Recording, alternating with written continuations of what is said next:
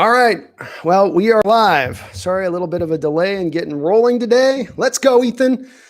It's Murphy's Law when you're an IT on-call person that you're going to get an on-call IT call right when you don't want it to come through, i.e. the day of the draft. So this happens to be exactly what happened to me here today. But no worries. We are live now. I'm just getting a little bit of my here for the channel so people can find me. I hope you guys are having a great day. Been awesome here for me. Just been super excited, waiting for anything at all to happen. We haven't heard of any kind of trades or anything like that. It's been a very kind of unusual year. In the respect of there usually is a couple of trades that happen before the draft within the first round, moving around a little bit or something like that. We haven't heard of anything, or even a player moved. You'd normally see something like that occur. We haven't seen that either. So it's been a little bit slow. That's okay. Things could be picking up here really, really quick, and we're 20 minutes away from the draft, so we're about to find out what's going to happen when the rubber meets the road at that point. What's up, Ethan? Cooper McGrath, thank you for dropping on into the chat. I do appreciate it, 100%. Carl, what's up, my man? Chris Wiseman, let's go. The GOAT wants Jonathan Taylor to Seattle. Well, it's possible, man. He certainly does want to come to Seattle. I'm sure a lot of you guys saw the cut-up mashup that was done that showed how many times through various interviews Taylor has talked to the media saying how much he admires Russell Wilson as a former Wisconsin Badger, how he was in awe of meeting with Pete Carroll. If there was ever a time where you're grabbing a player who really wants to be with the team, this seems to be one of those situations where this guy is, and it's smart on his part. He knows he's probably a really good scheme fit too for what we do. So it'll be very interesting to see if he happens to fall that far. I'm of the opinion that Jonathan Taylor is probably going to be picked within the first 22 to 23 picks. I think even in the teens. That's been with a guy with his physical profile and makeup in the past. That tends to be where they've gone. Think a guy like Ryan Matthews a couple years ago to the San Diego Chargers. Kind of a similar player in that respect. What's up, James Glenn? Welcome onto the chat. Maurice Sexton, thank you for hopping on in. I am right there with you, Maurice. I'm super excited for the season. Just having this draft day approach gives you a hint of the NFL being this far away from being around the corner, and that always gets me hyped like no other. So, Ante Petrish, what's up, Ante? Carl Neary, I'd love it if they trade for Chase Young, but everything that I'm hearing right now is that the Redskins are actually pretty locked in on Young. It's pretty much a certainty at this point that he seems to be going there, which is interesting because you would have thought they've been a little bit more open to moving around there a little bit and listening to what people have to say. You've got Tua Tagovailoa there, so you would think there would be some team that want to jump up and grab, but it does appear that the Redskins are just going to hold serve and pick Chase Young. So interesting from them too, because of course they spent a first-round pick last year on Montez Sweat, as well as just a couple of years ago, I think they drafted Jonathan Allen, I believe it is, out of Alabama. So they are starting to build a pretty nice little poor man's San Francisco 49ers there with the Washington Redskins, especially if they do happen to pick up Chase Young. How you doing, Ante? Bold prediction is we don't see one running back going round one, says Cooper McGrath. Well, I think that that's a very bold prediction because I think right now the consensus is that you are going to see Taylor go. I will say though that if Taylor doesn't go, the other backs that are behind him have question marks to them. And so there's no slam dunks that, if there's is a team going to fall in love with J.K. Dobbins and pick him at 26, 25? No, probably not. So you're probably right. I mean, if Taylor gets through the first round, you're probably not going to see another running back picked. A lot of these guys this year are those in that 5'7", 5'8", 5'9". It's just a little bit undersized at the running back position for what you really normally want to go to. What's up, D-Mac? We got D-Mac, part of the Hawks Nest family in the house here. Everyone say what's up to D-Mac. I'm still predicting Taylor goes in the top 22, top 23. We'll see if I'm right on that one, but I do think he'll be the one running back who does go in the first round. Ante, Gross Matos or Weaver? I would be more in favor of probably Gross Matos myself. Weaver's got a little bit of a limited ceiling to him, but he would certainly come in and give you some pass rush production right out the gate. Can't deny it. What's up, Fookie? Fookie, welcome on in. Melvin Rivera, what's up, man? Thanks for hopping on in, Melvin. Rivera. Yeah, I'm going to be really interested to see here with this draft. This is one of those drafts where you really don't know what is going to happen. Sometimes you can predict things through, I think, a little bit more securely. But this year with the COVID situation, with the lack of trades we've seen coming into the draft, part of me feels like we might just be seeing teams just kind of not want to play the trade back, trade around game and just sort of sit where they are, make their pick, and then just go that route with it and don't get too intricate with how they try to roll this draft out. You saw Schneider yesterday in his press conference really seeing to have some trepidations about, what he was going to encounter on this day. And he almost seemed a little bit fearful. I wonder if there's a lot of other general managers out there. As an IT person, it's been a little bit laughable to me that there's been so much consternation over, can we keep a signal in the house? Can we keep the internet line live? Is it going to get interrupted? I can't quite understand why they're so over the moon on that stuff. If you don't have internet and you have a cell phone, you can turn that into a hot zone device. They could have gotten a secondary bit of internet in there from like a satellite system if they needed to on a short-term basis. I don't know why they were so worried about that. I think Clavon Chasen will fall to Seattle, says Anthony Habib. Welcome, Anthony, on in. He may very well. And, I think he's got a lot of detractors for him. People will tell you that he doesn't have a great sack rush, pass win rush rate. That he got a lot of his sacks in the stunt game. That's where all his sacks seem to come from. For me, though, he looks exactly like Bruce Irvin and maybe even a little bit more of a dynamic athlete than Bruce was, but they're very close. And this guy's almost, I think, only 20 years old. So still a very young player who's going to have some time to kind of develop and come along with those pass rush moves. You've got to always kind of look through the lens of looking at a guy who is 21, going to be 21 next year into his first professional year versus a guy who's going to be, let's say, 24 in his first professional year, like LJ Collier. That's 3 years of difference. That's 3 years of development and getting yourself into a position of becoming a better player. And 3 years is a lot of time to get stronger, to get more refined. So I don't ding Clavon Chasen as much as some of those other people out there do, as far as saying that he doesn't deserve to be a first-round pick or that he's actually very limited or he's just an athlete. I think that's a little bit of a short-sighted approach. Emmett Brown, what is up, man? You know how I love me some Jalen Reagor. So if we bring Jalen Reagor to Seattle, and let's face it, in this first-round pick, the wide receiver for the first-round pick is my dark horse selection. We're all thinking that the first-round pick's either going to be a trade back, or you're taking an offensive lineman, or you're taking a defensive lineman. And if you look at historically speaking, Seattle certainly has done that.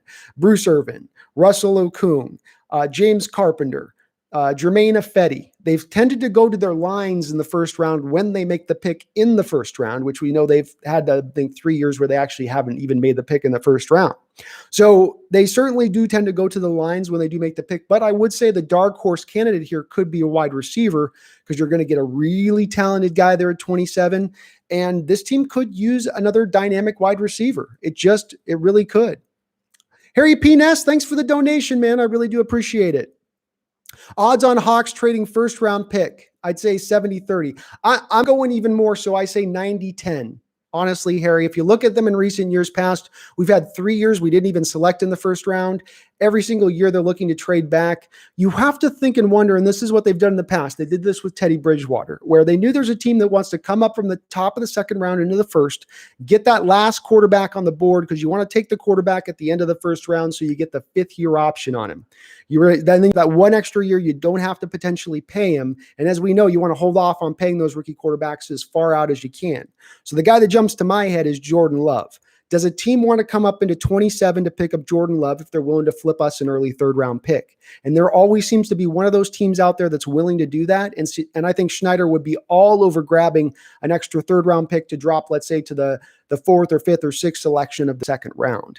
So, Ari, I think you're on the money. They're definitely going to be trading back. Thank you for the donation. I would see them definitely trading back. Whether they stay in the first round or not, that's the big question to me. I mean, it's almost a certainty that they're going to trade back, but do they stay in the first round? Because again, for the same reasons that the people want to come and get the quarterback in the end of the first round for that fifth-year option, Seattle could very well want to stay in the first round as well to pick a player up that they could have that fifth-year option available on as well. Once you get into the second, third, fourth round period, now you're really looking at a 3-year contract where in the fourth year, you're going to have to make a decision one way or another. If he's popped, if he's done really well, you're probably going to have to pay him. And I'm behind on my comments, but I'm catching up. I'm going to be probably behind today a bunch. So hang in here with me on this, guys. I think the talent in this draft is pretty good. Boom Shakalaka, welcome. Thank you. The GOAT says our pick is in 2 or 3 hours, maybe even the next day. Well, you could be right. You could be right, the GOAT. We'll see how fast this thing kind of goes. Last year, I think we even got up to 4 or 5 hours by the time LJ Collier pick came rolling along. So we could be strap ourselves in. We could be in for a little bit of a wait as to when Seattle picks. Luckily, we've got a bunch of teams picking, so we can do a lot of forecasting for teams and their selections here as we go through. What's up, user Hitstick? Thanks for hopping on in the chat. Thank you to everyone here for hopping in the chat. Jason McEward says, what's it good, everyone? We're putting the finishing touch on our Seahawks team. This is our year, 2020. Hope you're right, Jason. I really do. We're going to trade down and not pick today or grab an O-lineman. Yeah, Carl, I would probably lean towards, if I'm making a guess, just piggybacking on the back of that prediction, you're probably not going to get into the end of the first round if you trade back this year because you're at 27. You're not at like 22, trading back to 30. So it will probably push them to end up getting back into the second round. Unfortunately, we probably won't be picking today. But if we don't pick today, then we've got 3 second-round picks tomorrow. We'll probably then have 2 third-round picks. So we'll have 5 picks to go through tomorrow. So there'll be a lot more leaking then over into the next day. Wouldn't mind seeing them make a pick, though. Certainly today, it'd suck to sit through all today and not get anything.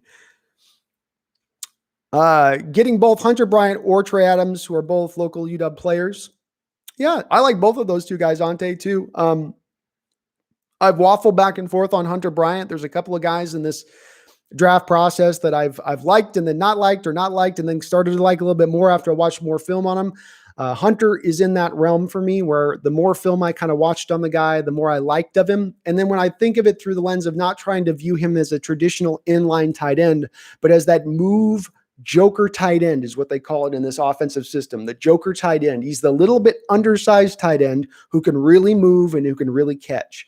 And you could make the argument that they've not really had that guy here with Seattle throughout our time here. I can't remember the last time we had a really good guy. Hollister is as close to a fit in that type of player that they're looking for. Again, the guy's going to be the 6'1", 6'2" guy, but a little bit more fleet of foot, a little more able to get out there in space and work potentially against a cornerback. But Trey Adams is good too. I don't know if at the NFL level, if he's going to be a fit at left tackle. I've got questions as to that. I think he's probably going to be moved out over to right tackle at the next level, but he's still a guy, if you're getting in the 5th, 6th round, that's tremendous value. Should be a backup left tackle in this league minimum with a guy who can maybe even get you up to a starter realm. I want to see someone get hacked. Carl, do you want to see another gas mask pot smoke like we had with Laramie Tunsil a couple years ago? Oh boy, was that a bad look for that poor kid. Right as he's being selected, he's in a gas mask, like, woo. Jason McEward, I love me some Rager too. Emmett Brown knows that. He knows Rager's one of my man crushes in this draft. That's why he brings it up. He's trying to tempt me. Carl Krajowski, I'm going to pronounce that wrong, Craig. I'm sorry about that. Do you think the Seahawks are going to trade the first round pick? Yeah, unfortunately, I kind of do. It seems to be that where you look at this talent, what you heard as we've kind of built into this draft is that there's sort of a top 17 guys. And then once you get outside the top 17 guys, you're officially into the second tier of the talent base. Now, the second tier of the talent base is pretty big. You can get into the deep second round, if not the start of the third round, still picking guys that are all very much in that similar realm. But knowing how Schneider sort of works, and if he thinks the talent is all going to be equal parts, really, from where he's selecting at 27 versus where he's selecting at 5 and picking up the extra third rounder, it just would lead me to believe that if his past has been that he trades back, that this year's probably a year that he does that as well, considering the talent in this draft and the way the tier groupings sort of fall in line. Oh, Anthony Habib, it's that 6. All right, I remember you, man. What's up, Tobias? Welcome on into the chat, man. Always good to see you in here. Oh, wow. We got another donation. Harry, geez, man. Make me blush over here. Oh, bro, I really do appreciate it, Harry. I try to do as much as I can with this channel is not necessarily being the smartest and most brilliant. What I try to really do as much as I can is to take all of the sources that we've got out there, all this information that's out there in totality, and try to just pare it down to a bottom line. I'm not always going to be right or wrong, but I'm just trying to distill the information down so that we're not always on a point of being on the fence saying, well, it could be this way or it could be that way, that we can actually come down to a certainty on a situation and say, no, this player is going to suck, or no, this was a bad move, or no, that was an inappropriate way of moving the resources underneath your cap based on all of the information that we're sort of taking in. I try to go at it from that approach. I'm not always perfect with it, but man, I do appreciate the donations and you noticing, man. Thank you so much.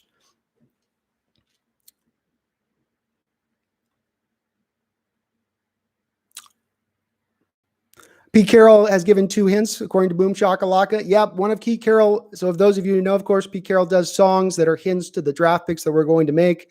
They're very vague, and it's impossible to ever understand who it is he's picking until after we make the selections. So, he sort of sends people on these little treasure hunts that are the road to nowhere. But he did say something. One of the song titles this year really does point to us trading back. And so I think that, yeah, I think we are probably going to be trading back. I think people think Taylor's going to be there, but man, I just think he's going to be picked up. In this draft, teams are going to want to go for certain things. They didn't get their pro days. They didn't get as much in-person visits. They've really only got the tape to go on this year as much as anything. So trying to do something where the tape doesn't look good, but you could use to fall back on interviews and you could fall back on some of the pro days and that stuff. I mean, even at the combine, a lot of these guys didn't even do all the drills at the combine. You don't have that advanced data that you normally have to operate off of. So it's going to drive teams, in my opinion, to picking a little bit more safer than they would have in the past. And so when you've got a 4.39 running back who is strong between the tackles, hard to bring down, falls forward, who can still then bust off the big run as well, those guys are going to, in my estimation, go in the top 20. You just don't see a lot of running backs running 4.39 that run that hard in addition to it. When they run that 4.39, it tends to be the Tariq Cohen undersized guy who can't really run hard. Cooper McGrath says, I think the Colts give us 34 and 77 for 27. That's about appropriate value. I'll give you that's about appropriate value. You know, kind of like what I was saying with the fact that you're the 27th first round pick and you're not the 22nd or 23rd, that's going to not get you the necessarily exact amount of value you'd normally get in the past, i.e. where you could move up to the top of the second round and you're getting a high third round pick. So the Colts sit about midway on both the second and third round. That would be about appropriate value. Thanks. Thank you, Carl. I appreciate it, man. The draft has arrived. You excited, bleed blue and green? Marie Sexton says, the only thing I'd be surprised by is if Coach Pete Carroll and Schneider do something predictable. Yeah, they are hard to pin down come draft day. I'll give you that. I mean, it's every draft. No one knows really what they're going to do. We know they're going to trade back probably at this point just because it seems like every year that is what they do. And we do know that they do tend to target the offense and defensive lines in the first round if they pick in the first round. But beyond that, there's not a lot of predictions you can really do that are going to fit. Chase Stern brings up, I saw a report that Seattle really likes Jalen Johnson. Do you like him? Chase Stern, I do not like Jalen Johnson. If D-Mac's in here, and D-Mac is my prerequisite cornerback safety expert, and I had him do a lot of scouting in the draft here before this. This is a guy that we talked about a lot on our cornerback show that we did. And he's a guy that has the size and he looks good and he moves around well and he's got all the measurables and stuff like that. But it's not there for where people are talking about him being picked. You want to talk about a 4th or 5th round area? I'm good with that. We're going to talk about a 1st, 2nd, 3rd round pick for this guy. That's way too high for him. And I think he's even got injury concerns to go with the fact that he's not a complete player. Seattle certainly seems to have some sort of fixation with Utah players. I don't know why necessarily, but I do think that they have a little bit of it'll be interesting to see Bradley Anae, for instance, goes as well. Another Utah guy as a pass rusher, but they love themselves Utah players. But I am not a big fan, Chase, of Jalen Johnson, and I hope they stay away from him with a 10-foot pole. There's much better cornerbacks in this draft. It's a deep draft for cornerbacks where you can go in the 5th, 4th, 5th round. Reggie Robinson would be, to me, a much better kind of player in the similar place of where they would be drafted. I'd rather go with him. He has more hockey kind of traits to him, I feel like, than Jalen does. Mighty Joni boy, what is up, man? I hope the Seahawks draft Weaver or Epinesa. So Mighty Jody Boy, that the one thing is with drafting both of those two guys, and I like them both. What they both give you out the box, in my opinion, is they give you a high floor. I don't know that their ceiling is through the roof. I don't know if Weaver and Epinesa are 12, 13, 14 a sack year guys when they get into their prime, but they should come right out of the box, able to get you 6, 7, 8 sacks in the first year alone. So value there, there is value in that. And when we're looking at Seattle right now and what we've done this year so far in this offseason is we've cobbled the pass rush together. A little Bruce Irvin, a little Benson Mayowa, a little Jaron Reed in here. We'll get Rasheem Green, maybe LJ Collier comes through. So they're just trying to kind of piece it together. This would fall in line with that by bringing in an Epinesa and a Weaver. Because again, you're stacking guys that can get you in that 6, 7, 8 sacks a year kind of range, win pretty good on the pass rush, win percentage in that 10% area. That's what you're kind of looking for. So, they would fit that mold. Epinesa, you'd probably have to pick in the first round. Weaver, you could probably get at the back half of the second due to chubby body concerns with Weaver. He's just not got that NFL body and it scares some people away. James Glenn, I'm hoping for Nelville Gallimore, among others. Gallimore is a guy that I group right in there with a collection of guys. I would say Justin Matabuki. I'd say Benito Jones is in there. There's about 4 or 5, 6 guys that are pure not raw, but pure 3 technique guys that could get you some production right out the gate at defensive tackle as far as pass rush goes. Maybe not fantastic in run stuffing, but you'd be drafting them, I think, with an eye to seeing what they could get you as a situational pass rusher that, you like to go to 3 techniques when you go to the NASCAR package. I know we don't see the exact NASCAR package we did in the old days with the Bennett's and the Averils, closely aligned together on the left side of the formation, McDonald over here, and then you've got your Leo spread out wide. But I think they would still like to go to something like that eventually. And so you'd like to stack a couple of 3 techs on this roster. You've got a guy in Jaron Reed who can play either 1 or 3, but having a guy like Reed and Gallimore out there on passing downs could give you maybe some pass rush up the middle. That would be really interesting. Oh man, Harry, make me blush here with all these donations. D-Mac with the donation, man. Thank you. I appreciate it, D-Mac. You're getting shout outs in here, man. You got to answer these questions if they're asking. D-Mac, tell them about Jalen Johnson, man. Type in the chat about Jalen and your thoughts on him. Yeah, that gas mask was crazy, dude. Oh my gosh. The GOAT, Travis Homer is good. I like Travis Homer too. He's got a lot of potential. Another one of those guys that was 20 years old coming into the league. So again, give him some time to develop. You get a guy that's 20 years old versus 23. I'm going to show you guys is going to be able to get a little bit faster, a little bit quicker, a little bit bigger. He should be able to do all of those things. So I'm still not low on, I'm not low on him at all. Thank you, Ari and DMAC, for your guys' donations. I really appreciate that. Rub the cat for good luck today. Okay, we will do. I got to find where she went. She just disappeared on me. I wonder if she's in hiding. Who knows where that cat went? Oh, thank you, Ethan. I appreciate that, man. Tobias, I will rub the cat for good luck. You can believe it. Probably should start here. Come here.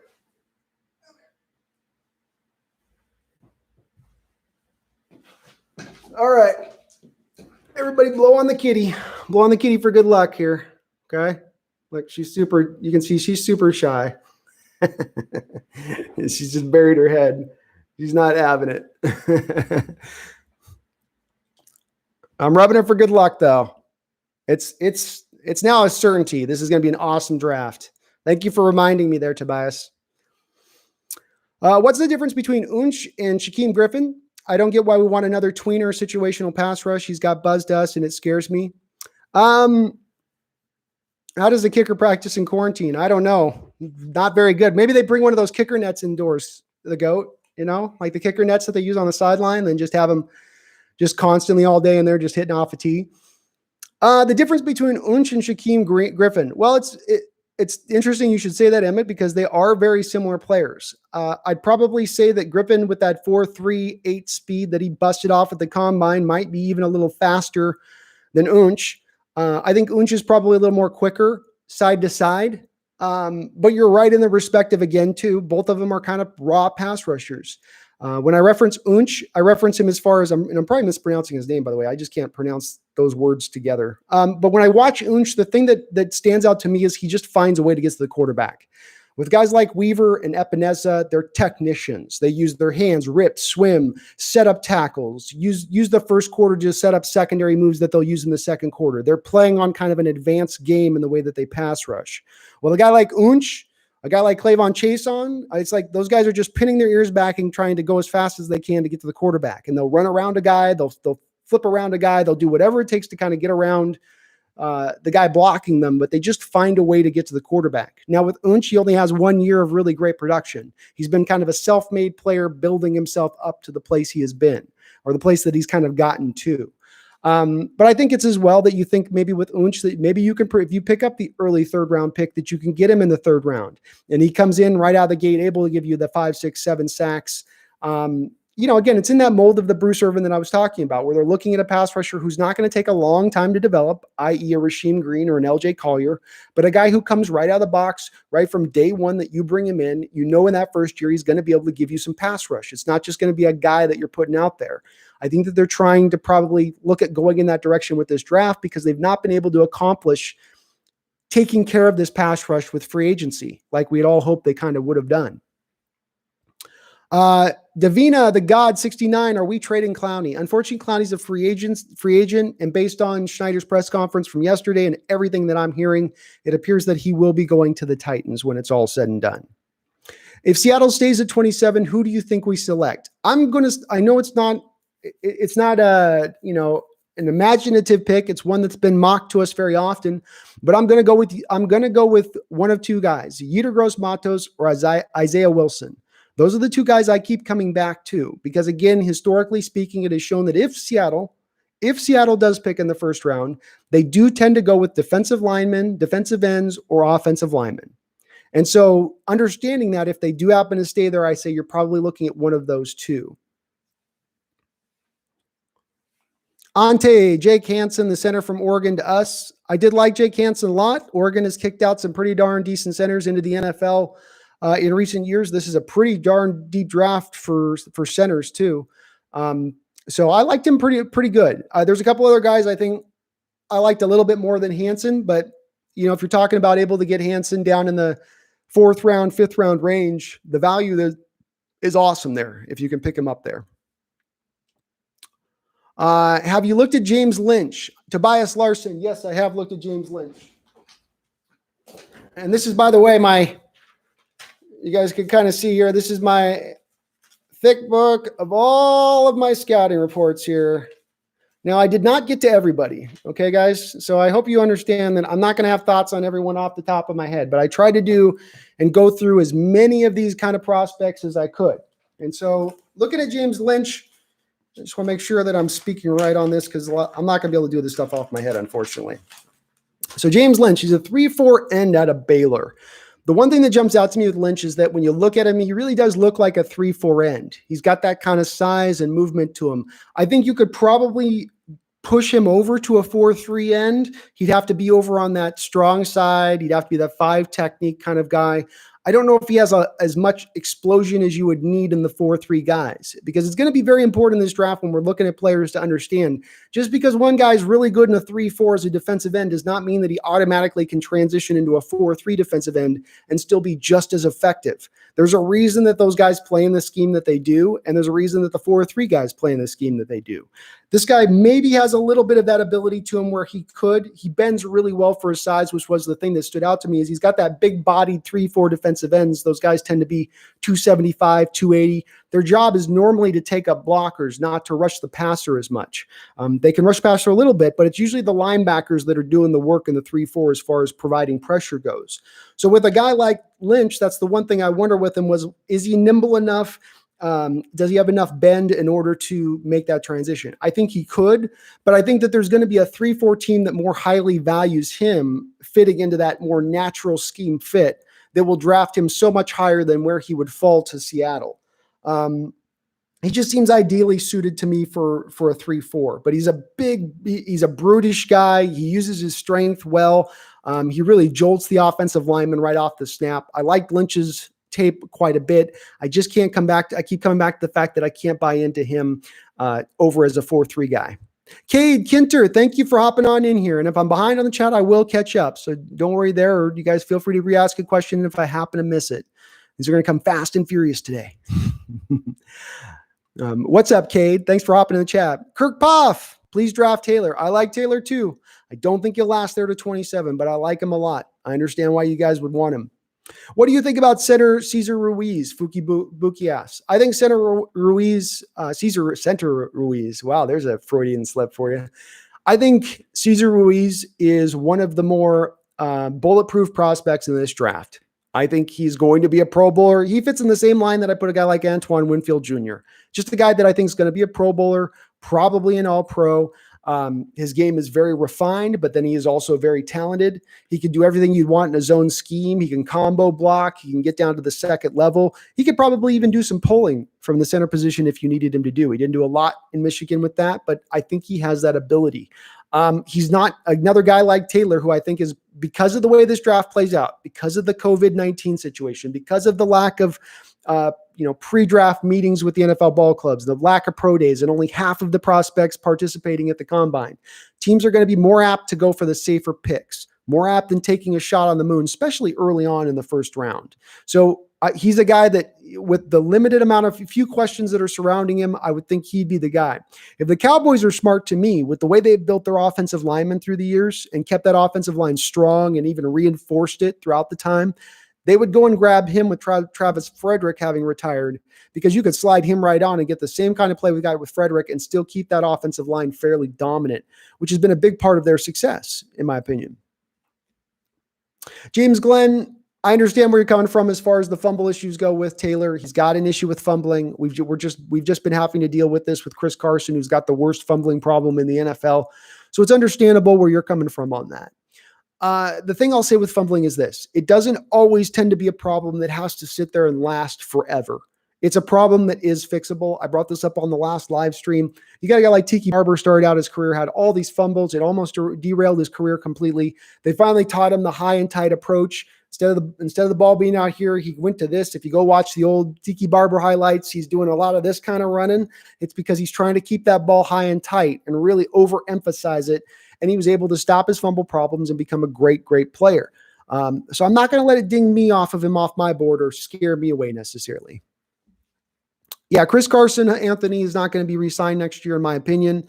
NFL teams right now that are signing running backs are just being stupid, and they're not looking at the recent data and history that are out there. And there's a proliferation of data and information out there that shows and tells you, don't pay these running backs second and third contracts. You are not going to get the production in return for the payment that you're making out. And it's been a rule that has been proven over and over and over again. And I hope Seattle has finally, learned it. I don't think, other than Marshawn Lynch, we've given any running back any real significant money throughout our time. So I think that they probably understand that as well. And I think at the end of the day, Carson's probably going to be, flipped out of there. Mosey, what's up? Who do you think will pick Mosey? Okay, so I have us trading back right now to the first round, getting into the second. In the second round, at the top of the second round, I have us taking Ezra Cleveland, left tackle out of Boise State. If in my predictions holding true that we do trade back out of the first round. So if that holds true, if we stay in the first round, I think it's either Wilson or Gross Matos are the two guys that I have as my targets. And maybe some of that is a little hopeful with both of those two guys actually falling that far, but I like both of them. Boom Shakalaka says, if Seattle somehow gets Ayuk and Chase on, I would really like that. Those would be solid picks, I think. Brandon Ayuk has got a lot of benefactors and a lot of people who love his game. Pro Football Focus said he was the best route running wide receiver in all of college football last year by their rating system. That's interesting. But that is also not necessarily a big plus for me with Seattle, because Seattle's not like New England, where we're relying upon our receivers to run super precise routes. We kind of just tell our guys to get open. Russell will, by the time you need, just go down in the field and find a way sometimes. So it's not as valued for me as much, but Ayuk's got a lot of other people that like him a lot. From my standpoint, I'm looking for my notebook. Sorry. Hold on one second here, guys.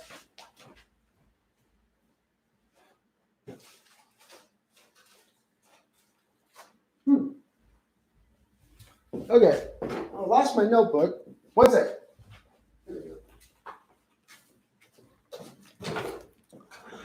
So what I was looking at, when I'm looking at the wide receivers, here's my wide receiver rankings for you guys. This is how I've got it broken down. This is my top 13 wide receivers. I go CeeDee Lamb, Henry Ruggs, Jerry Jeudy, Mims, Jalen Reagor, Chase Claypool, Brian Edwards, Michael Pittman, who I went back and watched some video for you guys because you guys asked me to, and I did start to like a little bit more of him. Then I've got Jefferson, KJ Hamler, Brandon Ayuk, T. Higgins, and Duvernay from Texas. Those are my top 13 wide receivers as I've got them ranked. What do you think of Anthony Jennings? Amik Robertson has Legion of Boom written all over him. What's up, Absolute Minds? Thanks for hopping in there. Well, let me grab my notebook on Anthony Jennings because I did him last night. So again, I'm going to have to reference this a couple times, guys, because there was a lot of players to try to keep track of here. Let's see what we got. Anthony Jennings. All right, so we got a guy's 6'2", 32 and 7/8-inch arms. That's the very important part. We're looking at these pass rushers, by the way. We want guys that are 33 inches or close to 33-inch arms. So if you've got a guy that's got 30.5-inch arms, for instance, as a pass rusher, X him off the Seattle's board. He's not going to Seattle. If Seattle selects a pass rusher who's got under 32-inch arms, it will be the first pass rusher in the Pete Carroll era that they've ever selected who's had under 32-inch arms. So just keep that in mind. He does fit that. This is another guy, a little bit like James Lynch, where he wasn't a 3-4 end, but he was an outside linebacker in a 3-4 scheme. So again, I bring in the question, and this is the question I'll bring up a lot. Does he transition into a 4-3 scheme? He played 3-4 in college. Does he transition into a 4-3? Understand again, these are not similar schemes. They're very different. So you're asking a player to do a lot of different things than what they would have been doing in college. He times the snap well. He's not as refined as a pass rusher, but he's naturally gifted at finding his way to the quarterback. So I felt like Anthony had a lot of similarities to John Unch of Michigan in this respect. These guys are, and it's a little bit like the Clavon Chasen types where they just kind of find a way to get to the quarterback. You don't see some of the patented moves that you normally see in pass rushers, but they just kind of find a way to get there, whether it is just a great bend or a great get off or a second effort that gets them there, they'll just kind of find a way to do it. He's a little bit like that in a lot of respects. My big issue with him is that the second the offensive lineman gets their hands on him, it gets a little bit where he gets slowed down quite a bit. He's got great, excellent quickness, but the second the hands kind of get on him, it gets slowed down by quite a bit. The one other thing that I saw with him that was the big red flag with Anthony Jennings that jumped out with him was that he was playing 3-4 outside linebacker with Alabama for the majority of the snaps. Sometimes they asked him to put his hand in the ground. Whenever they asked him to put a hand in his ground, that elite get-off that he would display as an outside 3-4 linebacker dissipated. It went away completely. And he just was very, very slow to come off the line the second he had to put his hand in the dirt. This has got to be something that we factor in here, and it to me, it holds him off of my board, absolute, as far as just in consideration of him. So he's a good player. He's got value to him. He's going to probably provide some pass rush, but it just I don't know as much on that. On Amik Robertson, I believe that he's I think a safety. And I'm going to be honest with you guys, as far as safeties go, I didn't look at them as closely. And the reason being is I don't think that we're looking at safety as closely. He's a cornerback, so they could be looking at him. I did not get a chance to look at Amik, so I'm sorry about that, Absolute Minds. I ran out of time this week as I was looking through guys, and I had to make kind of a decision to either look through a lot and just take a very little bit of film and look at a bunch of guys, or try to look at fewer guys and look at a little bit more film, a couple more games, so I could really try to get a good, strong opinion on it. Ante the Petrich, Jake Hansen was the center from Oregon to U.S., who was a 4-year starter at Oregon. Ante, too, I'll tell you this. I like him better than Shane Lemieux, the left guard, who gets a lot of pub for the Oregon. I think, Hansen being pushed to the background in favor of Lemieux is a little unwarranted. I think Hansen's the better prospect. Lemieux should be going to a pass a pass-happy NFL team. Because if he goes to a team that is going to ask him to be a road grader at the next level, he's going to fail at that considerably, in my opinion. And boy, am I behind on these or what? Jeez, guys, I'm sorry. Cappy says, I hope they don't trade the 27th pick. Well, we'll see, man. We will see. It's probably coming, bro, unfortunately. And I'm keeping track a little bit here on the draft, but you guys let me know if we've got any sort of updates here as we start kicking this thing off. Yeah, yep. What's up, Nathaniel Parks? You are correct, 100%. We probably are going to end up trading this thing because it's just the way it rolls. So we'll see see if we can get this on here. Just getting the draft cast up here real quick.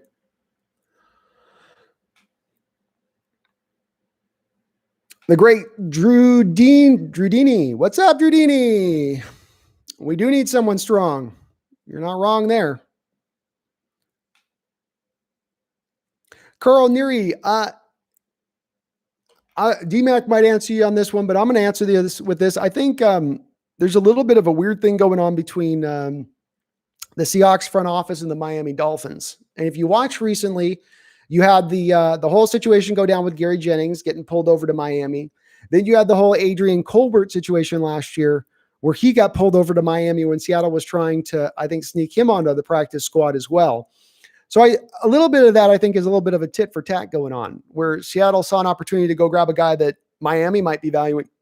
Miami might be valuing, and said, "Oh, we'll take him. You're going to do this to us. We'll do this to you." Because I think there are times that in the NFL where there's teams that will talk with other teams and say, "Hey, don't pull this guy off of our practice squad, and we won't touch your guy." But I think Miami, being as crappy a team as they've been, it's just kind of every man for himself for as far as they consider it. And I am behind here, but I'm catching back up. I promise. Obese Gosaurus. We need a better secondary in OL. Well, we could maybe use a better slot corner. And in my mock draft, in my second round pick, I actually had Seattle taking Damon Arnett just to play slot cornerback for us. So I don't disagree with you. We could probably stand to improve both of those positions. I think we're okay on the outside as far as our secondary goes. And Schneider certainly said he thought Dunbar could play some slot corner. I'm not as convinced on that. I don't think he's got the feistiness necessarily to his game to pull that one off. And DMAC might be able to speak to that a little bit more. DMAC can Dunbar play slot. Ethan Williams, I'd love Winfield to be used as a nickel if that's what it takes for us to draft him, because he's an amazing prospect. And, he'll find his way to a starting safety. He might start here at corner for a while, but he'll eventually go to safety for us and he'll be great in that role. And he'd be probably pretty damn good as a slot corner for us as well. Against Green Bay, we got destroyed from the secondary, controversial first down, but Devontae Adams was making them look horrible. Trey Flowers let him get a free touchdown. Yeah, you're not wrong. It was a little bit of a tough game for the secondary. I won't disagree with you there, Obese. They brought in Dunbar hoping that he could maybe be an upgrade, I think, over Flowers on the outside. So certainly the Seahawks management agreed with you to a certain degree on that. I think Devontae Adams is one of the best route runners in the NFL, probably a top 5 wide receiver in this league. And if you're going to get burned by a wide receiver, it's not bad to get burned by he's not like just another guy or a bum out there who's burning your guys. You're getting burned by one of the best. The other thing was there was a little bit of schematic deficiencies built in there with it. When Devontae Adams beat Ugo Amadi on the slot near the end of the game on a deep ball over the top, who was the safety over the top who was supposed to have help for Ugo, I'm guessing, on that play, but who was really, really late? Lano Hill. I questioned at that moment why you didn't have Marquise Blair in the game personally, because at least Blair could have come down and laid a kill shot on Adams as he made that catch. Hill was going to give you nothing, but the coaching staff this last year was still fascinated and intoxicated by the beauty of Lano Hill and Tedrick Thompson, I guess, because they kept running those guys out there time and time again. Carl there, he says, I feel like Pete and John watch every mock draft and then pick the guy just pick whoever's not been listed in their mocks. You could not, maybe be right. You might be right on that one. I remember the Bruce Irvin pick and how that just had so much consternation amongst the talking heads as to how they could, and people just couldn't wrap their, how is this guy being picked here? Nobody thought this would happen. That was a shocker on that one. Yep, Bengals are Joe Burrow's going to the Bengals. I don't think they're even listening to offers at this point based on what I've heard. They are locked. They are locked and loaded on that guy. Locked and loaded, I tell you. Anthony Habib asked, do I think we're going to re-sign or not re-sign? I think we're going to sign Everson Griffin. Yeah, I do, Anthony. I think that that's the likely scenario to happen based on what we're hearing so far right now. Clowney's out. The Yannick Ngakoue trade is probably not going to happen. There was even rumors last night of the Raiders being willing to trade for him. I'm kind of on the point now with Yannick Ngakoue where I'm really fully on board with not making that trade. And the determining factor for me was the fact that the guy does not stop the run well. And if I'm going to pay 15, 16, 17 million a year per on a guy, you got to be able to do both things. I ain't paying 17 million a year for a situational pass rusher who I have to protect on early downs by keeping him off the field. It's just not a great use of value at that point where you're giving up trade assets, you're giving up monetary value, and then the guy can't give you the complete player. And let's not forget, first and foremost with this team, the number one thing Pete Carroll wants to do defensively is stop the run, turn offenses into one-dimensional attacks. So you're not going to accomplish that by bringing in a guy who just doesn't quite do it. Yeah.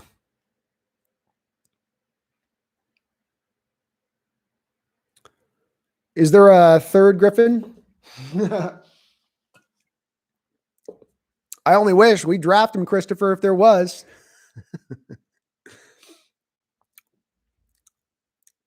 Family friend. What's up, man? In the chat. Yeah, Roger Goodell talking. Nobody likes him.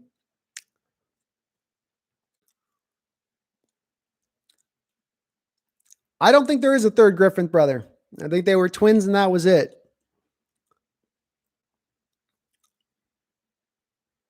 James Glenn says, I don't understand all this love for Isaiah Wilson. I think Matt Pert is a better OT, and we can probably get him later in the draft. I was watching Pert last night, James, and I really liked his film a lot. I really, really did like his film a lot.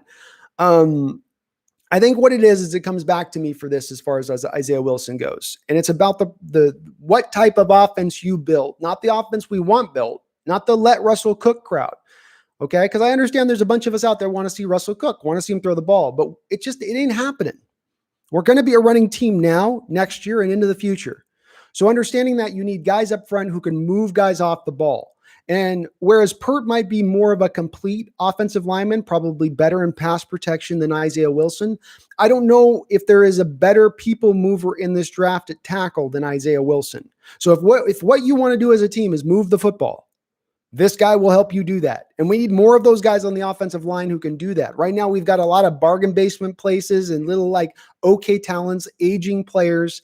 You need to start stacking in talent in there that can actually really push guys off the ball. Now, Pert could very well do that too. Again, I liked Pert a lot when I looked at him. And I understand why you love him a lot too. There's a lot to like on film with Matt Pert. I just come back to with Isaiah Wilson that he's just, when you say Mauler, this guy's picture shows up in the dictionary. Bengals are on the clock. Oh, Joe Burrow is the pick. I'm behind here. They're doing the national anthem for the draft. Wow. Nathaniel Park, Xavier McKinney at 27 or Yetur Gross-Matos. I watched a ton of Xavier McKinney tape, and I just keep coming away underwhelmed. A lot of people will tell you he's the best safety in this draft. I'm not one of those people. There's nothing about his game that sparkles. There's nothing about his game that here's what he does that's super special and well. He does everything pretty good, but nothing great. And if I'm taking a first round pick on the guy, I need him to do something great. A guy like Yetur Gross-Matos stops the run great out the box. Out the box, he will be a good run stopper at the next level. And then he'll slowly start to give you pass rush as he comes along, I think. If not, good pass rush out the gate too. He's a guy coming along. He's learning the position and he's a little raw.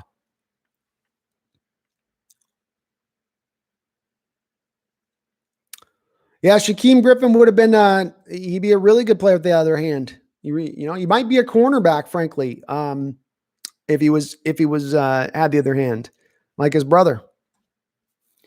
Christopher Skipper.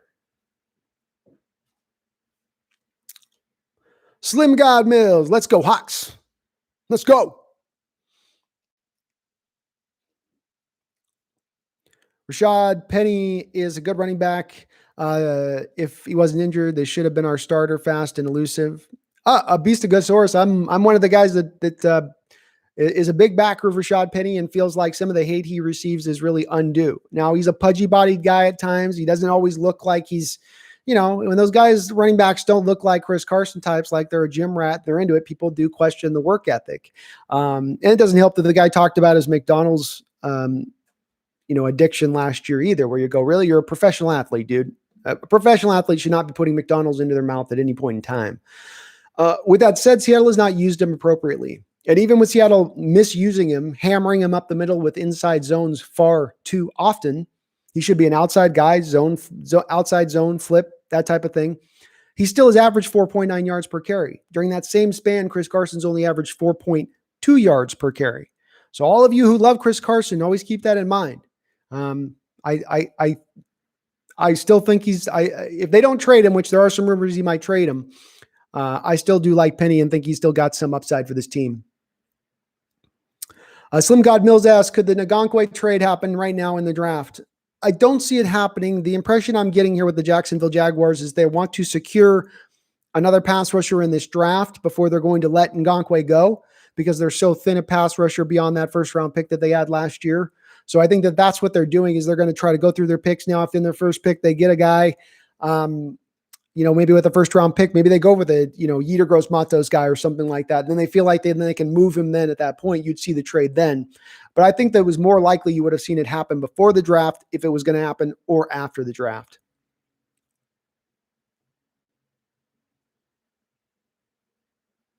They just ran a commercial to boo the commissioner. Not fun anymore when they're in the joke.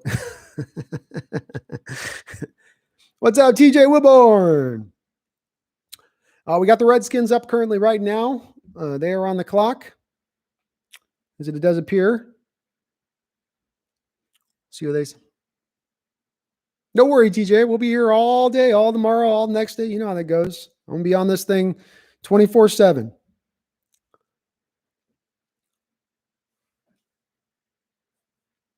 Oh, looks like we got Chase Young to the Redskins. Yep, they were locked in on him. They liked him a lot as a pick. Great player. Not hard to understand why you'd not want to trade out of there. I'm a little behind. Man, I get behind on these guys. I'm so sorry. If I missed your question, just re-ask. Yeah, so D-Mac hit on with Jalen Johnson. Just a lot of bad habits to clean up.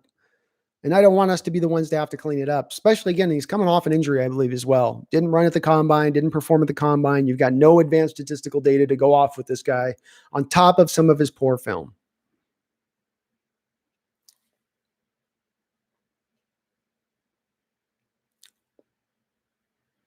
Cappy asks, is Ken Norton gone yet? Nope. Ken Norton will be here for another year, unfortunately, for all of us haters of Ken Norton.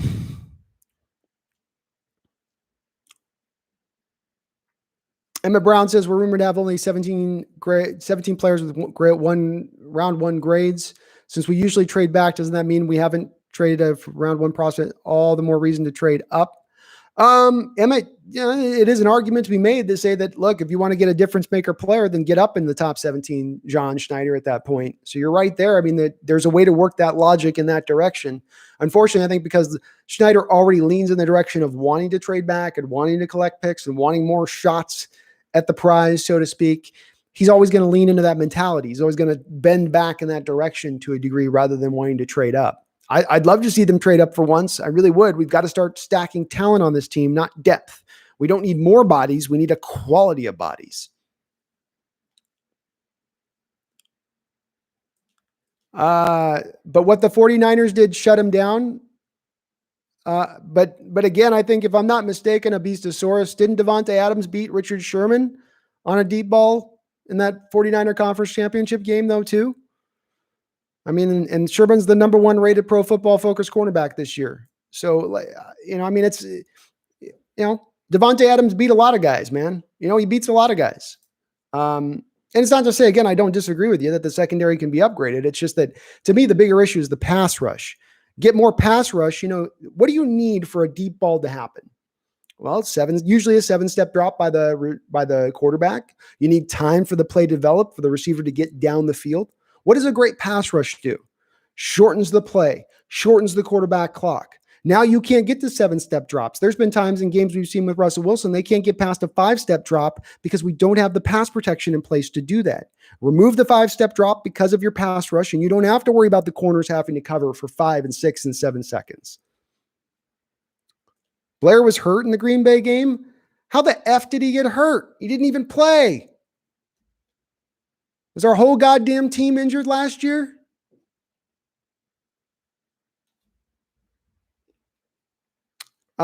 Seattle will bring Epinesa. I like Epinesa, Savage 420, Ramirez. I like me some Epinesa, man. He's got his share of haters out there. Don't like his lack of explosiveness and whatnot. But I think that, again, he's a technician out there. He's got a plan. He knows how to execute it. Like him quite a bit. Christopher Skipper, it looks like Clowney is headed on to the Tennessee Titans, unfortunately. If I was a betting man, if I was laying money on the table right now, I'd be putting my money on the Titans. Yeah, Epinesa is great, Savage. Like him a lot. YT Swavey, Jalen Rieger. Rieger is one of my favorite players in the draft. It's him and Antoine Winfield. I don't always have an exact way that I can articulate why I like them so much. I certainly think they're going to be great players at the next level. There's just something about their film, something about what I saw there that just made me kind of stand up and go, So I like me Rieger a lot. James Glenn says, if we trade, I hope it's for Carlos Dunlap. James, I think if I come back to that, I'd rather just sign Everson Griffin and give up no draft compensation to get pretty much a very similar type player at this point in both of their careers.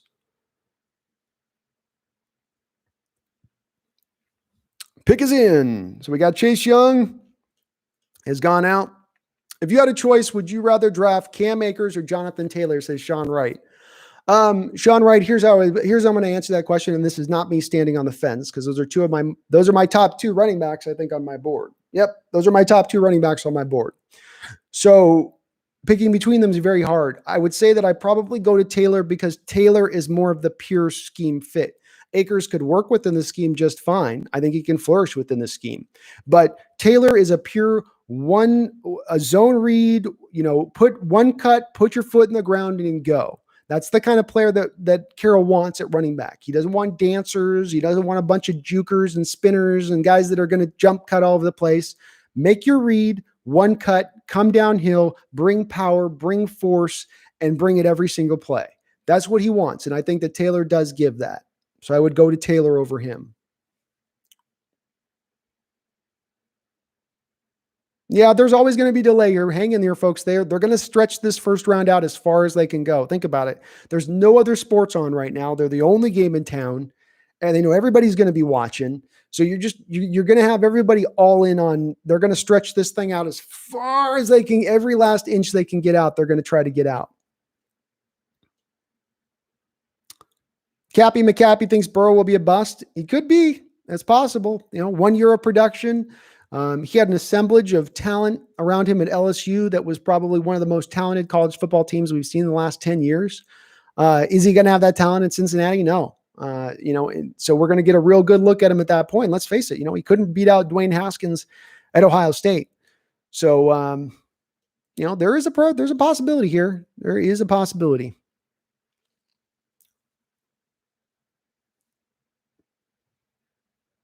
Why did it take so long to draft Joe Burrow? Tristan Hansen's been saying we might take a wide receiver in round 1. Yeah, I think the dark horse pick to go with is wide receiver. That's the dark horse candidate pick. I'd go offense, defensive line. But I come back to the dark horse candidate being a wide receiver because it's such great value at that point. The defensive line is a little weak in this draft. The offensive line is deep. But you could see with the value being that you could just get a great either offensive lineman or a wide receiver there. That's where really probably the true value of the first round is at that point. You get good ones later on too. But if you've got one guy that you're really targeting and you're in love with and you really are fascinated with, then you probably lean back in that direction.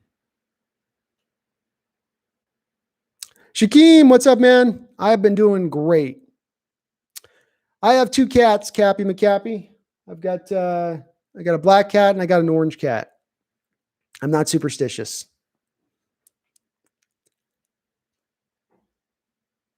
Should I be this excited for draft when Pete doesn't play rookies anymore? Carl, Pete's going to have to play rookies next year. The fact that you didn't really accomplish all the things you needed to accomplish this offseason, especially as far as the pass rush goes, means you're going to probably see some young guys have to get on the field and start playing right out the gate. Shaquem, that low 52 picture jersey looking good, looking tight. You're going to get compliments out rocking it, man. I promise you. People are going to be like, man, that's badass. Is there any way to speed up the pick? I'm just waiting for Seattle's pick. Now, Zoes, you've made your peace with the fact that Seattle is trading out of the first round today, right? You have accepted that deep in your heart and understand that that is going to be the way that this goes.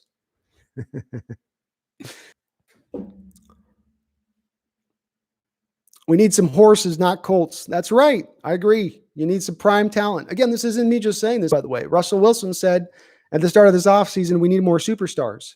This is the Russell Wilson who never upsets the boat, who never says anything, there's anything but the company line. And when he's coming out and he's saying, it's time, we need to bring on better talent here. I can't do this all on my own as it's been this way.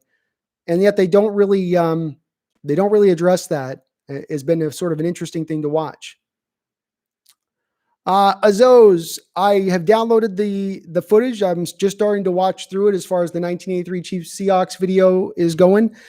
Frankly, I've been trying to look at prospects for the draft. So it's just been one prospect after another that I've been trying to watch and prepare for. So I've kind of put the Great Seahawk Moment videos on hold until I get through the draft, and then I'll pick it back up again from there. Cappy McCappy says, we need to grab one of the young defensive coordinators out there. I'd love to see that too, Cappy. I think Pete Carroll, though, wants to bring on a yes man if he brings on a defensive coordinator. He wants a guy that's going to listen to him and do what he says and says what he does.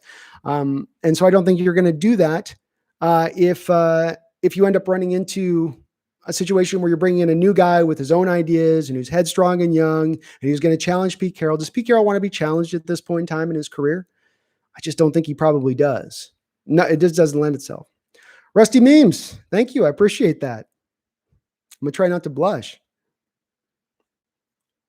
Cappy McCappy, who is Epinesa? Epinesa is the Ohio defensive end. Played 4-3 for them, was really, really good in that aspect of things. He's not a guy with a lot of explosion or a ton of length, but he's just got some really great moves. He knows how to use his hands as well as any defensive end in this draft. He's got a great rip move, swim move. He knows how to set up offensive linemen. Very smart player. Probably is going to go in the top 20, frankly, but a guy that I would love to see on the Seahawks because I think he would give us production instantaneously.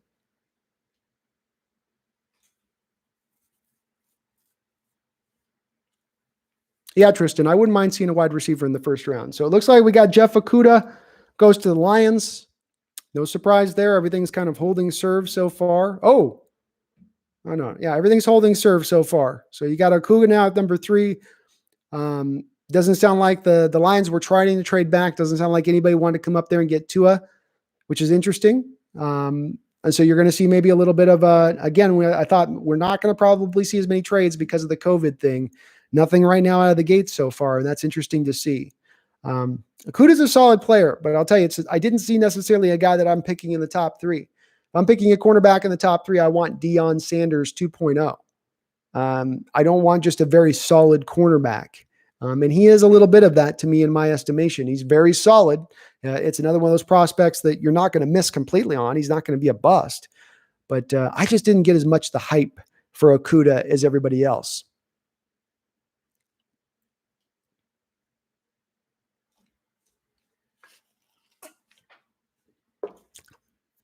Yeah, Lions go with Okudah. All right. And I am behind a little bit on my I am behind here a little bit on my comments. So sorry about that, folks. It'll be a little bit up and down with me being getting behind as I get on my tangents.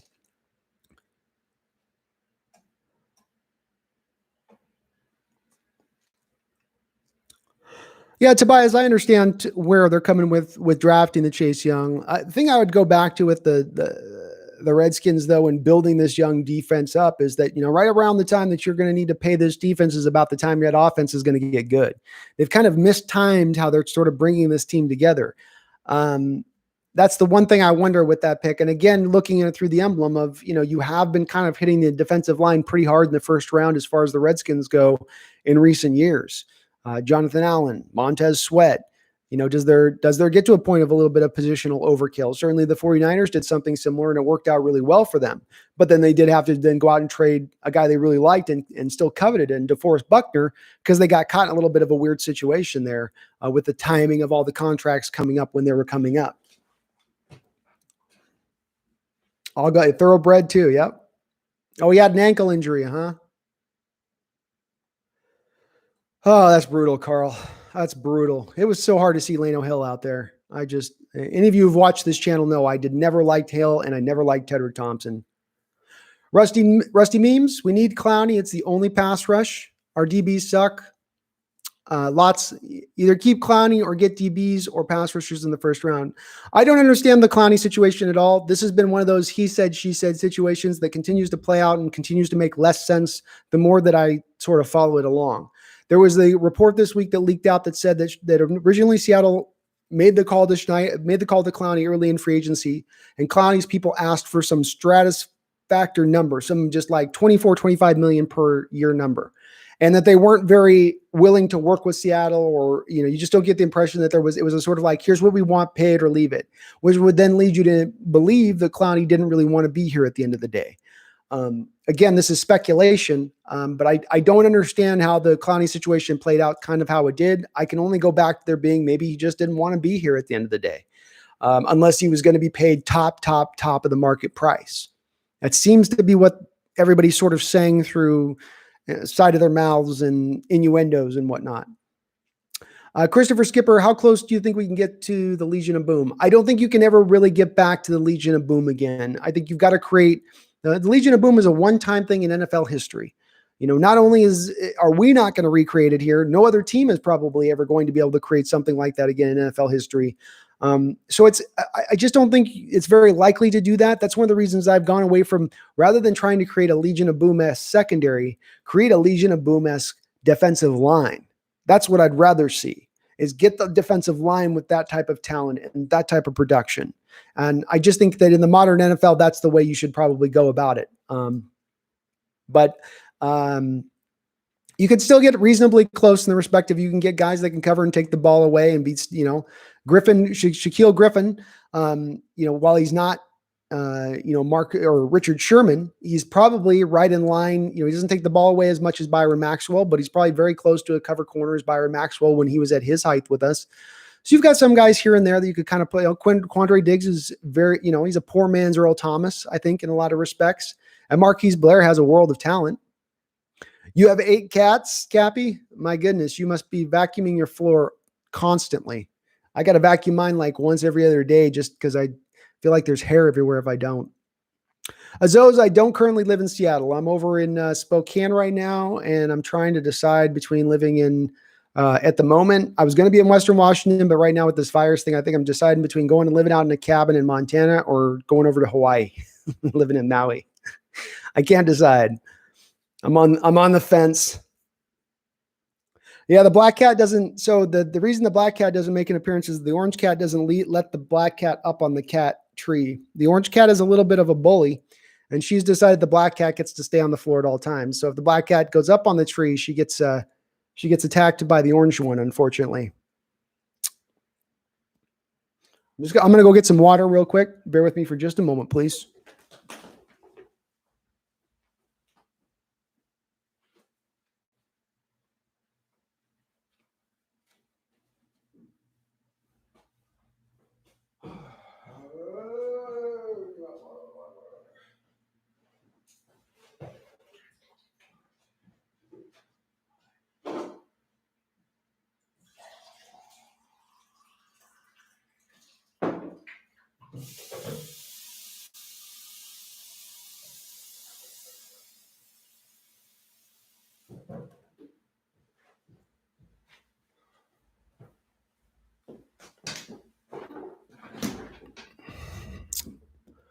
Jason Babalia. Hope I probably pronounced that horribly. What's up, Jason?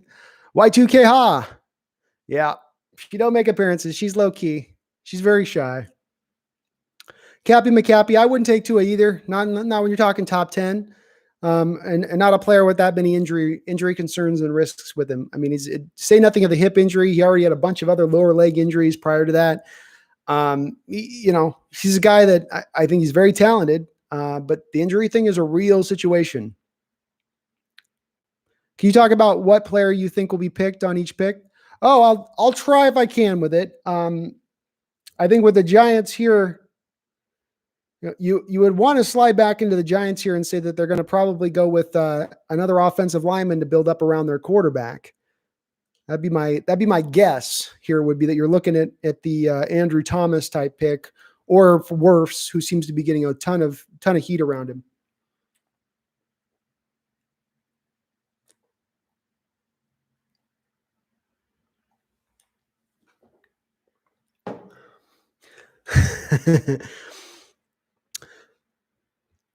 What's up, Shaquem? Ngakoue, I'm a little bit slim god. I've gone a little bit sour on Ngakoue. The lack of ability to stop the run. He's very poor against the run, as I did a little more research on it. And that part's big red flags to me.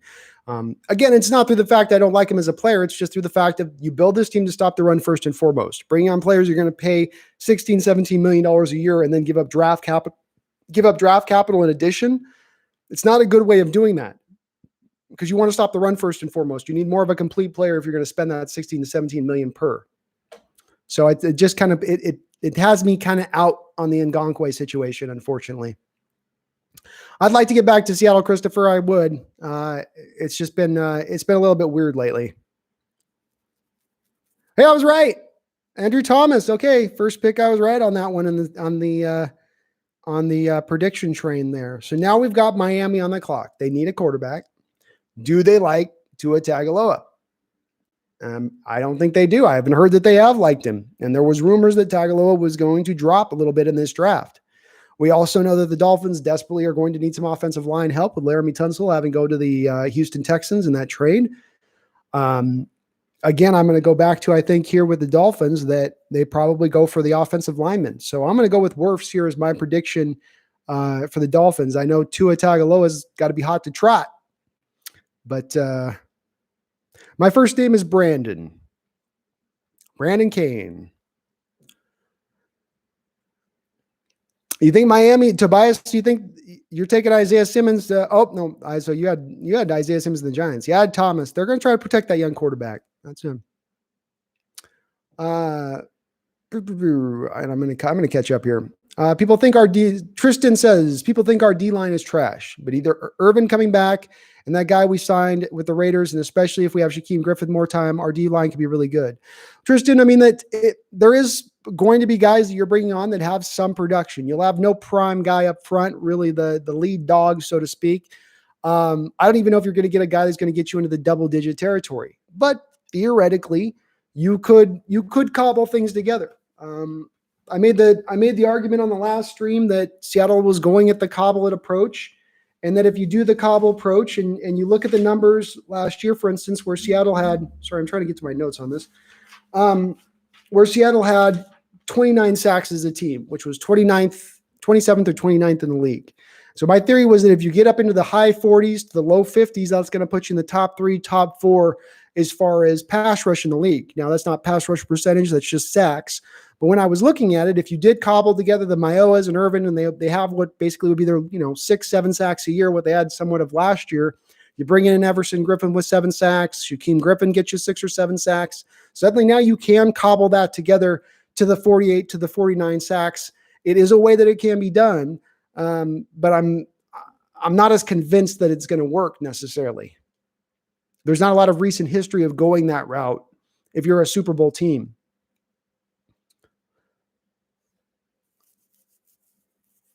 I'm waiting for the Seahawks to get an unknown player and turn out he's a future Hall of Famer. That would be nice. You and me both.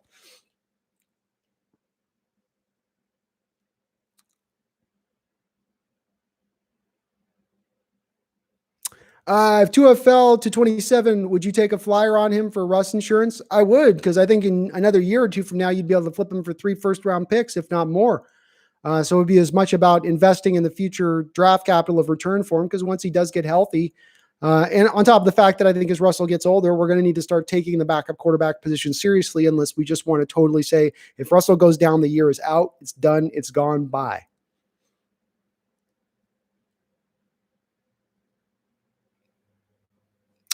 It's Brandon Kane, last name Kane.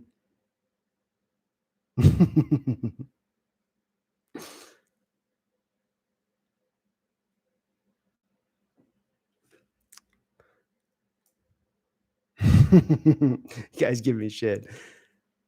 All right, we got Andrew Thomas was the pick. All right.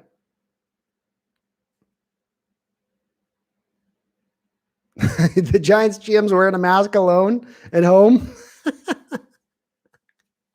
There's various things that, well, I guess it is what it is. Yeah, Tobias, he's ready to go right now. I think even some of the knock on him not having a high ceiling is off. I think people are. It's one of those things where a guy just starts getting picked apart in the post-draft process. He starts out as the number one left tackle on the board based on the film everybody has seen, and then people start to just kind of nitpick a little bit. At the end of the day, with the tape I saw on Thomas, is he's a complete left tackle. He's how you draw him up, great feet, good enough power. He can get the job done in the run game and in the pass game. As a top 5 pick, it's hard to go wrong with that type of player. Is he going to be the best left tackle in the league, top 3? Maybe not to that realm of things, but as we've even seen with the guy last year with Houston Texans, and granted, Bill O'Brien's out of his freaking mind and he's made some crazy trades, but they give up multiple first round picks for Laramie Tunsil, who's not even in the top 3 left tackles in the NFL at the time the trade was made. So tackles are valuable, man. Tackles are an overvalued, you could say, position, but they're a very valued position highly in that respect. Dolphins goes to Tua, says Tobias. Okay. We'll see. I'm going to stay with them going on the offensive line here. I think Tua drops just a hair. Just a hair. What do you think about trading down twice? First pick, trade down, then trade down with one of our late second-round picks. I'm okay with trading down. I think the talent's very similar. Trading down twice. What do you think? Okay, first pick, trade down, then trade down with one of our late second-round picks. So I guess you're saying Y2K, just make sure I'm understanding you correct here. You're saying trade back from the early second and then trade back up again into the early second, like sort of get 2 early second round picks. I could have misread that, but that's what I think you're saying. Let me know if I'm correct on that. Honest thoughts on Tua, injury prone. He is injury prone, Harry. I think if you're getting him at 27th as an investment to trade him then out a couple years down the line and allow him to get healthy, I think playing behind Russell Wilson, somebody will put in their head he's been playing behind Russell and he's a scrambler, and he struggled at scrambling in college because he thought he could get away when he couldn't get away. And Russell really knows when he can and when he can't get away. Maybe he'll learn some of that by just being around Russell. And he's had a couple years to get healthy now from college where he got beat up. 3 first-round picks. Here you go, Seattle. Here you go, Tua Tagovailoa to you. So there's a way that could work to me where it's more of an investment than it is Seattle looks at him as a long-term answer to Russell or a guy that's going to start for them. But certainly, I think he's got some talent. Thanks, Shaquem. I appreciate that, man. I love the fact you got the Lofa jersey. That's one I myself might get at some point, to be honest with you.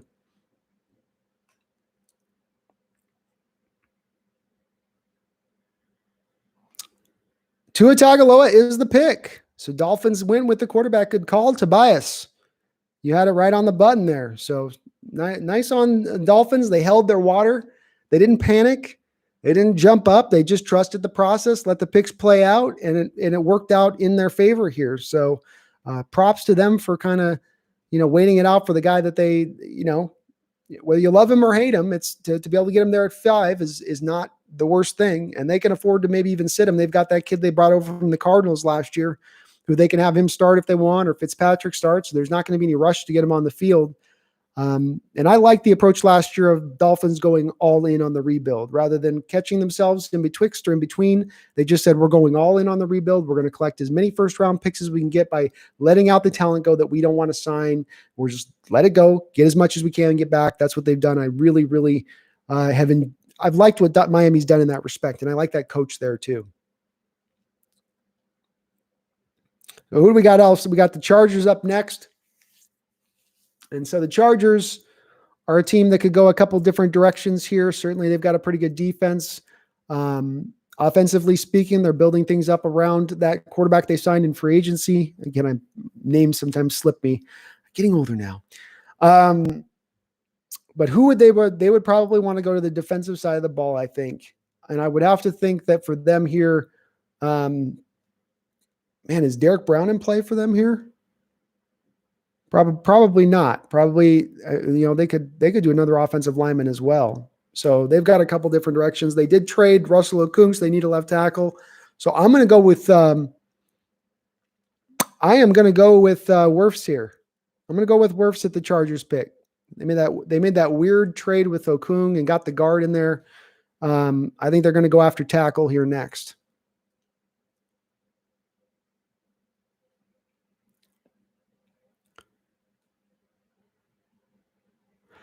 So excited to see us trade out of the first round. You think if Yetur Gross-Matos falls to us, do I think we'll grab him? I think he would fit into what Seattle would look at for a defensive end. The fact that it's the stopping the run is the thing that gets lost with him at times, because people say, well, gosh, he's got great physical tools, but he's raw. He's not a consistent pass rusher. But what he does do consistently is stop the run. That's going to appeal to Pete Carroll, and that's going to be something that I think would be worthy of him potentially wanting to grab him for. Dear Patel, how's it going, man?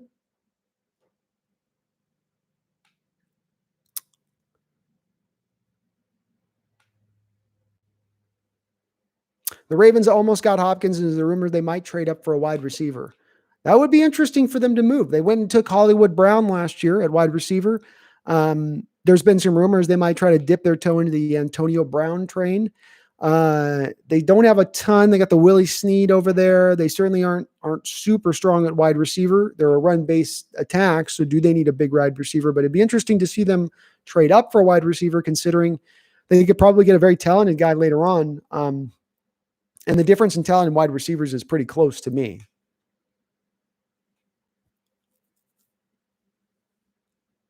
Tobias Larson says Tua's hype, best quarterback in this draft. Could be, man. Could be. I'm saying trade down from late second to third because we have no late round picks. Oh, yep. I could see them doing that. Y2K, absolutely. The fact that you only have, I think, 2 6th round picks, you don't have a 5th, and you don't have a 7th, I think, right now. You would think that John Schneider would want to rectify that, because he tends to like to have a lot of those guys, and also to consider the fact that it's going to be probably harder getting the undrafted free agents than it's ever been, just because of the confusing process and the separation of everything. I wonder if that's going to be a little bit of a more challenging than prior. So they'll want the late round pick to pick the guy they'd want, who they might target as the undrafted, rookie free agent that they would try to sign. Tobias says Chargers are going for Herbert, huh? It's a possibility. It's a possibility. They wouldn't need him to start immediately. It's certainly there in the wheelhouse of doing it. The one thing I would wonder with the Chargers is, do they think they're close?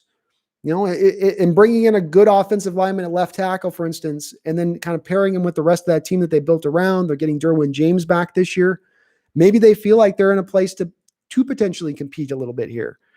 They've got a very good team there, very good team.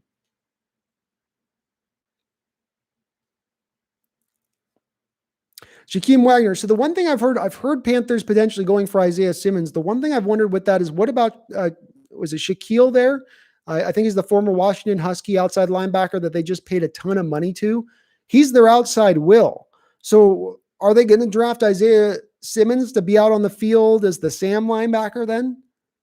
Or are they looking at putting him in a middle linebacker? That's the part where I don't know that I understand how he fits with what the Panthers currently have at the linebacker position. What do you think for Chargers if you're a bind that doesn't see this by the time the Chargers pick? Oh, okay. Yeah, so I think the Chargers here, I'm going left tackle because I think that they still think they can win today right now. I think that it makes a lot of sense, the Justin Herbert pick. But with the trade of Russell Okung to the Panthers, they brought the guard in from the Panthers. You bring in Okung now, you solidify, Okung, you bring a left tackle in. You've now solidified the left side of your offensive line. I think that'd be a pretty decent way of going about it from their standpoint.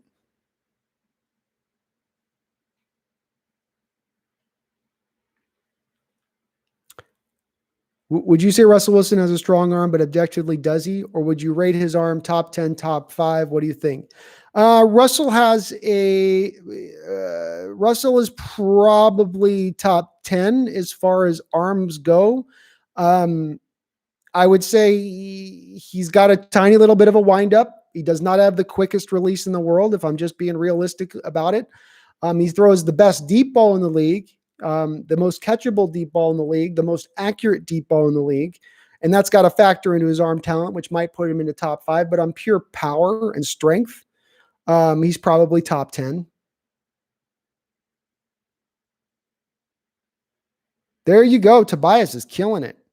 I got you on the Andrew Thomas one, Tobias, but you've nailed the last two right. So Justin Herbert goes to the Chargers. Wow. 3 quarterbacks picked in the top 6. We love this, Seattle fans. More quarterbacks that can be taken in this early part of this draft. Love it. Please do, teams. Come on. Jordan Love next. Let's go. Have him be selected. Just keep pushing that talent down. Pushing that talent down. You know what I mean? Push it down. I'm all right with that. LV has grabbed Yetur Gross-Matos every mock I've seen lately. Like 2 or 3 picks ahead of us. I could see it. They need help pass rush. So it's, I could see it. I could see Gruden falling in love with Matos. I can't believe the damn Seahawks are going to try to cobble together a line when they have no creativity on defense. Annoyance in my future. It annoys me too, John. I mean, that's why I was so negative in my stream a couple weeks ago, where I was kind of hesitant to live stream. I was hesitant to do many videos because this offseason has, in a lot of respects, kind of bummed me out a little bit. I expected so much more. I understood the last couple of years prior to coming into this offseason why you weren't able to do as many moves. You were carrying dead money. You didn't have as many draft picks. You had guys you had to re-sign on your own team. There's a lot of excuses there, but there were no excuses this offseason. You had the money, you have the draft capital, you had the flexibility. And with that, you brought in Benson Mayowa, Bruce Irvin, and bargain basement backup offensive lineman. Doesn't exactly get the job done for me. Might be enough to make it work. Might be enough to get it done.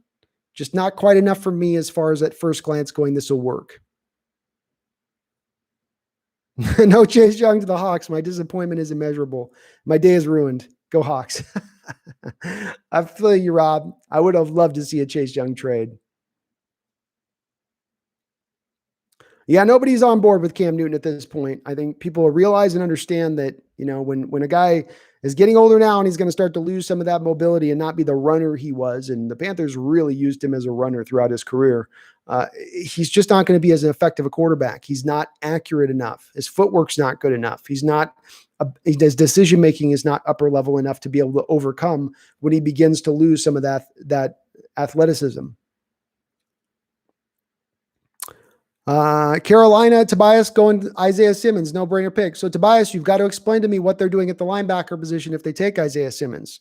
Where does Shaquille go at that point? Right? Because they just gave him, I think, a 4-year, $40 million extension to play the will for them. Does he go to the middle now and Isaiah Simmons go to the outside?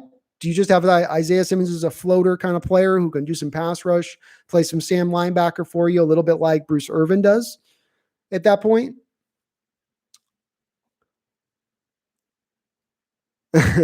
Hey, I don't love Tyrod Taylor, but there's a team could theoretically say, look, if we build a solid team around a quarterback who can be a game manager, can we go win a Super Bowl that way? Yeah, you actually can. You actually can. Go look at the Tampa Bay Buccaneers in the early 2000s. Go look at the Denver Broncos with Peyton Manning's arm falling off. You don't always need the best of the best quarterback at that position. Hell, Nick Foles won a Super Bowl a couple years ago. It's not necessarily all built on having a guy that is the best of the best at the quarterback position. And Tyrod Taylor, while he's not perfect and he's not great and he's not awesome, he's an upper level. I'd say he's better than league average. Maybe he's 14, 13, maybe he's right at league average. But if you build an upper level team around him, a ferocious pass rush, a great secondary, an offensive line that can move people off the ball, you know, Can he go out there and win? Do they have a chance at that point? Maybe. I wouldn't be the way I'd go, but they signed Tyrod Taylor. They're the ones who have started down this road, not me. So, Shaquem, I could understand the Jaguars going more with Derek Brown here than I can with Isaiah Simmons because of the fact that, again, they need defensive tackle help. That's where there's a hole on this team. Right now, their will linebacker position is pretty solid, which is what you think naturally Isaiah Simmons would slide into right out the gate, would be a will linebacker who's a situational pass rusher at times as well. Use them as that kind of puzzle piece.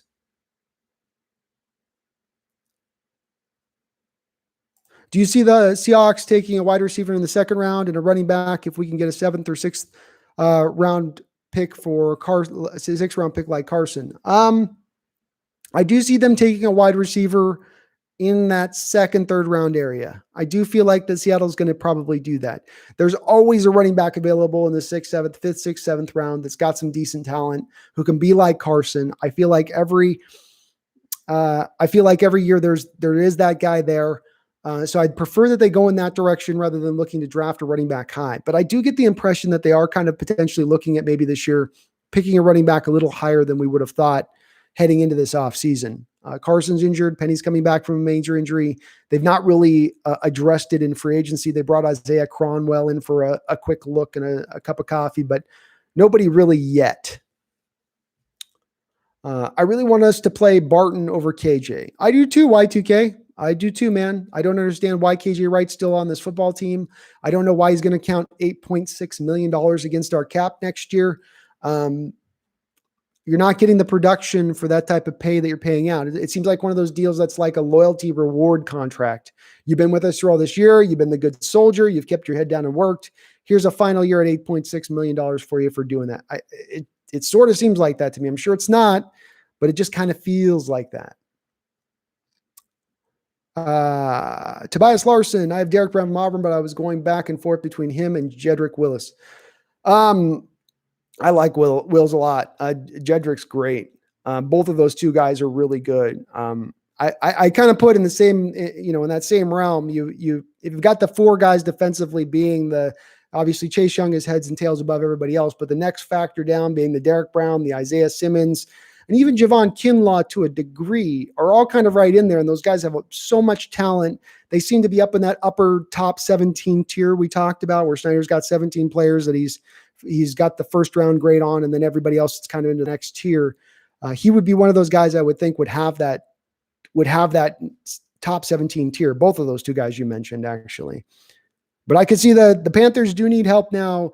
They don't need left tackle. They went got Okung, so it probably will be a defensive pick.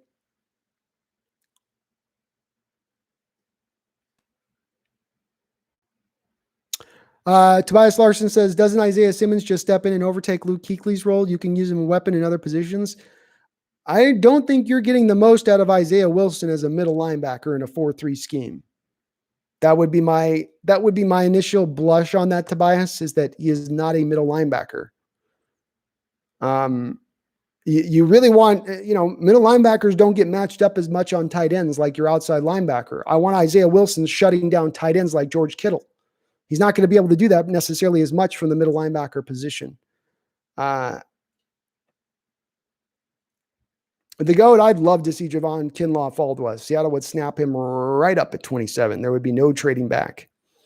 Jake Paul, what's up, man? Thanks for jumping on into the chat.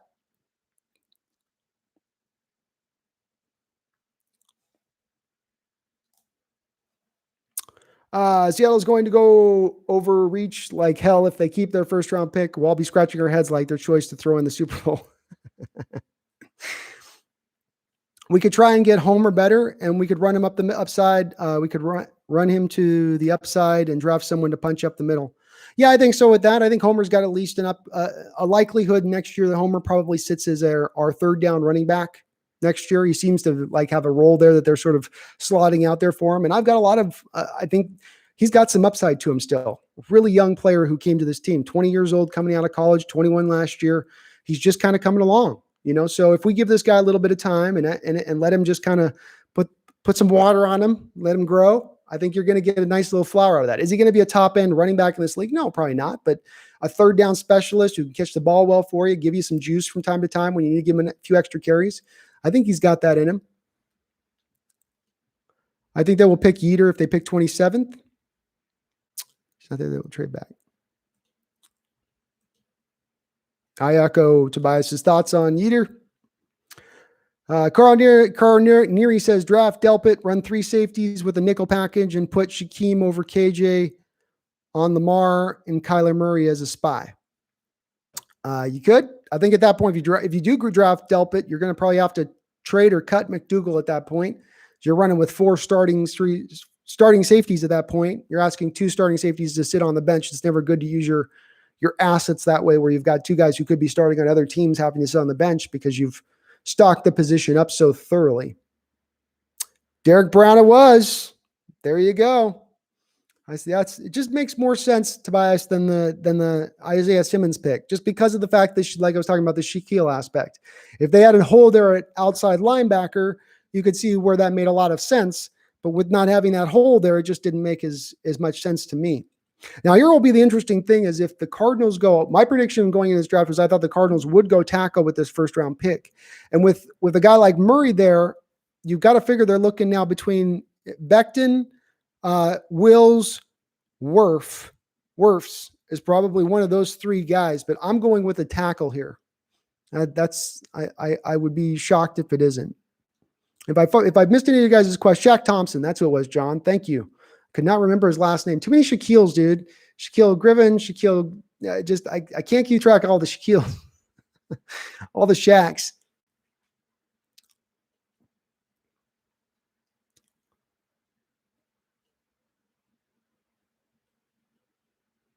Yeah, if they had a need, I'm not as surprised that it wasn't Isaiah Simmons. I just think Isaiah Simmons has got to go to the appropriate team. The appropriate team with an appropriate defensive coordinator who knows what the hell he's doing.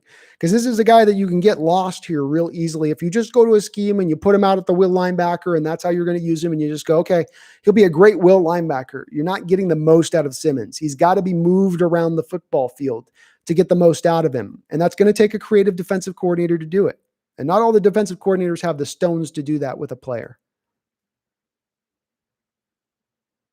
I'm going to go with you on that, Tobias. My gut says Jedrick on this pick. That's my gut is saying Jedrick for sure. And then I would probably say that you would probably see there's a really good chance at that point, in my opinion, that you see Isaiah taking it at number.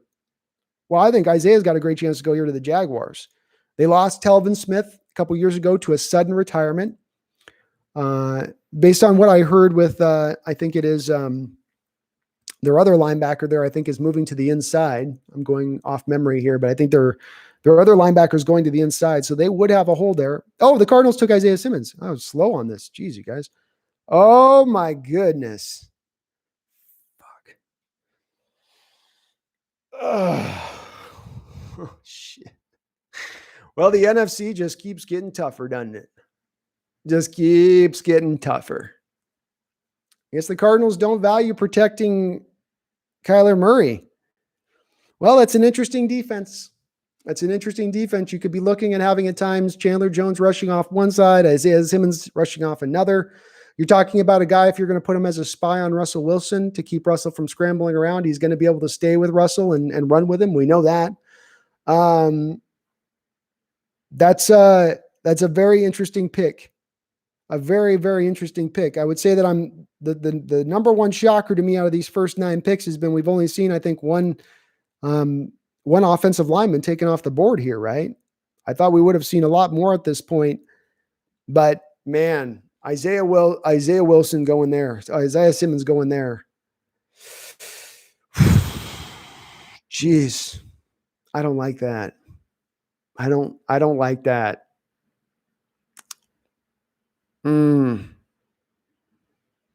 Very interesting by the Cardinals to go that pick. That's a pick by the Cardinals there where we talk about Seattle sometimes picking to need as opposed to picking towards the best player on the board. And it's something that's kind of driven me crazy a little bit with them in recent years is it sometimes seems like they pick towards need rather than picking towards who's just the best player on their right there when they're picking. And when you look at this pick with the Cardinals and the need for tackle, and this being a deep draft with tackles and being very good with the high-end tackles, that would be the natural fit if you're drafting to need. But it does look like instead they drafted to the best player on their board. So props to the Cardinals. And I actually like that GM down there. He's not perfect, but I like the moves he makes. He does some very interesting things down there in how he goes about his business. Not a perfect general manager. He has his flaws, but his picks tends to be pretty solid. I like their draft last year. I like what they did last year a lot too. John Robinson says Derek Brunson next bust. Nose tackles don't impact the game enough to warrant that high of a pick. The thing I saw on tape with him, John, is that he is a nose tackle, but he's a nose tackle who can take double team blocks and push them both into the backfield.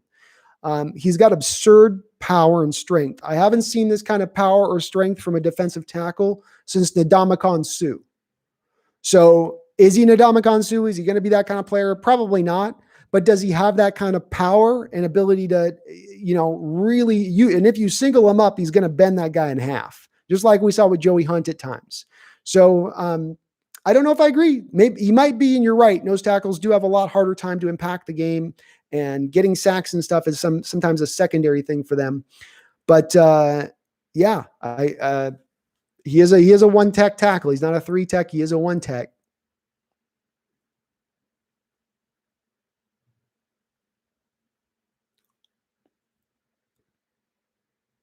So we got the Jaguars on the clock. Someone might just fall to us. You're right, Carl. At this point, the early blush would be that what's going to fall to us as far as the highest value is offensive line at this point. Because I would have told you by pick 10, we have seen 3 to 4 offensive linemen off the board at that point. To only be at 1 by pick 9. And I would not expect the Jaguars to probably go with offensive linemen here either. That is surprising. These are some good tackles in this draft. Some very good tackles. The hype on them is real.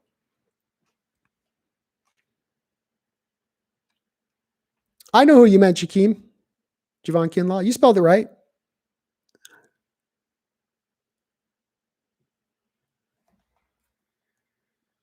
Tristan Haynes says we're screwed. I'm not liking Isaiah Simmons. You told me at the start of this offseason that the Cardinals are going to get Isaiah Simmons, Buffalo's defensive tackle that they pulled over from Buffalo in free agency. I would have been like, and that's how I feel now. It's like, ugh. It gives me kind of a sick feeling in my gut.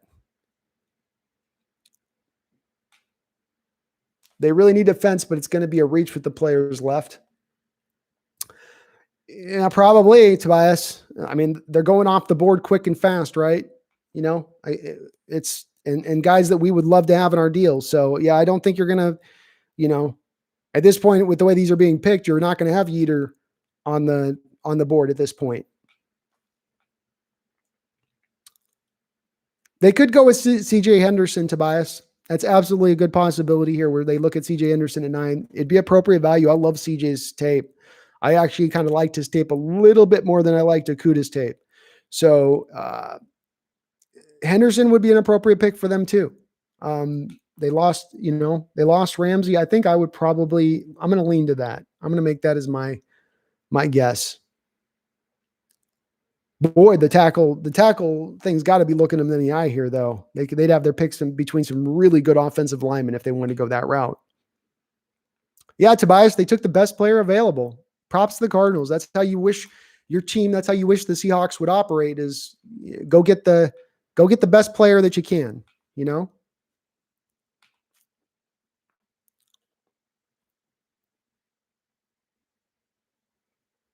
Seahawks could have picked Ramczyk instead of McDowell, but they got cute. We need to tackle bad. Yeah, I loved Ramczyk. I was hoping for Ramczyk at that time when they picked McDowell. I really was. And then I hoped that they were going to get Budda Baker when they traded back because he was still available. But then they went to McDowell. What are you going to do?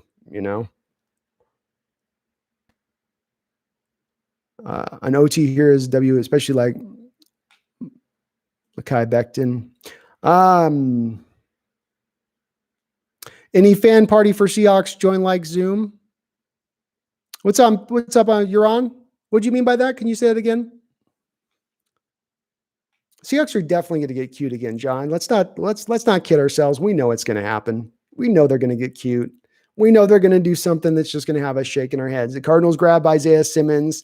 49ers are going to take CeeDee Lamb, the best wide or the best wide receiver, the first wide receiver off the board. And then we're going to just be sitting here with big frowns on our faces going, come on, really? Really? Severo Ramirez, AJ Epinesa. I wouldn't mind it. Wouldn't mind it, man. Jaguars are taking all the time on this pick, aren't they? All the time.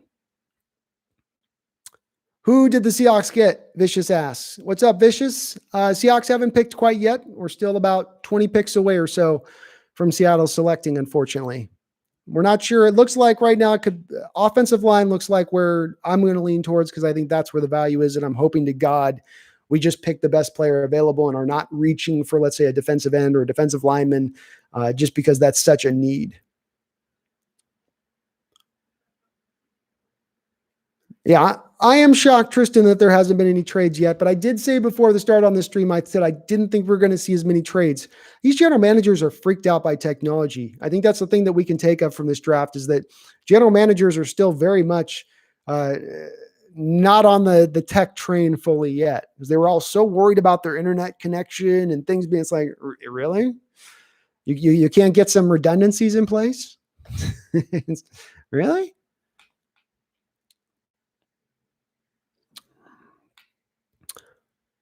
It's Henderson. There we go. Yep. So that's who I kind of thought they would lean towards. Okay. So wow, defensive laden draft. Last year we saw a defensive laden first round that saw, I think, 15, 16, 17 defensive linemen or pass rushers taken in the first round alone. In addition to, you had a couple of linebackers, a couple of cornerbacks, I think a safety or two taken in that time as well. It was a very defensive heavy first round last year. And we're starting to already see up the gate here a very defensive heavy first round of this draft. Very interesting to watch, just in the respect of this is a league that's supposed to be going towards offense now. We're being told over and over again that it's offense that's going to win the day, that you need to build the badass offense up and then do what you can defensively, a lot like what the Chiefs did last year. But according to the way these teams are sort of picking here, according to the way we're sort of seeing it, kind of looks like teams are starting to, at least as far as draft goes, favor some of these defensive players. It's very interesting to me. It's kind of two things going up against each other and the way the league is going versus how teams are kind of drafting. Yeah, COVID's just killing any trade possibilities in this draft. John Robinson says, hey, Brandon, speak on how Epenesa's athleticism matches Michael Bennett's, because Michael, I remember running a 5.040. Yeah, I would say with defensive ends and defensive linemen, you never really want to ever pay that much attention to the 40 outside of like it shows up at 6'2" or something, where the guys just run so butt slow that you have to just stand up and look. So much of it is with them on, 5 to 10 yard splits that we're really looking at. And the thing that Michael Bennett really did have was he had the first step quickness, not a super fast guy, not a super strong guy, but his ability to get off the line and combo that with his first step quickness. Of course, some of this came back and hit him as he got a little older and has gotten a little older in his offsides because he does want to jump the snap to match that with his first step quickness. He kind of combines both of those two aspects to really maximize his pass rush. I think with a guy like Epinesa, he does have a little bit of the first step quickness, not as good as Michael Bennett. I think that he may be a little bit better as far as his potential with how he uses his hands versus Michael Bennett. I think with a guy like Epinesa, I think his hand usage on the next level is going to be, without a better word to use here, next level. So I look at him being able to be very advanced in his abilities there. Secondary rush moves, for instance, if you stop him on his first, he can easily slide to a secondary pass rush move to get by you. Works off second effort and stuff. That's where they are similar. Where Michael Bennett was a hardworking defensive lineman when he got into there, he could fight to get to the quarterback if his initial rush didn't get there, though he probably did his best work when he was on the initial rush, when he succeeded off the initial beating of the offensive linemen. So they are a little bit similar to a tiny degree, but they're really different in that respect. Where Bennett had some quiet, sneaky athleticism that he didn't always get credit for. I think sometimes because of that, soft looking body that he would have and the rolled up shoulder pads with the smaller arms for defensive linemen. James Glenn says Niners would be foolish to use that number 13th pick. They should trade it back for more picks. Oh, Browns took Jedrick Willis. I've gotten behind on my deal. Great pick by the Browns. Much like the Cardinals, those were two of the teams coming into this draft that you knew needed offensive linemen. They absolutely needed some tackles. Bringing in a guy like Jedrick Willis is going to be an upgrade. He's probably a right side guy though, so they still do need to address the left tackle position. But there might be a left tackle available in the early second round. They might just go with bookend tackles in this draft and get a couple of very quality guys. I mean, if they went and got Ezra Cleveland for left tackle and Jedrick Willis Wills at the right tackle, those are guys that are going to be two starters right out the gate for you. So solid pick by the Cleveland Browns there. Kinlaw is still on the board, which is interesting to watch. We got the Jets. Shaquem, I've matched you. I think that this is a very, very likely place that we see our first wide receiver off the board here. I haven't heard about the Jets having any sort of heat behind any of the wide receivers. It's been the Raiders and the 49ers that there's been talk. The Broncos, there's been talk of Ruggs to the Broncos. So there's a couple of guys there that could slide, but I haven't heard anything for aside from them losing, I think, Robbie Anderson this offseason. They do have a big hold at wide receiver. I think I'm going to go with that being my guess for who they pick. So we'll just go with Jerry Jeudy here just to go with what I think. James 1, what's up? Jeff Gladney feels right. Well, he'll probably be available there at 27. You could probably trade back and still get him early in the second round. Yeah, it's a great play by the Browns. Jedrick's a great player. I love Jedrick. His tape was awesome to watch. Saeed Sharif. I love Epinesa a lot better than Yetur, in my opinion. I can understand that. I can get that. Epinesa is, he's more refined. He's a little bit more understanding of in what he's going to do out there as far as a plan goes, where Yetur's still kind of finding his way out there and feeling things through a bit. Yetur might be a little bit better than him as far as run stepping goes, but certainly Epinesa is at this point in time right now a better pass rusher. Not a vastly better pass rusher, but a better pass rusher than Yetur at this point.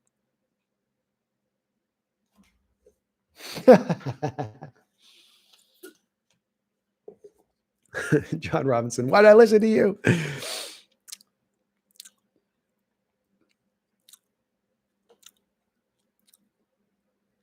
TJ Wilborn, Riggs might be the first wide receiver because of the speed. He might be. And if you're talking about the Jets, that's something that they could use is a speedier guy. I've kind of understood it. I mean, look, I had on my wide receiver board, I've got Jeudy as number 3. And part of that is because of the speed aspect of things. He's a guy to me that's probably going to be more of a guy that does his damage on the slot at the next level. I think he's probably one of the best route runners in this draft, and he's fantastic off the line of scrimmage. But when you don't have that speed as a wide receiver, and you've got guys in this draft like Ruggs or Mims, it's hard for me to pick him as the number 1 overall wide receiver. It was really, when I was looking at Jeudy, that was the hard thing for me, is the little bit of the lack of speed does show up for him on tape. Just a little bit.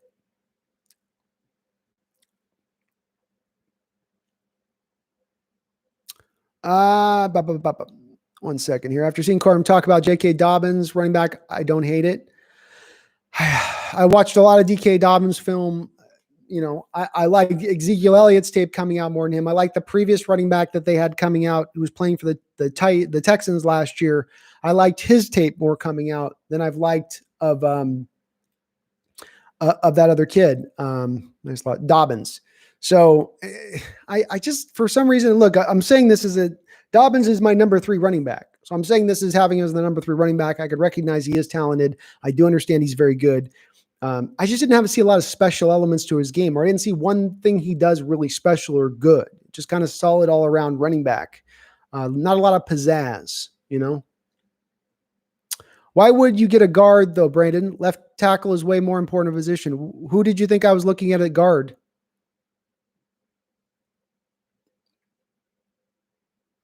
I wouldn't want a guard over a tackle. I'd go with left tackle over guard. If you're talking about the Tristan Wirfs, the projection with him is that he's going out to tackle at the next level. Jets could go for speed here. Ruggs makes a lot of sense.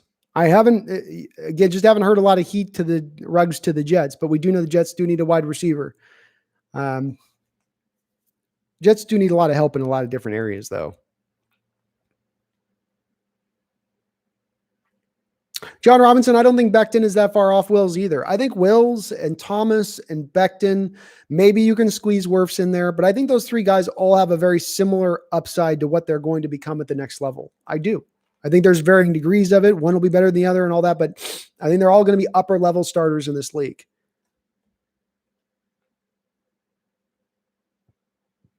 Severo, you're going to speak it into existence, man. You're going to speak the Epinesa thing into existence, I'm telling you. I have him taking Wirfs. Tobias, you do for the Jets. Yeah. Man, their wide receiver position is so thin, though. I mean, what do they got? Jamison Crowder there now, and not a lot else. I'm going to go with receiver here. I still just keep coming back to, I don't know which receiver it'll be, but I think the Jets go receiver. Judy Jets. Yeter Gross Matos, someone else, or Bleed Blue and Green, Yeter Gross Matos or Epinesa. I go Yeter Gross Matos just because I go for upside. Epinesa is a little bit better player right now at this moment, but I think down the road, Yeter will be the better player.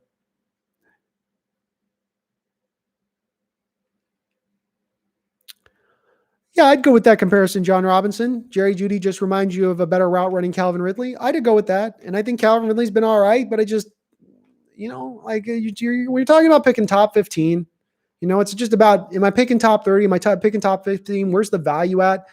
The value just isn't quite there for me at that point with this guy picking him in the top 12, top 13. It's not enough to do that there for me. I wouldn't be against it, Ramirez. Wouldn't be against Taylor. I think a lot of people here like Taylor quite a bit. Superdog 1038. What's up, my man?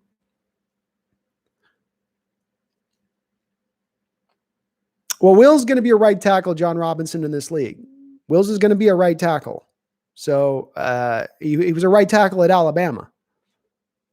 So I don't know why people think he's a guard, but he will be a right tackle for the Cleveland Browns. What are your thoughts on who we are taking? Sorry, I'm late. No worry about being late, Derek. I appreciate you jumping on in here and welcome on into the chat. Switching from us going to defensive end to tackle or to Jonathan Taylor.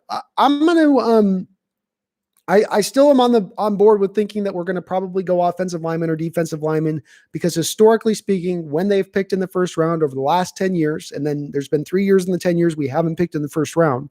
But when you look over the 10 years of data with John Schneider and Pete Carroll, you've got the Russell Okung, the James Carpenter, the Jermaine Ifedi, the Bruce Irvin. So it does appear in a lot of respects like they do kind of tend to favor the offensive linemen or pass rushers in the first round over going at another position. Like, let's say, we have gone with running back too. So it's not off to say, I'm sure Jonathan Taylor's there on their radar. I'm sure he would be in consideration. Now, the question and the enigma for me maybe be, who do they go with if they've got Yeter Gross-Matos, AJ Epinesa, and they have Jonathan Taylor all on the board at once? If they have all three of those guys on the board at once, who do they pick?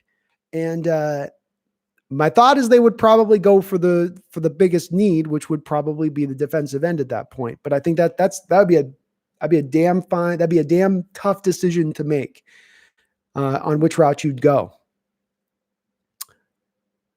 But I love Jonathan Taylor, Derek. He'd fit in here. He's a one-cut zone read scheme system. He's perfect for our system. 4.39 speed, did a ton of damage between the guards at Wisconsin. Runs strong for as fast as he runs, which is very unusual. But I like him quite a bit. He's my number one running back on the board. It goes Taylor, Akers, Dobbins, Edwards, Hilaire, Swift, and then I've got UCLA's Kelly as my next, as the number 6 running back for me on the board.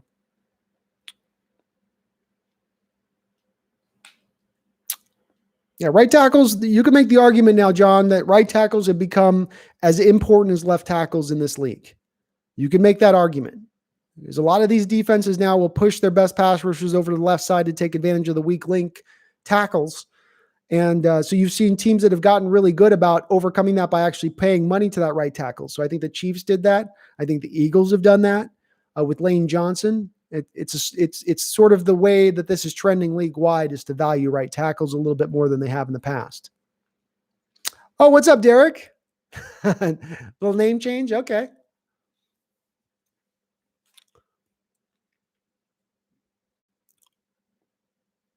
So who do you think we need more, a new O-line or a defensive line? I'm going to go more O-line because I think Superdog, that's the value, and the quality of O-line is going to be better where we're picking at 27 versus the quality of where the defensive line is going to be where we're picking.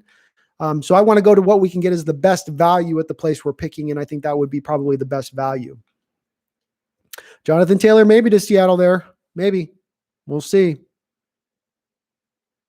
So we got Becton. The run on tackles is really kind of officially begun now here, where Becton goes to the Jets. Good move by the Jets. Understandable. Sunglasses inside. There's no stronger move than the sunglasses inside. No stronger move, man. That is confidence right there. Must be sad. Yeah, it's a good place to go with Becton. I love again, those three guys, Wills, Becton, Thomas, I felt like their tape was all similar in the same kind of place. You can't go wrong with any of those guys. Solid pick. They're not going to bust out for you. You're going to get an upper level league player at your bottom end level of things. And when you're picking in the first round, that's not the worst way to go. Yeah, I agree. I think the Raiders do go wide receiver here. I know Jerry Jeudy is going to be very much on their radar. Gruden loves to have his wide receivers run very precise routes. They tend to run very intricate routes from that old school traditional West Coast offense. So I would expect them to probably go with the Jerry Jeudy here. I don't think CeeDee Lamb. I think it's Jeudy. They go with the route runner over the guy that's the yak guy. But that is also, as we know with the West Coast system, that is also really highly valued. So I got to give credit there as well, Tobias, in the respect of, the West Coast system is built on throwing the short routes where the receivers then can bust off the big yards after the catch. So CD makes sense. CD does make sense. I think Gruden's just going to love having that route runner who can run every route in the book, who can get off any kind of press coverage, great release. I think that's just going to, at the end of the day, appeal a little bit more to Gruden. We'll see who's right or wrong on this one, but yeah, John, it isn't that I think left tackle and right tackle is as interchangeable as much as it's important. It's not interchangeable, but important. So certainly having a blindside left tackle is still more important than having a right tackle who's going to tend to have help over there with tight ends and running back chips and whatnot like that. But I still do come back to saying that when I look around the NFL and you see Chiefs invest in a right tackle and you see the Eagles invest in a right tackle and that work out well for them, the Niners do pretty well with having a good right tackle for them last year. It leads me to believe as a trend league-wide that they're starting to value right tackles as much as they value left tackles. I don't know this for certain. It's just kind of what I'm seeing as far as the way the trend has gone over the last 6-7 years in the league. Whereas the right tackle used to be the redheaded stepchild of the offensive line. You used to just put a guy out there like Breno Giacomini, who was just going to be a guy who's going to bully people around and play to the whistle and be almost pseudo dirty, but they get the job done. Now you're looking at them actually bringing in legitimately, talented guys in that position. So that's the change I kind of see with it. But they're not interchangeable. I will say that.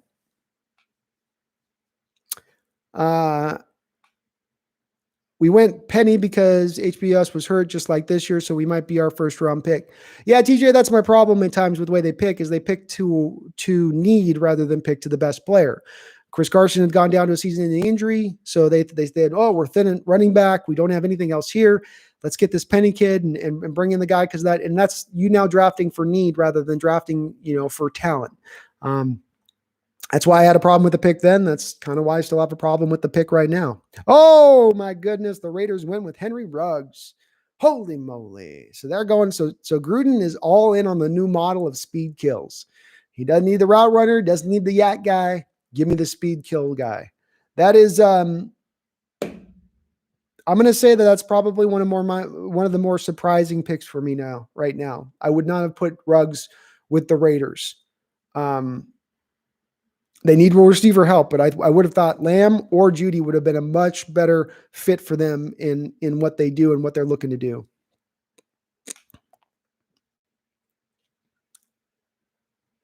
Yeah, now the Niners get CeeDee Lamb potentially.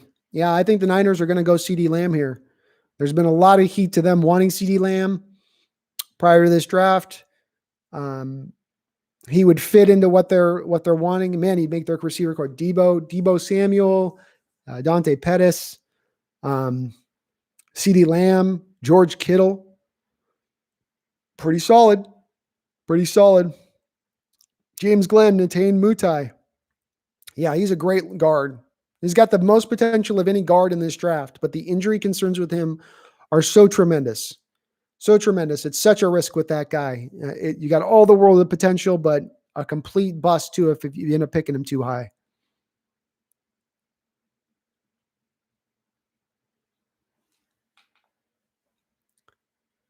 NFC has become hell.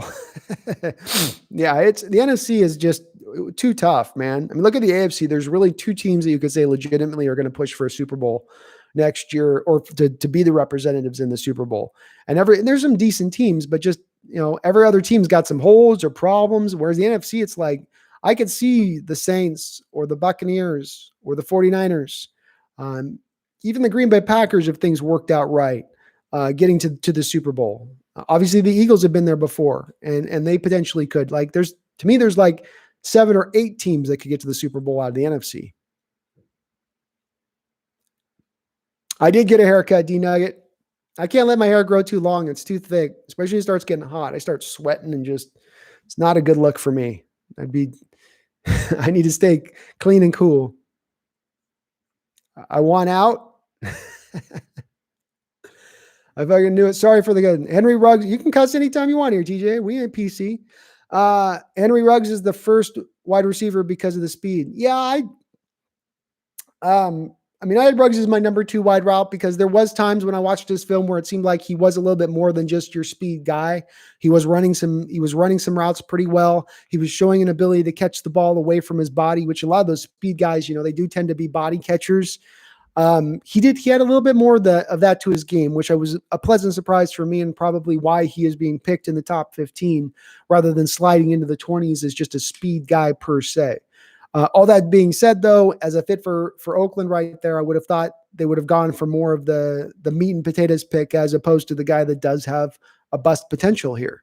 But I guess they really do value that speed and think it's there. I will say this too. I don't know that he necessarily was 4.3 always on tape. A lot of people think that he ran that fast and looked that fast on tape, but I wasn't as much thinking he was. I mean, he's fast, but I don't know.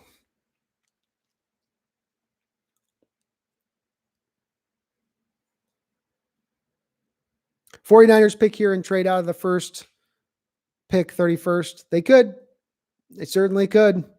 Niners have got a lot of flexibility in this draft to make some different, very interesting moves. So my nightmare really possibility for the Niners coming into this draft, and my biggest worry was that Derek Brown was going to drop and that they were going to pick him and flop out DeForest Buckner for Derek Brown, which I thought was going to actually be kind of an upgrade for them because he would fit more as the one technique they need in that defense. As opposed to DeBuckner being more of kind of the, inside outside guy, pass rusher, not necessarily the run stuffer. So I'm glad that didn't happen, but we'll see what the Niners do here. Goodness. Certainly no real reaches yet, we can say. The Ruggs is a little surprising, but we've not seen any player that somebody's just like jumped up far beyond the pale for that just doesn't make any sense. Why are they making this move? We've not quite seen that yet. So that's interesting. And again, just falls in line with what we thought. Probably not going to be a lot of trades because of COVID. Probably a lot of people picking into the safe players. You're not going to see some guys being reached upon. So it is kind of playing out how we thought to that degree. Ruggs is pretty stiff for a speed guy, John Robinson. He doesn't have as much wiggle as Ross. Yeah, I didn't see a ton of wiggle in his game. I mean, he's not a great route runner. I'll say that. He is your quintessential. He does look a lot like the speed guy running routes, but he's He does get open. He does create separation, and he is a hands catcher. And those things are two things that you don't usually see with the speed guys that he does possess.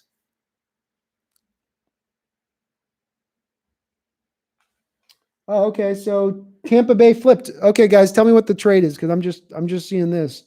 Tampa Bay's got 13 and 14 now. And what did San Francisco? Oh, I see. No. Okay. There we go. My thing finally updated. So San Francisco flop picks. So that means that why would the Tampa Bay Buccaneers flop picks when they know the 49ers want to take a wide receiver? Stop doing the NFC West favors rest of the NFC. NFL, whatever it is. God, they probably flipped him like a 4th round pick to do that. And they weren't going to take, the Niners weren't going to take the guys you wanted, Tampa Bay. Tampa Bay is probably going for offensive linemen here. It's probably going to be Wirfs. Yeah, Tobias, it's Wirfs. I would say this is Wirfs' pick, which there was no chance the Niners were going to take Tristan Wirfs. Card Geek, Hawks, welcome to the chat. Chris Cochran, what's up, man? Yeah, they traded to the Bucks. Let me know if you guys see what value they got for flipping back one pick. They better not have gotten much. John Robinson asked, at what point would you consider trading up for Kinlaw? If Kinlaw gets into the late teens, I would consider trading up for him. Not mid-teens, but late teens, because that's going to cost you a 2nd round pick to move up from 27 to like 19. And even then, I think I might be hesitant. But I've got to think about it long and hard if I'm Seattle in that position. I think you've got to think about it long and hard if you're Seattle. That's what I was seeing at first too, whereas it was showing the Tampa Bay Buccaneers had 2 picks on my app, but then the app corrected. So I think I was like, what? What did the Niners just get? Tampa Bay's really going for it.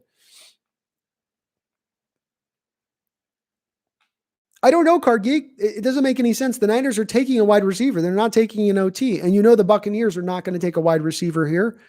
They're going to want to protect Brady. I mean, I would almost all but guarantee you this is an offensive tackle.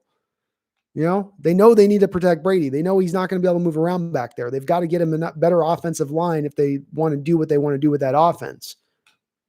Part of the reason Jameis Winston, not the only reason, but part of the reason when Jameis Winston had as many interceptions as he did is that you could get to him in the pass rush. But man, that's it's very interesting. As I look at the picks right now, and as you're looking at how this plays out, we've had only one wide receiver taken off the board in a very deep wide receiver draft. We've now had 4 tackles taken in a very deep offensive line draft. So right now, so far, the draft is playing out to where it's being picked towards the strength and the positional groupings in the draft. Again, everybody's kind of playing it safe a little bit here right now. Nobody's outside the margins in what they're doing. Everyone's trying to stay in, and there it is, Tristan Wirfs. So it's again, we're able to just Wirfs pick's a good pick. He does get rid of the ball in 2.5 seconds. He's got a quick release, John.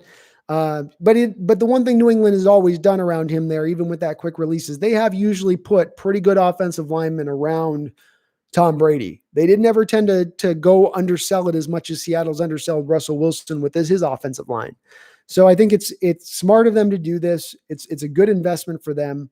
They've got a very complete team in other respects. The secondary is a nightmare for Tampa Bay. Make no mistake about it. That secondary is weak as hell, but that front 7 is so good, and the front 4 is so good. We'll see if this proves out to my theory of things, being that you can have a weak secondary if you beef up the front 4, and you got a good front 7. You can overcome some weaknesses in your secondary. We'll see if this proves out and if I'm proven true, because this Tampa Bay is a running example now of what I'm talking about, where they're going to run that type of team out there. They'll be sensational offensively. They'll have the front 4 guys who can get after it and stop the run. Secondary is going to give up some yards, but they're just going to score so many damn points, I would think.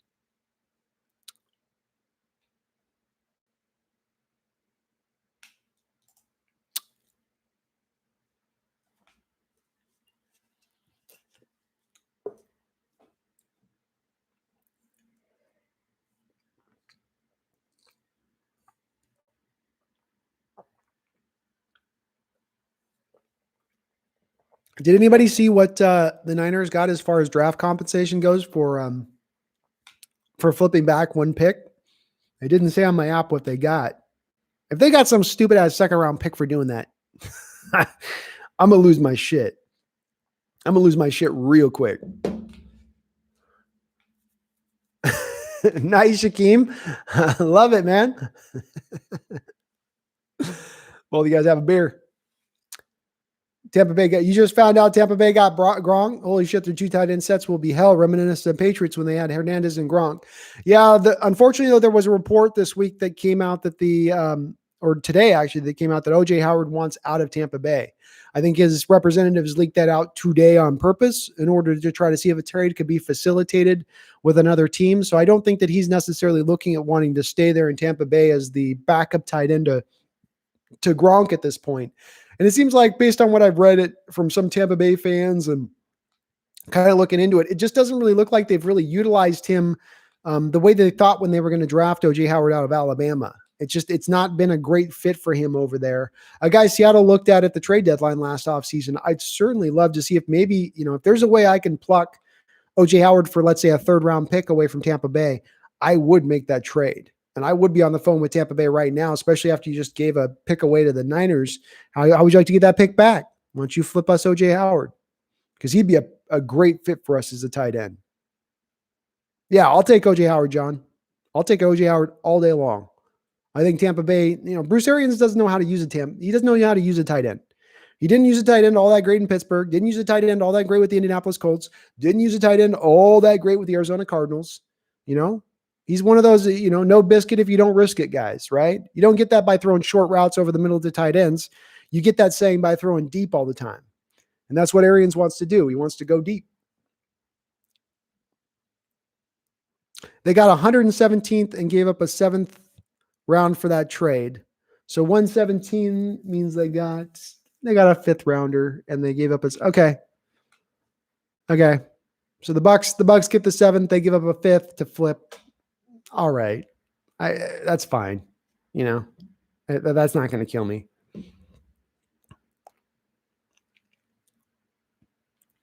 Why would he have to be a backup when they can run 2 tight end sets? Well, because he's looking at it from the aspect of he's getting closer and closer to wanting to get a contract extension, and he's not been utilized a ton throughout his career so far with this team. So now he's going to go into this next year and he knows he's probably not going to be able to produce or get the amount of catches he's going to need to get to eventually drive towards that second contract. And some point or another, he's going to need to start getting that production to want to go get that next deal out on the open market.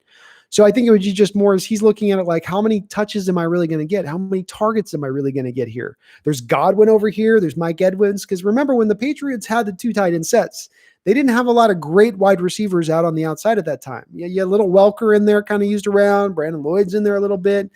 Moss for 1 year. But really, at the end of the day, they really were leaning on the 2 tight end sets as their method of attack with Welker underneath. So I think that it's just if there wasn't also the problems that went in addition to this too, because what we've heard with this is that there's just been some kind of friction between the Bucs and OJ Howard since he's gotten there before this trade with Gronk, and just in how he was used. And this is why he was on the market at the trade deadline last year. This is why there was those rumors of him being moved there. So look around. It doesn't look like we've had a pick here in a second. Since Tampa Bay, San Francisco's really thinking, I wonder if they're trying to work the phone lines here and do some more trading. Oh, 117 is a 4th rounder. Oh, it's a late. Yeah, that's a mid 4th rounder too. Oh, you're right, man. John Lynch is killing it. I got to give John Lynch a lot of credit. Look at this offseason. He didn't lose any. He got Armstead re-signed. He got the safety re-signed, who's played really well for them.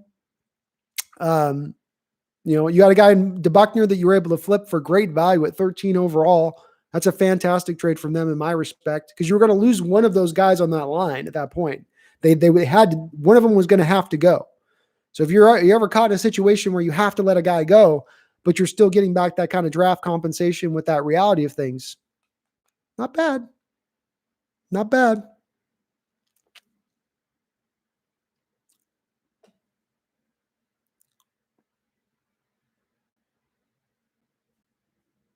I'm sure Brady's going to have a ton of input into that offense.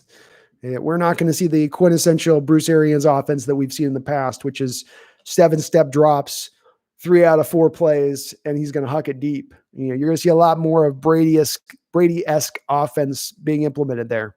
They'll still run concepts that Arians likes, but I think you're going to see a nice little mix.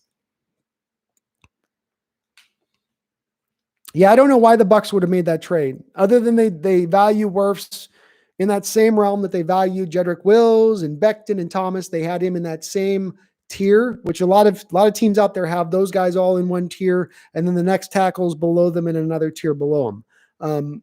I don't know if I necessarily agree as much. I think the next tier below is very close to this tier, but maybe they got a little panic in them and thought, the Niners have Joe Staley over there at left tackle, who's getting very, very old. He's maybe got one more year left in him. Maybe the Niners just decided to buy in on the left tackle, go hard there. So that freaked him out a little bit. And they said, hey, we just want to have a guarantee that we can pick our guy. What do you need? Good on the Niners for jumping on it though, because I think that they're still going wide receiver here. I don't know why you'd straight up and do that, TJ. I that's the only reason I can think of, is that they just have their second tier of tackles is here and the first tier is up here, and they just really feel these upper tier guys have Pro Bowl potential, and that Wirfs was the last of those guys in that section of things. He had a lot of people who had Wirfs as the top offensive lineman in mock drafts coming into this draft. I don't agree, but that is where a lot of people had him placed. So, for them to value him there and them to feel like they needed to jump up to get him, maybe I can kind of get it to agree. Ahmad, what's up, man? Thank you for hopping on in the chat. Always good to see you in here. Reminds me of when the Patriots flipped Richard Seymour. Yeah, the Patriots there for a few years were the masters of being able to get rid of a guy who had, 1 year left of really good play, so they could still get the maximum value on him in return, but they were getting out from under him just in time. They were really good at doing that for a lot of years. Not necessarily as recently, but for years they did that just beautifully. Javon Kinlaw. Oh, God.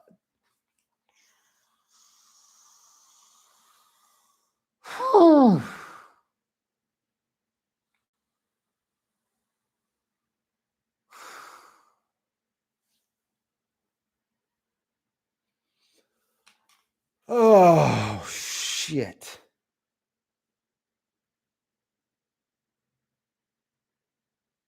Well,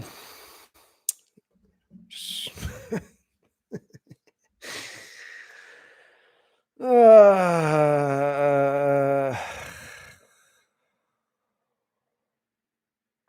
God. You guys, draft starting to bum me out, man. Niners just got Javon Kinlaw. So the Niners just got the best 3-tech defensive tackle in this draft.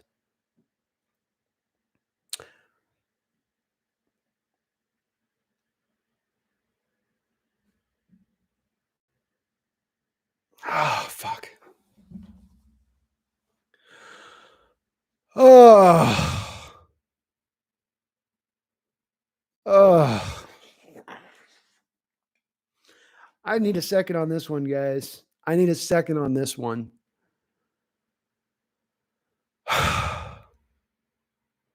This is a lesser nightmare scenario to my Derek Brown trade.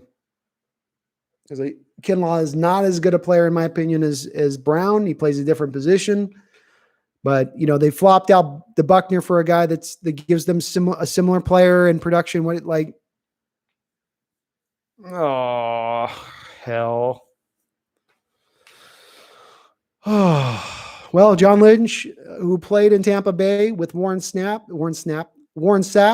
obviously seems to look at Kinlaw and probably sees a lot of similarities to Warren. And he has valued defensive linemen since he's been there as a general manager.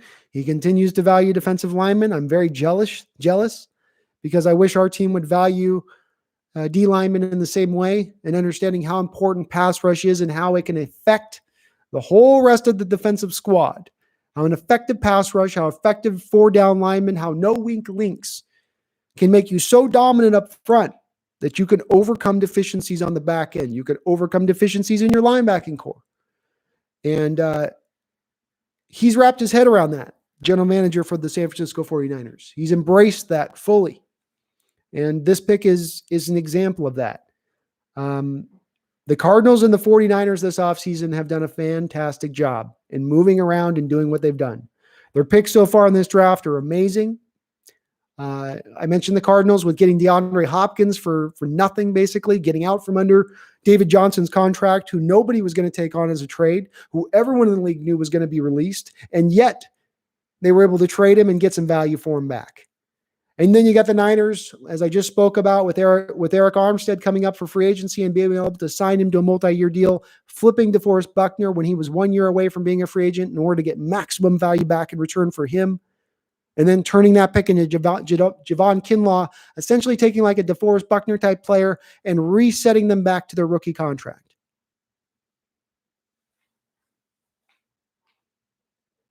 I wish I could say Seattle is making a smarter moves. I wish I could say that I've seen as the intelligence being implemented as thoroughly and keenly. But frankly, it's not quite there. Back to the chat. I'm done bitching. Yeah, I'd be punching my cardboard cutout too right now. Yeah, good luck. Good luck, Russell Wilson. Good luck. We got you. We went out and got you a whole bunch of backup offensive linemen this offseason. San Francisco went out and improved their pass rush.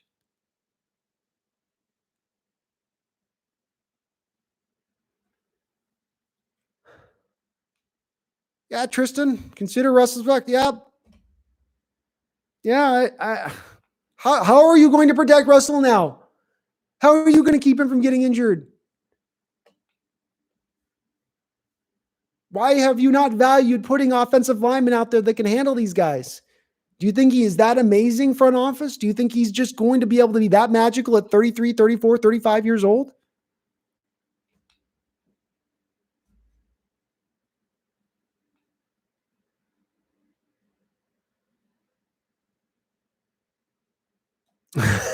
TJ says we better call the Cowboys, get Zach Martin, or the Eagles and get Lane Johnson, or the Colts and get Nelson. Hey, I was one of the original people on the let's trade 2 first-round picks for Quentin Nelson train. That was one of my original brilliant ideas at the start of the offseason.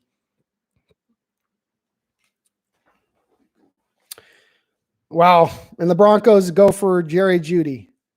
Interesting. I thought they were going to do a wide receiver too. I thought it was going to be Lamb.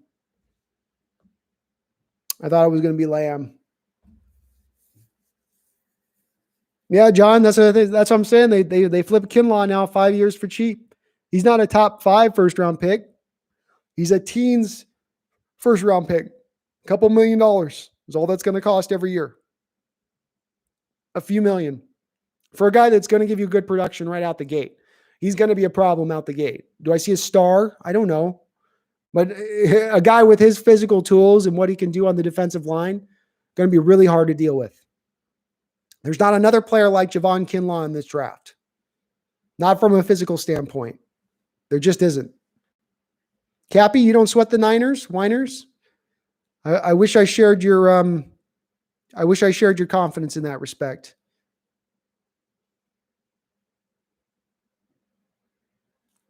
Man, thank Colts. Why couldn't you just stick with your pick and get a younger defense? Yeah, it's like the Colts. I'd wonder if you pulled the Colts right now and you said, hey, if you knew that you didn't have to give up the first round pick and pay the money for Buckner and you could have had Kinlaw and knew Kinlaw was going to be there and available for you, would you have gone that route instead? If I could put them under a lie detector test, I think they would probably say they would have gone to the alternative, but they didn't think at the time when they made the trade that Kinlaw was going to be available at that pick. I think Kinlaw is all boom. Yeah, I think he's upside. I think he's exactly what you want in a 3 tech. You know, just very mobile, big size, strong. Not a perfect prospect, but there's just a lot to like in his game. Cappy McCappy says, I think this might be Pete's last year. It could be. I mean, look, he's, I think, the oldest coach in the league. Whenever you're the oldest coach in the league, you're never making a wild out there prediction when you say that. I think it's last year, because there's a reason these coaches don't coach into their 70s. It's a lot of work. It's very hard to do, and as you get older and older, you just slow down more and more. Even those guys like Pete that have boundless amounts of energy, everybody's got to, father time's undefeated and all that stuff.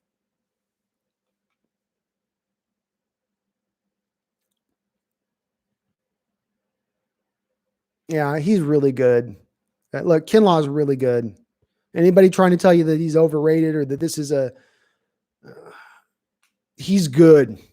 There's a lot of defensive tackles in this draft who are very good. This guy is upper level above them. He is in his own tier. He's above the Gallimores and Matabukes and Benito Jones. He's above all those guys. So, this is not a bust player to me at all. This is a guy that, and John Robinson, you're right. Lynch is outplaying Schneider right now.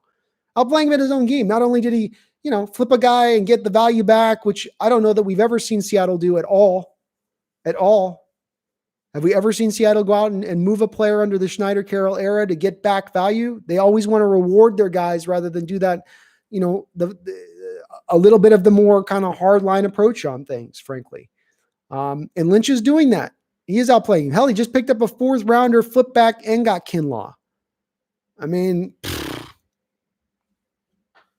dude, Lynch is killing it. Carl, Seahawks 4th place, boys. I don't know if the Rams are going to be better than us, but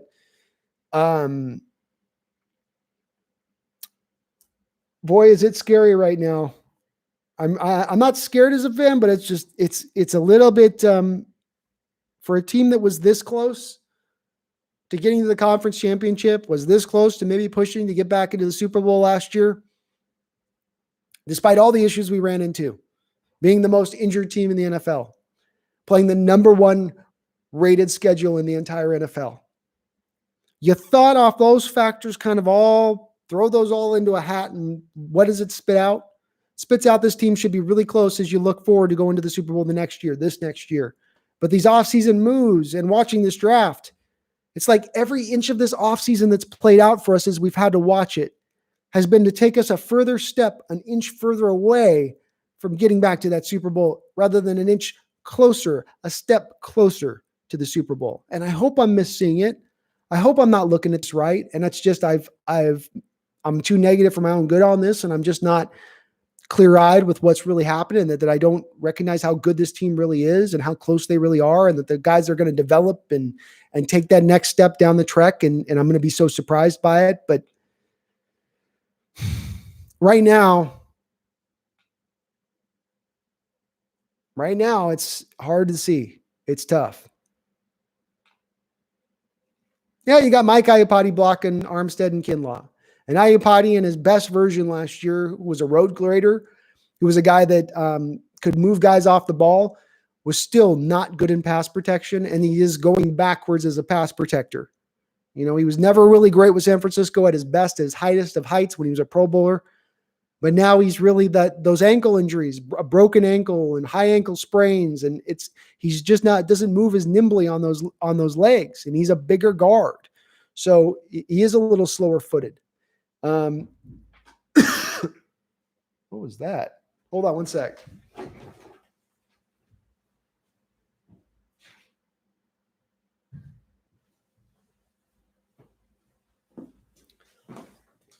I thought somebody was knocking at my door.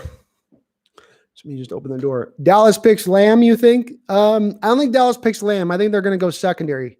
Grant Delpit would be the guy that I would look for the Niners to take.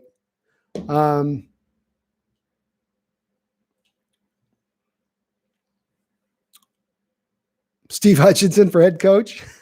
Okay, why too? Hey, I like his intensity. Jeremy Boehm says Kinlaw is going to break his leg and never recover. So, all right. I never would hope for an injury on a player, but in this case, I'm going to have to make an exception because they're getting too strong.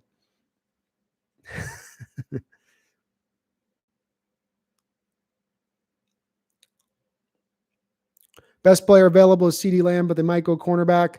Yeah, the Falcons here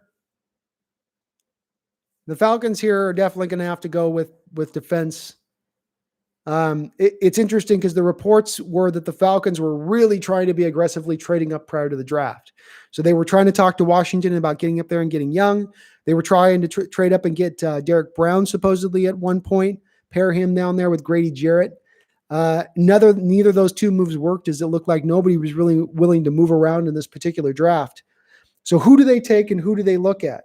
On my defensive end board right now, you're getting into the place where you're at the Clavon Chason, Yetur Gross-Matos, AJ Epinesa point, where that's the pass rusher you're looking at if they want to attack that.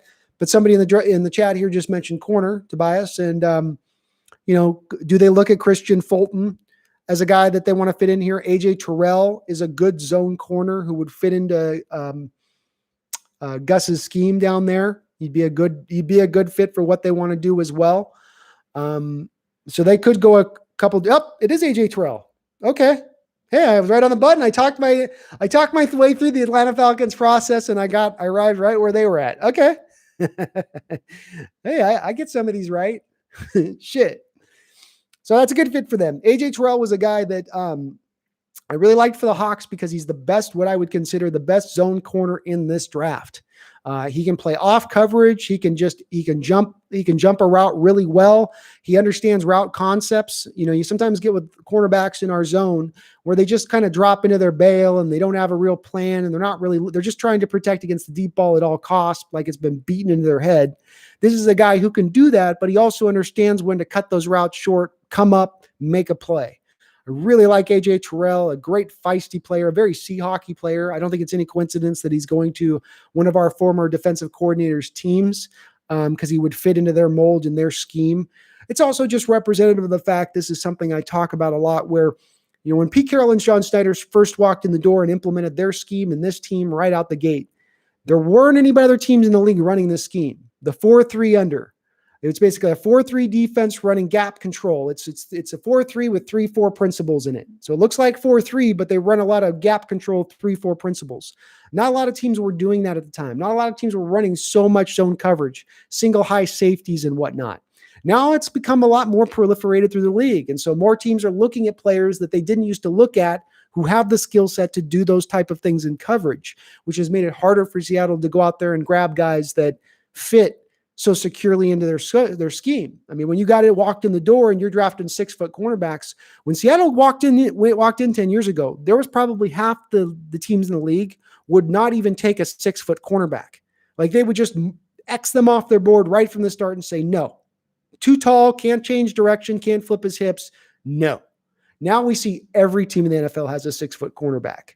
So it's just gotten harder to target the exact guys that we like in our scheme because the scheme is all over the place. People are running it in a lot of different respects, even if they're not running the exact concept we run all in. But that's a decent pick by the Falcons. They flipped out Desmond Trufant for AJ Terrell. He's a solid player. I would still offer, though, that the Atlanta Falcons don't have enough right now as far as pass rush goes. They've lost a pass rusher this offseason. They weren't very good at it last year. Tariq McKinley there, who they drafted in the first round a couple of years ago, has just kind of been an all right pass rusher for them. Understandable pick, though. They wanted to go pass rusher, just the value wasn't there at that place. Quarterback is where the value was. So they didn't do as much of a reach there in that respect. And I'm behind on the chat, but I had to go on my tangent. So looks like the Lynch, who was a savior for that. Yeah. No matter how you slice it, Lynch is going to be both the best thing and the worst thing to happen to the Hawks ever.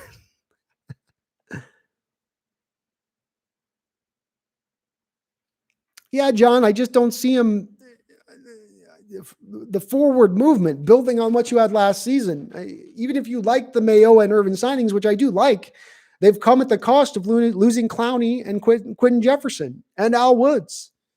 There's actually some production in those three guys that you're losing out of. Not a lot, but whatever you gain back in Irvin and Mayo, it gets kind of lost right back out the door. It's a wash. So Tristan and I was the same. When I was at the Green Bay Packer game finished up, I made the prediction in the chat that I thought this team is a 13-3 team going into next year. You won't play the toughest strength of schedule in the NFL. You won't have 5 10 a.m. games on the road. You won't be the most injured team in the NFL once again, though with it signing, but then look what happens. You sign a bunch of aging, injury-prone players this offseason. So that prediction could be completely out. I thought we were going to go for it having some 50, 60, 70 million dollars to spend, but they haven't gone for it. They won't even cut the obvious cuts that they need to make on this team, like Britt and KJ Wright. Hell, they dragged their feet on Ed Dickson, for God's sake. It's been an aimless offseason a little bit, and at times a little directionless, a little reactionary. I don't see foresight in the moves being made at times. I see a little bit of like, oh shit, we didn't know this was going to happen. Now we got to do this. And boy, you hate it when that happens. Maxwell Stern, what's up on the chat? How's it going, man? My thoughts on Greg Olsen. Look, Greg Olsen was a fine signing. I think you spent a little bit more money than you should have spent. And that comes into effect when you spend $13 million on backup offensive linemen and you spend an additional $7 million on Greg Olsen.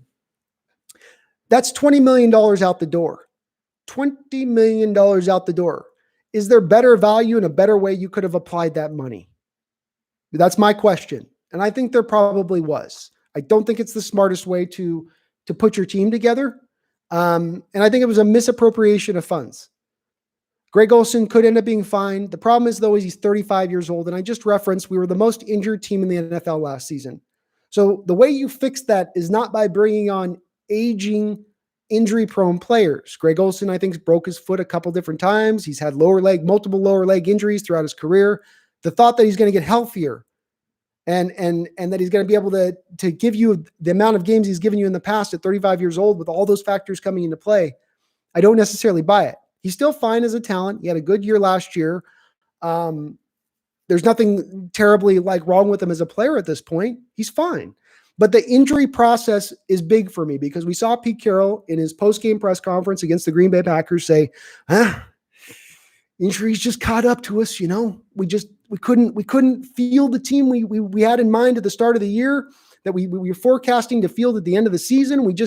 Too many injuries caught up to us, just too much. But the thing with that excuse is this: I can buy that on a 1-year one-off.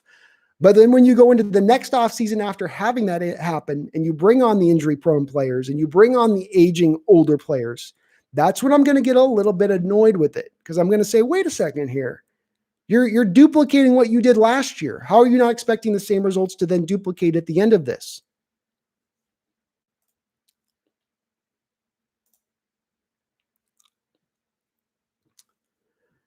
Carl Mary, yeah, Benson Mayo for Clowney. Yep. That's pretty much it. And it's not to say Ben Mayo is a bad player or that Irvin's a bad player. Both of those two guys still give you a 10% pass rush win rate, which is my biggest, most important pass rushing stat at this point, is how efficiently do you win at getting to the quarterback? And both those guys around 10% is great. We saw Shaquem Griffin around 10%. That's great. But it still is, at the end of the day, rotational players that you're trying to cobble together to turn into a dynamic pass rush. That's hard to do. That's hard to do in this NFL. And historically speaking, it's not something that tends to be something that happens a lot. And you've seen a lot of teams be able to pull off consistently. When we look at the Super Bowl teams out there over the last 20 years that have gotten there, and I'm trying to find the a tweet that I found on this one. And this was actually from kind of some of the research I did on this. But over the last 20 years, you've had teams without an elite pass rusher that's being a pass rusher with 8 sacks or less get to the Super Bowl and win the Super Bowl. In 20 years, it's happened about 7 times. Of those 7 times, 6 of those teams were 3-4 teams.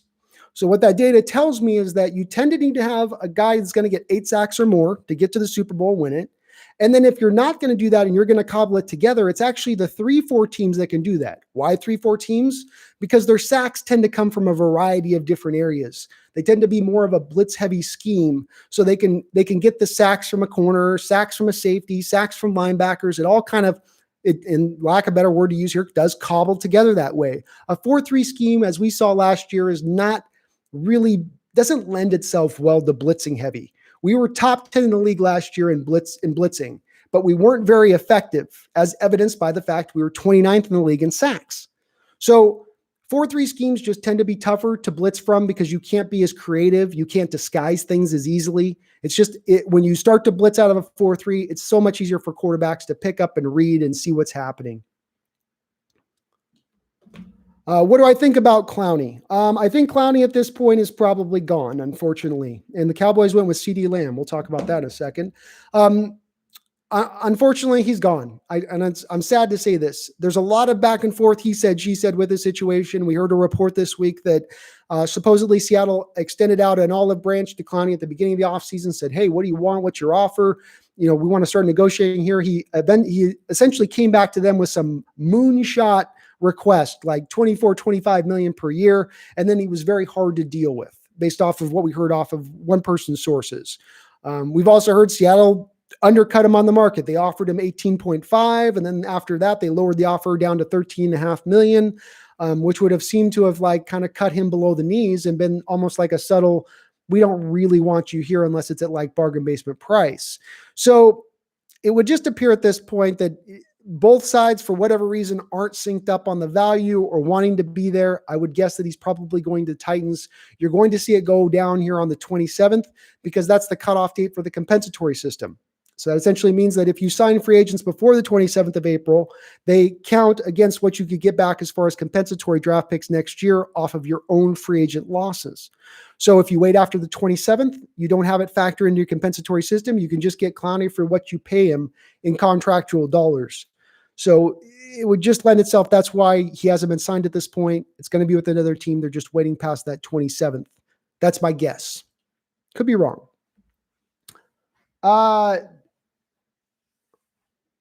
So Jeremy Bone, let me get to that. Tobias, Dolphins either go Delpit or Clavin. I'm going to go with that as well. I'm going to go with Clavon because they need some pass rush help. So I'm going to go with Clavon. The Seahawks didn't have 60 million cap space. We all thought they have. Jeremy, they had 60 million in cap space. What they refused to do is this. They didn't cut KJ Wright. They didn't cut Britt. They waited on Dixon. They tendered guys like Jacob Hollister, who you're going to pay $3.5 million to next year as your fourth tight end. So they started to allocate out these resources into places that we didn't anticipate they were going to allocate them out into. And if they had made the moves that were the appropriate moves to make and what everybody in the world was anticipating, the smart moves to make, that money would have been available there. It would have been $60 million. But instead you went out and went $2.1 million for David Moore and $3.5 million for Hollister. And you didn't restructure any deals and you didn't cut any. And we thought they were going to go for it in that respect. Sitting $8.6 million cap hit for KJ right next year is ridiculous. Ridiculous. 11.3 is what Britt costs us on the cap next year. Ridiculous. There's no way those guys should be on our cap at this point. CeeDee Lamb is better than David Moore, he said. CeeDee Lamb is better than David Moore. I agree with that. Hawaiian Streams, what's up, man?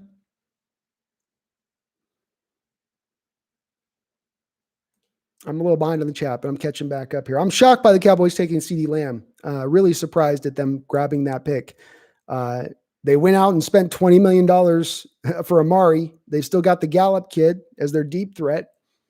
Are they just going to go with 3 wide receiver sets? And if that's the case, are they then going to go away from being as committed to running the football? Maybe. Maybe after they're paying all this money potentially to Dak Prescott, they're going to do what we thought Seattle would do with Russell Wilson and start to build the offense around him and make him earn that money. This would seem to lend itself to that based off what the Cowboys are doing.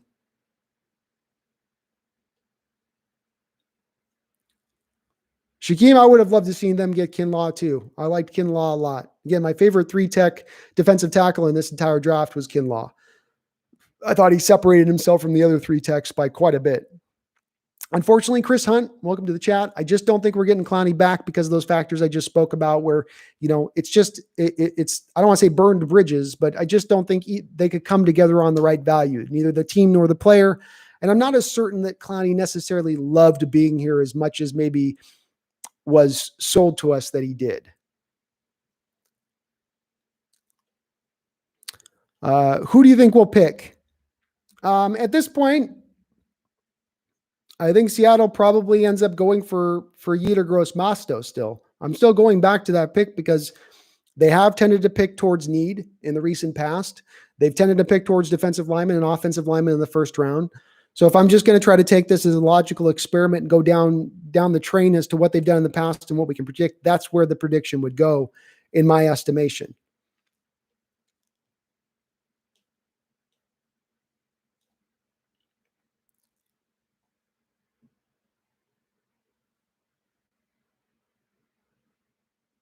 I've heard that too, John Robinson. The Seahawks have gone more to the all about football gym rat types rather than maybe taking a risk on a guy who doesn't have his head completely on right, but has all the talent in the world. Obviously, Malik McDowell probably burned them bad to get them into that mentality, which frankly kind of does scare me. You never like to see one player drive you into a mode of thought or a strategy. And maybe it's not just been one player that's gotten them there, but there's a dearth of talent on this team right now. That's the problem. So the problem is not that you have a bunch of talented guys that can't get their heads on straight. You got guys, good upstanding guys that seem all about ball. You're just not good enough on the football field. So it's always a balance game between that, having the guys that are driven and all about ball and football is life versus getting the guys that have the talent to go out there and get it done. And we are lacking a little bit on the talent to get it done out there. Austin Jackson. Oh my goodness. Miami Dolphins. Well, it makes a lot of sense. Dolphins are going to want to protect Tua Tagovailoa. Guy's been beat up to hell. So you're going to want to put an offensive line around him that's going to be up to snuff. Jackson's an interesting guy. One of the youngest guys in the draft, 20 years old. So when you watch the film on this guy, it's a lot like the Clavon Chason thing where you've got to go, look, I got to look at this guy and what he's going to be a year or two from now when he's 22 and he's been in the league for a couple of years. So when I look at this guy and I see that, yeah, he's very athletic. He had one move he did that jumped out to me, made me laugh my ass off, where he starts off in the tackle and he comes downhill in the running game and he takes on the defensive end and locks him up first. And then he does, I've never seen it offensively, he does a spin move off the block and then goes down to the second level to the linebacker and then gets the block laid. It was pretty sweet. I've never quite seen an offensive lineman do that. It speaks to his athleticism, and he is definitely a guy. It's not about power with him. It's about athleticism. He can move, but he's a first-round talent guy, especially when you consider his age and his upside. First-round talent, this is why I do tend to go to the Yetur Gross-Matos pick over Epinesa, is because I wanted my first-round picks it to be about upside. I don't want it to be about high floors. I want it to be about all the potential of what you could be.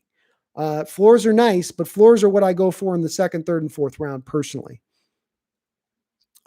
We could have gotten Clowney back and gotten Chase Young. Oh, it would have been amazing to get both of those two guys. I mean, imagine, you sign Clowney, you don't make some of the silly moves you make in free agency, save that money, sign Clowney, put all the trade assets in the world to getting Chase Young. If you had bookends of Chase Young, and that's to say, look, we don't know if the Redskins would have been willing to deal at all. I mean, you could have offered maybe even four first round picks, and the Redskins might have still laughed you off the phone. They really did want Young. All accounts were that they had targeted him. But that would have been as Chris Hunt says, we would have been godly. It's a great word to use. Do you think Russ says I'm done with this and has to be traded? This puts us on the path. If all of you think that Russell Wilson is going to be here for his whole career and there's no chance he ever leaves and there's nothing that can be done that pushes him out the door, do not think that way. This is part of why I've said I've wanted to go for it, why I've said now's the time to take advantage of the window. I don't want to see Russell Wilson on another team. He flirted with the New York Giants when last season when the whole contract thing was in the background. MVP vote in his entire NFL career. And if you don't think a big part of that is built from the fact that he plays in Seattle and he's just sort of forgotten it because we're in Southern Alaska and people just feel like we're out here in the middle of nowhere, you're kidding yourself. And he knows that. And he's a guy, look, like it or not, Russell's a guy that does worry about his brand and thinks about his brand and his post-football brand. And is he maximizing that brand at his best here if he's on a team where he's got to be the MVP every year and they're not surrounding him with the best talent? And we've seen other quarterbacks who you would have thought never would have left those teams who left those teams. Joe Montana left. Brett Favre left. Look no further than this offseason, Tom Brady left. Who would have ever thought Tom Brady would have ever left New England?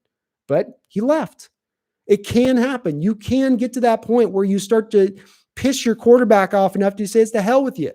And Tom Brady left this offseason a lot because of the to hell with you approach with the Patriots. You don't appreciate me? I save money year in and year out where I don't take the maximum amount of contracts as a quarterback to give you extra money to spend in free agency, which you don't then go and spend. You don't bring in the wide receiver talent for me.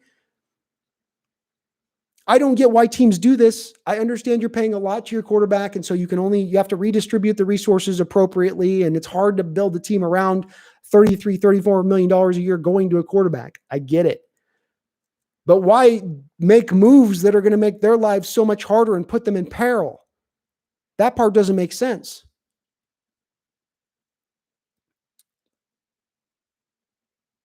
John, we do need an all-pro pass rusher bad.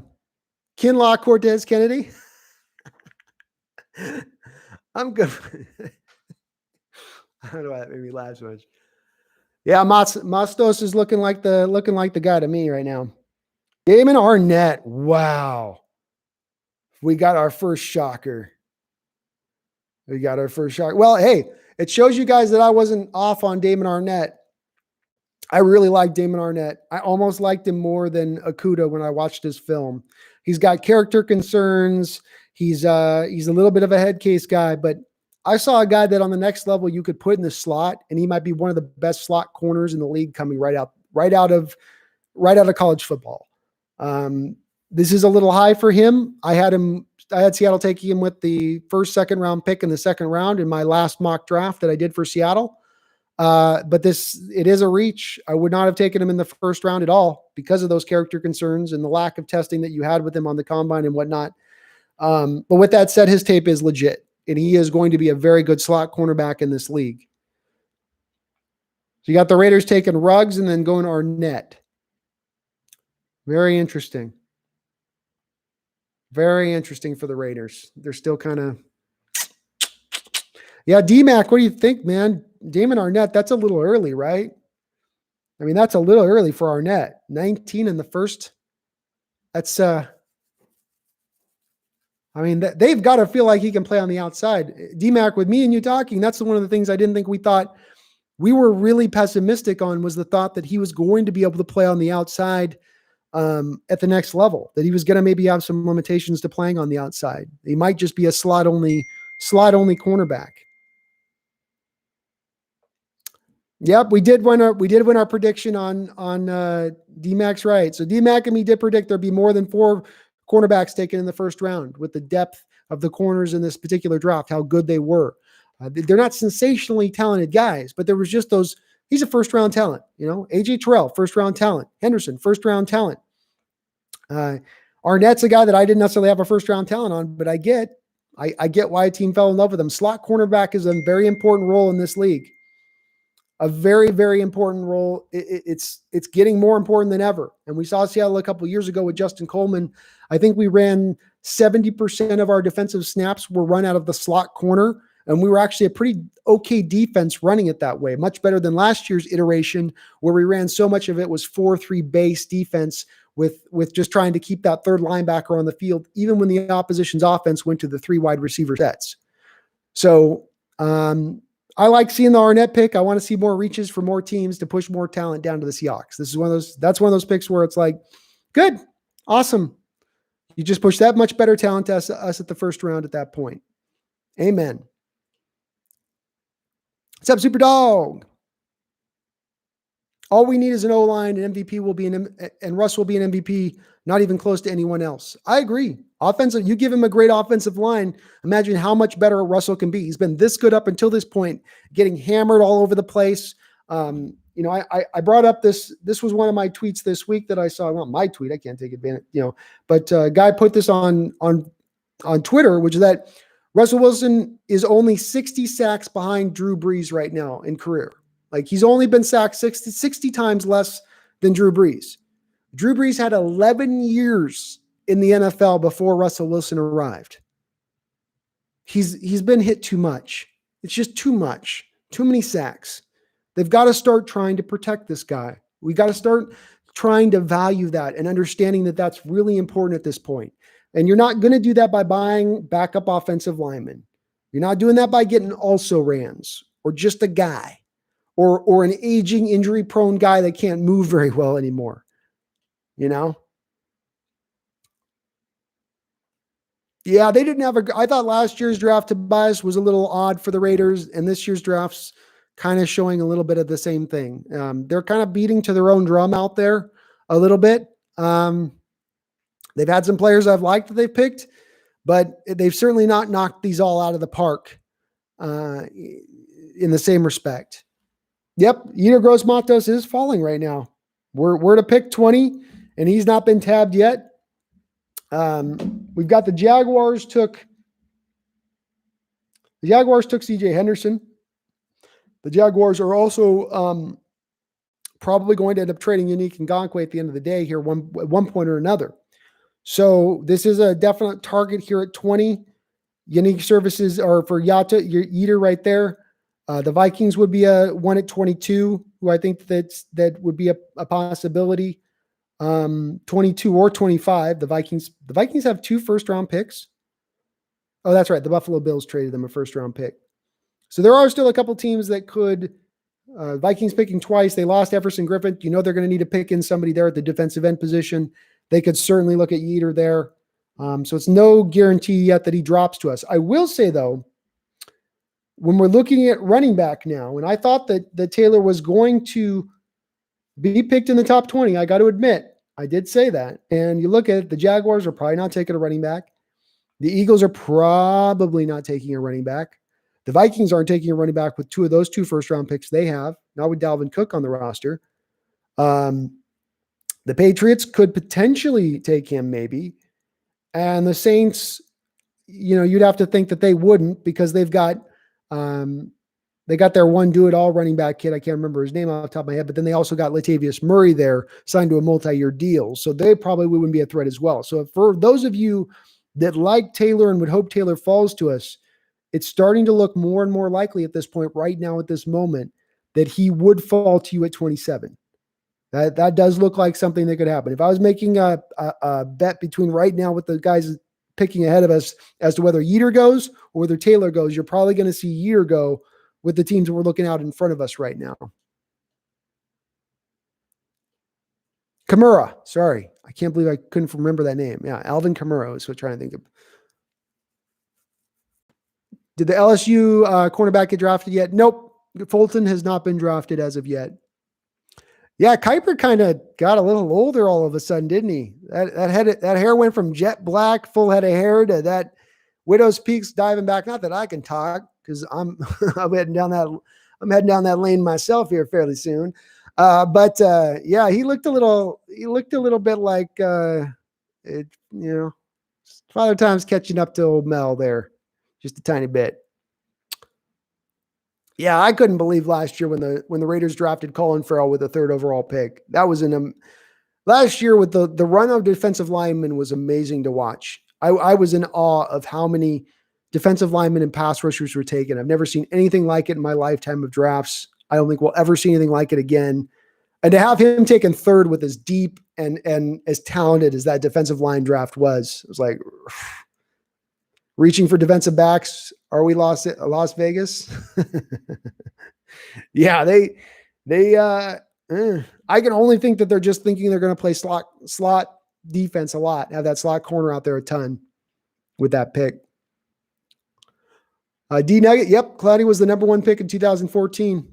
And it wasn't even a matter of there being like debate. He was the clear number 1 guy with the talent that he had. The GOAT says, hopefully we don't trade. We'll see, man. We'll see. There has not been a lot of trades. We've seen, 1 trade in this first round? So, Clavon Chason is the pick.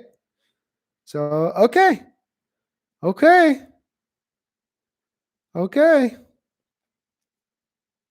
So now you got the Eagles need wide receivers bad. And I would think the Eagles would go with a wide receiver here. Though I will say is this a Denzel Mims pick here for the Eagles? Is this a Denzel Mims? I could see it.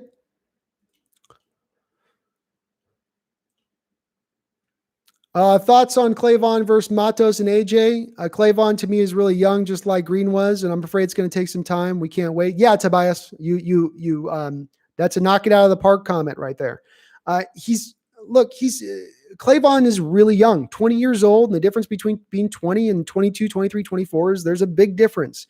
So he's going to come along. He's going to develop. I don't read as much into his low pass rush win rate in college. I don't read as much into the fact that he got a lot of his sacks off stunting.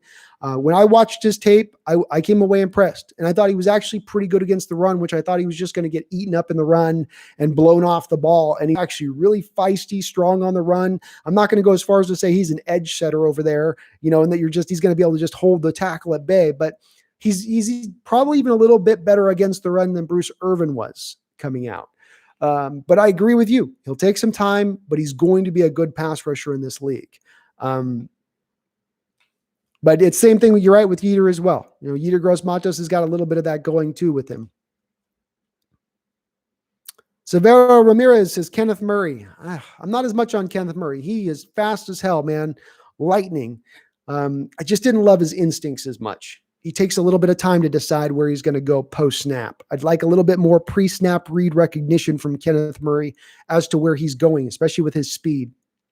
Delpit or Taylor 27. I take Taylor because Delpit just creates a log jam at safety that I don't know if you've got a clean, easy way out of the log jam. You end up probably having to give up some of that talent that you have at safety for not the kind of assets that you would want in return. I like secondary too, John. I actually do like our secondary. I'm okay with Delpit. Delpit and Blair I really like. But again, you got Quandre Diggs. What do you do with Quandre Diggs? What do you do with Bradley McDougall at that point? You're going really young there at that point. I don't know if they would do that. I don't know if they would be as apt to go in that direction.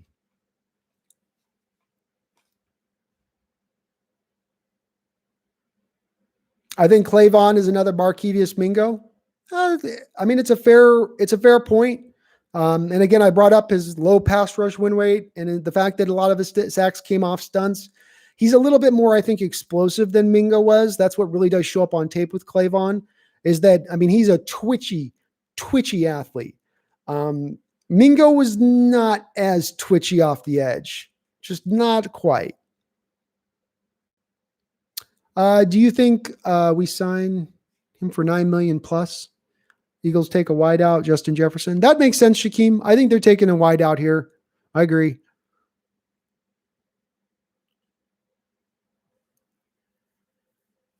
Chason is more Barkevius than Danielle Hunter. Well, I think that those are two different size guys. Danielle Hunter's at the 6'4", rocked out defensive end. Chason's a little bit undersized from that, I think. He's a little bit of a thinner body, a little bit, he does have more of the body type of Mingo.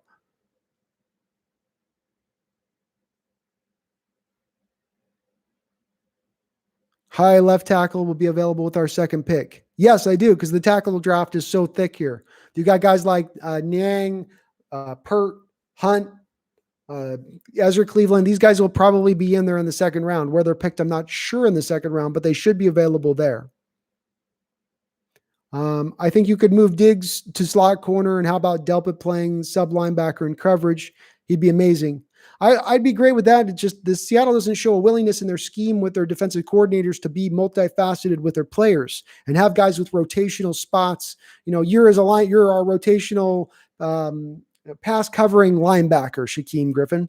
They don't do that. It's like if you're the starter, you're the starter. If you're in place, you're in place. You're in here, you're in there. They'll move the defensive line around a little bit, but that every team does that, and that's not being inventive. I'm sorry to hear that, Dubstep. Chason was a great player. I understand why you would like him a lot, man, for sure.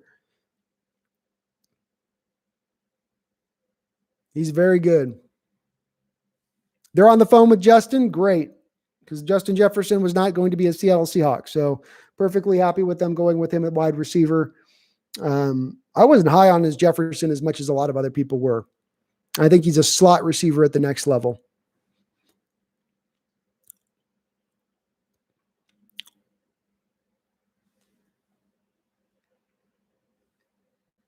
Oh, okay. I see, John. Yeah, they were. It's totally true. Athletic freaks didn't have a lot of production in college. Young guys coming into the league. Again, John, the thing to consider with him is he's 20 years old. So it's just the difference. LJ Collier was 24 years old last year. This kid's going to come in just turning 21 years old as he gets off the bus. There's a lot of time for him to develop and get better. We are definitely going to have our option between AJ Epinesa and Yetur Gross-Matos at this point. Jalen Reagor. Damn it. Oh, man. Well, another one of my man crushes goes off the board. Jalen Reagor to the Eagles. Great pick by the Eagles. Good on them for recognizing that the slow 40 at his combine was not an example of who his speed on the field, when you watch him on the game film. Because the game film, he looks like a 4.4 guy. But I think he ran like a 4.57 at the combine. And I think that was the thing that a lot of people kind of scared, thinking that he would drop a little bit. But man, he had horrible quarterback play at TCU. And he still has to put up a bunch of stats, looked explosive. I compare him a little bit to Steve Smith. I think he has a lot of similarities to Steve Smith, and it's just his explosive jumping ability. I say this with Jalen. It's not as much as just that he can jump high. It's that he gets so quick to his height of his jump. It's a little bit like Zion Williamson in the NBA, where Zion can go against guys that are 6'10", 7 feet tall, and he out jumps them because he gets to the height of his jump that much quicker than the opposition does. And Reagor's got that to his game. Really like Jalen Reagor as a wide receiver. Really impressed with what I saw. One of my favorite wide receivers in this draft. Top 5, actually. So good on the Eagles for snatching him up. Shows I'm right as well on Justin Jefferson being just a little bit overrated.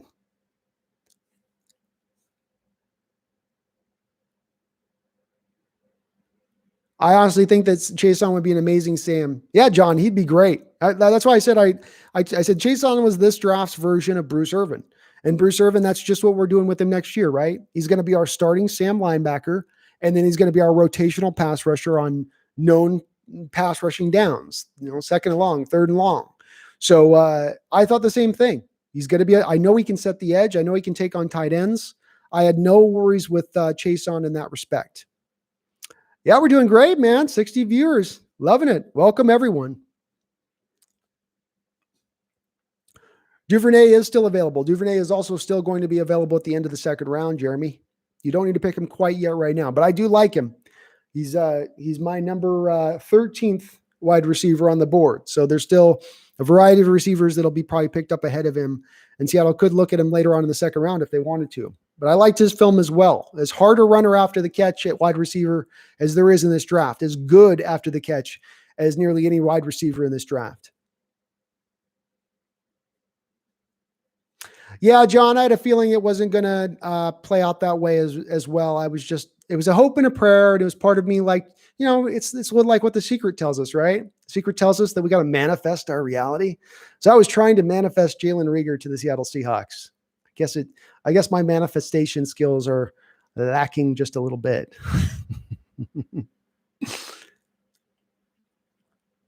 Who do we sign for a superstar end? What's up, Danny Abrego? We don't sign a superstar end, unfortunately. I don't think we get Yannick Ngakoue. I think Everson Griffin is looking like the likely signing at this point, and I do expect it to happen pretty soon here, probably post 27th. We'll probably see that Griffin signing post-draft. So if you want to consider him a superstar, I don't consider Griffin a superstar myself, but he's still probably has some tread left on his tires, and he can give you some decent playing. He's a good guy against the run, pretty good against as a pass rusher. Getting a little older, but again, the guy's going to get you 7-8 sacks in a year at least. John Robinson asks, are the Jaguars going to play a 3-4 now because they have Leos with Chason and Josh Allen? They do have that flexibility as far as they've got the key that you need on an out. I'll always say that really the number one key on a 3-4, and you'll be surprised to hear this, is actually to me the nose tackle. It's the Vince Wilfork in a 3-4 that's the most important. Because if I don't have a guy up in the middle on a 3-4 that can take up 2 blockers every single time for certain, then I'm not going to be allowing my linebackers to move around and operate in space like I need them to in a 3-4 scheme. With that said, they've got the second most important part to me of the 3-4 scheme, which is the outside linebackers to then pass rush. But do they have the other players in place to make that change. And the thing with Chason is I think he can put his hand in the ground and pass rush pretty much just as well as he does standing up. So I wouldn't quite look for them to make that transition, but they could start to head in that direction with both of those two players. All right, so we got Vikings up with 2 picks before us here. They are a team that could be looking to get Mostos. Absolutely, they are. This would be in their potential wheelhouse of looking at him. They could look at wide receiver as well, though. You could make the argument with the Vikings in the respect of they lost Diggs to the Buffalo Bills. They've only got really one really good wide receiver right now, so they definitely have a huge hole there. There's been a couple wide receivers off the board. Do they feel like the value is really there at this point? Picking the fifth or sixth wide receiver are taken now, as we're starting to see a little bit of a run on the wide receivers. Where you got and that's what I sort of thought was going to happen. Right about the teens, when the first receiver got taken, that's what I thought would happen is you start to see the wide receivers really start to go at that point because it's a talented crew, but teams start to panic when they see these guys starting to get plucked one by one, pick after pick. Better better John Robinson, better LBs in 3-4 than deep. Yeah, they're probably better suited for 3-4s at that point. It's just that they don't have the down linemen to switch out to the 3-4 they need to do then. That's the only issue with it.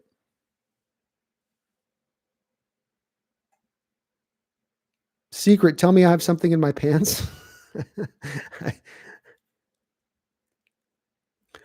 John Robinson, I wish I shared your optimism on Clowney. I'm just really pessimistic. And, you hear the press conference with John Schneider yesterday, and he just seemed a little forlorn. He seemed a little bit, there just was no, and look, you're trying to read into the tenor of his voice, and because they're not giving you any information, really. They're speaking in sort of platitudes. So I just got the feeling off of what he said and what we've heard in the background of this, that it's just not going to happen. There's been no smoke to him coming back to Seattle at all.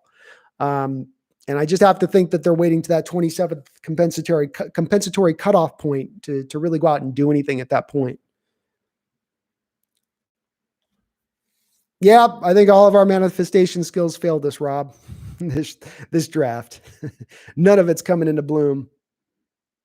Carl, that's what I should have done, is speak it in the opposite, I think, because all these guys I liked are getting picked really high, who I thought even would be in the second round. They're jumping up and grabbing them in the first.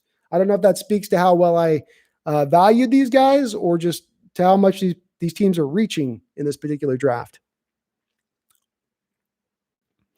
AJ Epinesa to the Seahawks, possibly. He could go to the Vikings here as well in the next couple of picks. But I do think they're going to have one of two guys, Epinesa or Gross Matos, will be available at the pick of 27th at this point. I think we can pretty firmly say that, along with probably Taylor too. So they're going to have a nice pick of guys at that spot. We knew they would, but it does look like they'll have a pick, and they could still even look at Isaiah Wilson, that right tackle. He still remains out there. So some good picks, some good guys that are available here. We're not seeing all the best taken off. Yeah, Chason went to the Jags. Boom shakalaka. Sorry, man. Drew Tillman, you think Jefferson? Oh, it's Jefferson and the Vikings. We love that. Boom. Great. Awesome.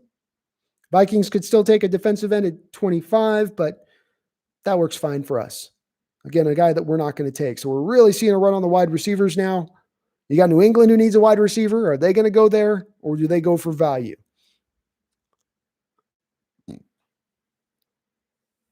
Danny Abrego, we need safeties though, by the way. Cam Chancellor coming out of retirement. He's coming out of retirement for real? You've heard this? I have not heard that.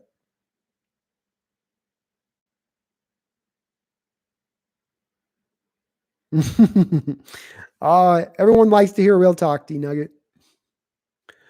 Did you hear Percy Harvin rumors? He wants to come back, comes to the Seahawks and gives us the season he owes us. Oh, wait. Yeah, unfortunately, it's a lot like, when you're a player and you burn your bridges out of town, and not only do you burn them, but you put gasoline over the top of it, and then you add some C4 on the sides of the bridges, and then a little dynamite just in there on the foundations. It's really hard to then come back to that team even 5-6 years later when you've had your come to Jesus moment and you've realized that you were completely an a-hole and you were in the wrong.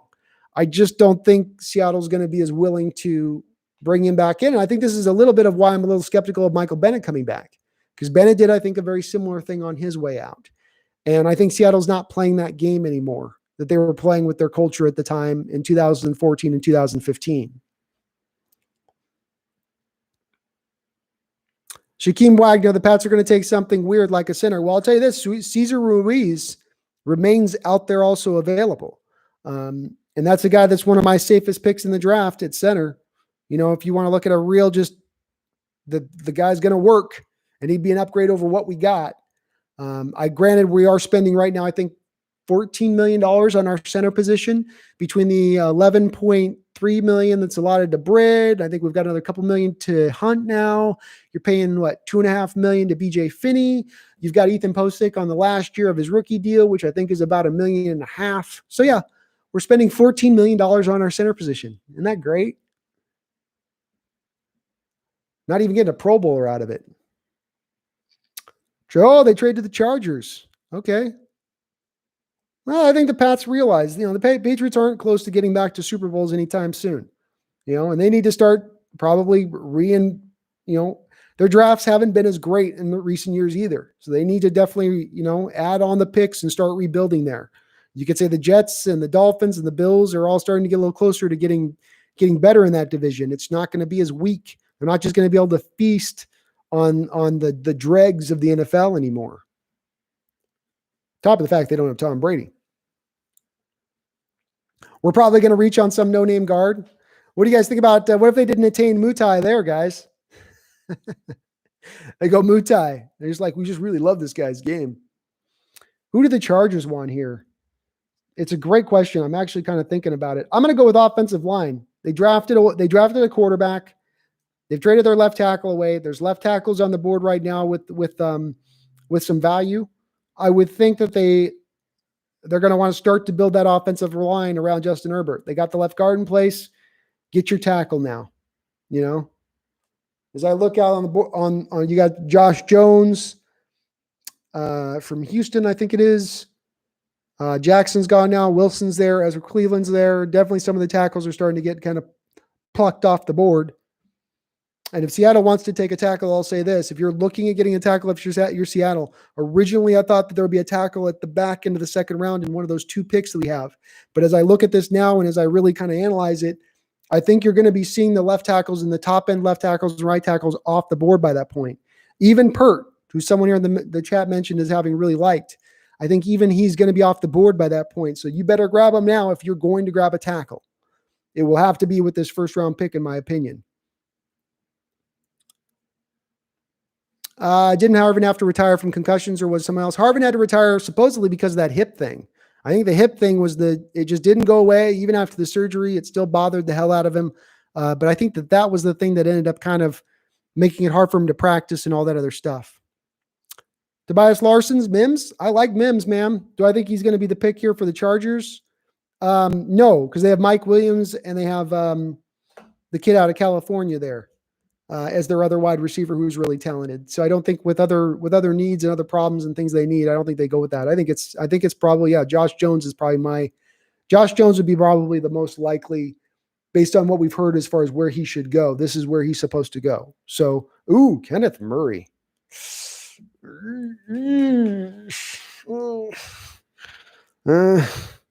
Kenneth Murray, a lot of people love them some Kenneth Murray, middle linebacker. I know he's got a lot of people saying this guy's awesome. I just didn't like his instincts, just didn't like his instincts. If you go on to Madden, we have nobody over an 80 on our O-line. Well, it is. It's Madden's not wrong. You don't have to go to Madden. Go look at the Pro Football Focus. The only guy who's been rated with any decency on our offensive line over the last 3 years by Pro Football Focus is our Dwayne Brown, our left tackle. That's it. Everybody else has been pretty much below league average as far as how they rate our offensive line. And it's one of the reasons why Russell gets the hell beat out of him year in and year out. Harvin wants to come back because the new Mary Jane law, Chris Wiseman says. Probably could make it. He was one of those guys. What did he say? He smoked before every game. On that interview he did this off season, I heard him say every single game, before every game, he smoked marijuana. So, it could be. I think you're going to see a lot of players suddenly decide that they can play in the league now that, a lot less maybe likely to retire. Maybe we see a little bit more of a trend of that. Yeah, Kenneth Murray. I'm fine with that, Drew. They can take Murray all day. He wasn't coming to the Seahawks. Not a target of the Hawks at all. They were never going to look at Murray. Again, I want to see, as far as the first round goes, I want to see guys that the Hawks weren't going to be taken. Justin Jefferson wasn't going to be a Seattle Seahawk, probably. Judy, unfortunately, there's not been a lot of these guys. A lot of these guys are potential Seahawk targets. You can look at every guy from AJ Terrell to the CeeDee Lamb, Austin Jackson, Clavon Chasen, Jalen Reagor. Those guys would have all fit into the Seattle mold of what they could have been looking for. But all that being said, I'm perfectly happy with Murray. That means we've got now the Saints, the Vikings, and the Dolphins ahead of us. So we've still got Matos on the board, Epenesa's on the board, Taylor's on the board. Isaiah Wilson out of Georgia, the mauling right tackle, is on the board at that point. I can't see him being taken by the Saints. Already have a couple of good tackles. They're not going to do that. They're not going running back. Man, where do the Saints go here? They're a pretty deep team. They don't have a lot of holes. Do they go wide receiver? I could see them doing a Mims. Sexy pick would be Jordan Love. Maybe. I think the Saints got that do-it-all quarterback as their guy that they're sort of posting as their quarterback of the future, right? That sort of fill-in guy for Breeze. I think they're really trying to get him on board as far as that guy for them. Who are you eyeing right now, my guy? Honestly, I think Taylor is going to probably be the pick. I know nobody's going to be happy with it being the first-round running back, but the value, the scheme fit, it's going to be hard to turn him down at that point if you're Seattle picking at 27. I don't think that they would have thought he was going to be there available at 27. Yeah, I think Jason McEwen's right on the button. I just think it's probably, if he's there, they're going to probably go there. There's, a 4.39 running back in the 40, just don't see that, who also runs really hard. It's just a combination you just don't tend to see very often. There's a value to that. And especially then factor in that he's an inside zone scheme runner. I mean, it's just doubling that layer in there and saying it's even more of a fit at that point. Yeah, Y2K brings up an interesting point. I will say a lot of the sacks when Russ was younger were on him. He has improved throwing sooner, still can hold on to it a lot of times. And Y2K, some of that comes from the fact that because they do so much running, what you do off running is you do play action into a 7-step drop, or even further into the 7-step drop in Russell's case. He sometimes does a 10-step drop.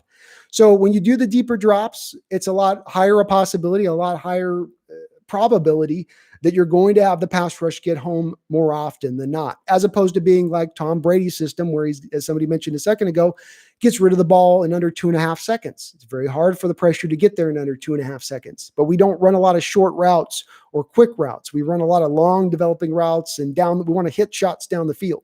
You're always going to get more sacks in that case, but it sure would help to at least beef up the line. If you're going to already have more sacks because of the way your scheme runs, then at least beef up the line to take care of and protect where you can.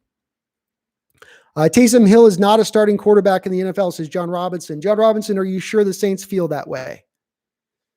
They put a first-round tender on him this offseason. I would think that if they didn't think he was a starting quarterback in the NFL, or if he wasn't going to be the quarterback of the future for them, they wouldn't have done that.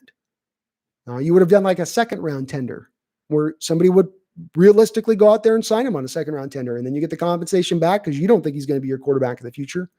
I would have thought they would have gone that route instead if they don't believe that way. Jordan Love is the pick for the Saints. That would be great. Oh, I think Jordan Love is the pick. Sorry. Since I can't hate it. Yeah, it's going to draw. If they go with Taylor, you're going to see a divide in the fan base for certain of those who say, you just did this a couple of years ago. You guys have lost. You guys are completely out there in the woods right now. What are you doing? And then you'll have those fans who really like it because they know that he's a scheme fit. They know that right now Chris Carson's got one more year. Right now, we don't really understand what we have in Rashad Penny, or even if he's really a fit. When I mentioned Taylor being a fit for our scheme, is Penny a fit for our scheme?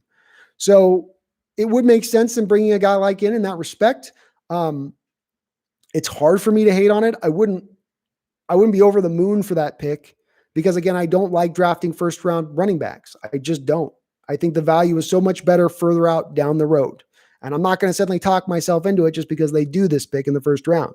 But with that said, as far as a likelihood and a possibility of happening, it absolutely is a likelihood and possibility of happening. Watch Seahawks trade back to get Raekwon Davis.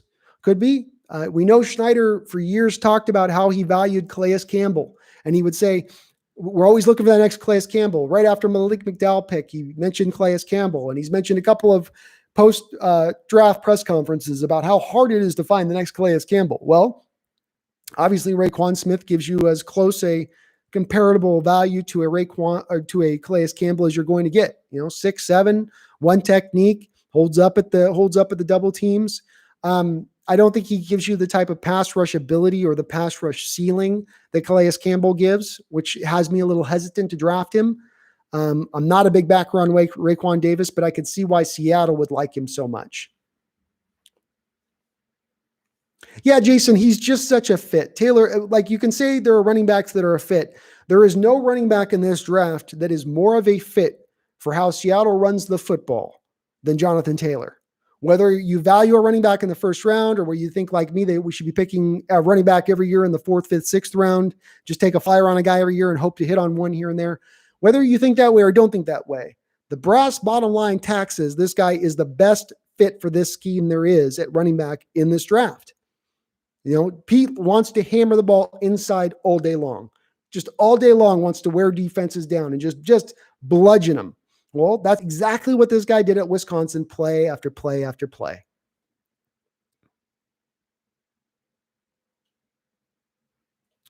I think I got a little bit behind on the chat here. Sorry, guys. Definitely not hype in the first round running back. We got to speak to possibilities and likelihoods. And the possibility and likelihood is what I'm speaking towards. Even though I'd be okay with him. I think I might be on board with where you're at, Bleed Blue and Green. I'd want Yeater, but I don't know. It'd probably take some time to wrap my head around the Taylor thing. I will let you know when we're on the clock. He doesn't get usually he gets sacked on a conventional 3 to 5 stop when he can't step up into the pocket and ducks and tries to bail out of the pocket.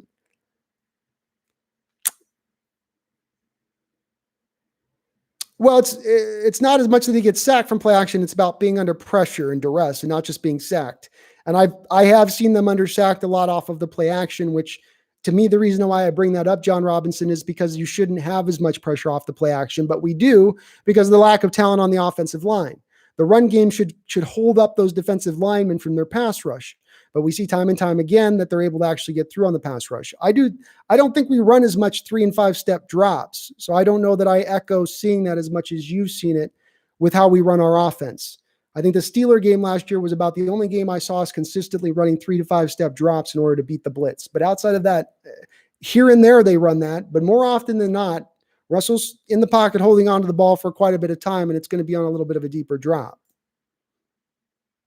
Taysom Hill is an old man. He's not the future. He's a weapon, though, a great weapon. Could be right on that, Tobias. Again, I just look at it as to what I've heard from New Orleans and what you're seeing from, you get, for instance, Sean Payton commenting in an interview that he thinks that this is Drew Brees' last year. Well, Drew Brees hadn't announced that. Is that a subtle way of pushing Drew Brees out the door at that point in order to bring this Taysom Hill kid in? They just went out and got Cesar Ruiz now in this draft, so they continue to buffer up and beef up that offensive line, which will protect Drew Brees. And God, wouldn't we like to see Seattle do something similar? But with that said, I think I would make the argument that I think that they are feeling like Taysom. If Drew Brees retires next year, Taysom Hill is their starting quarterback, in my opinion. Does that make him the future? I don't know. But does that make him the next quarterback in New Orleans? I think so.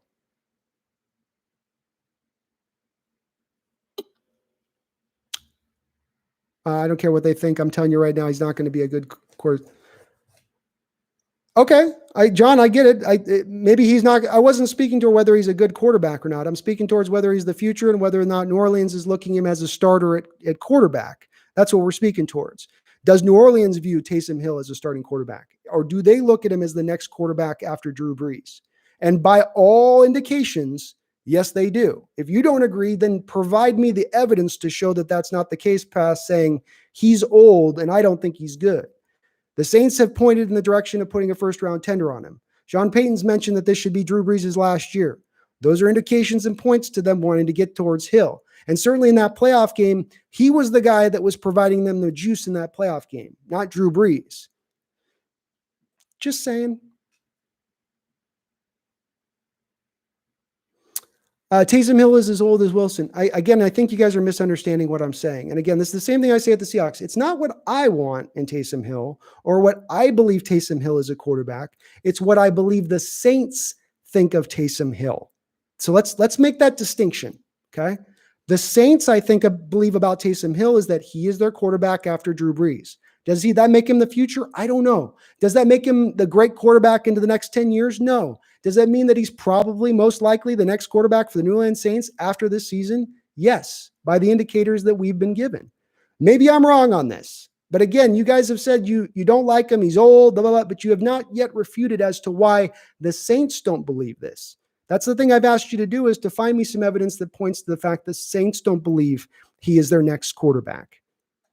That's all I've said. Not that I love him, not that I think Taysom Hill's great, but I think the Saints like him a lot.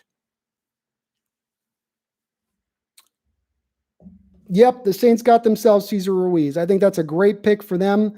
I can't, you can't argue with it. It's again, I think he's one of the safer players in this draft. And when you look at the Saints over the last few years, they've done a fantastic job of really investing in that line.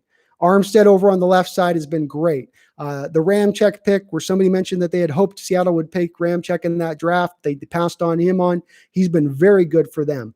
They've just consistently always invested in that offensive line, even from day one. I mean, Brees at the start of his time there, the Saints had 2 all Pro Bowl level guards there for him who were able to create those lanes that are so important for those sub 6 foot quarterbacks to be able to see through and throw through those lanes.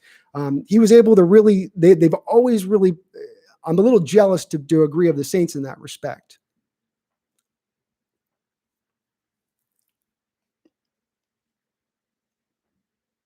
Well, in time, John Robinson, time will be true on this. So I'll promise you guys this, John Robinson and Tobias.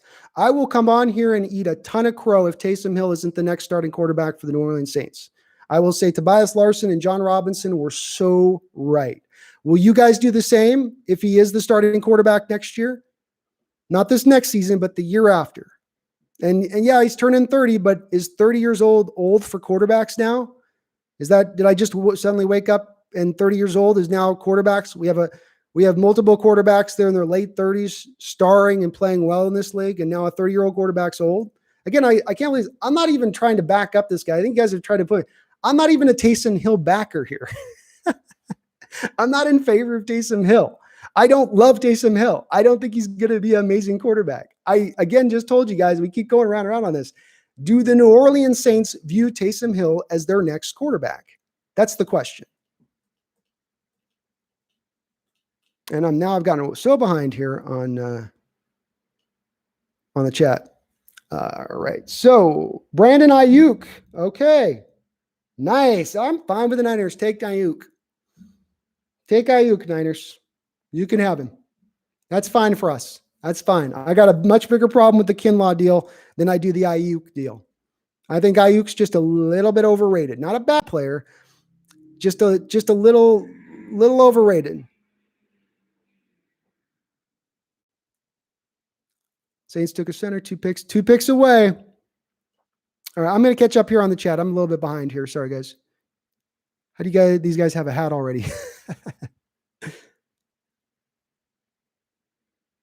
It does hold up pretty good in play action. There's times when I see it break down John Robinson at times in play action, and it kind of annoys me because it shouldn't happen to the degree it happens. It should happen almost not at all because the defense should be, you run the ball so much. You are so committed to that running game that the fact that they're not worried about it and that they're so willing to just transfer almost instantaneously into their pass rush annoys me at times.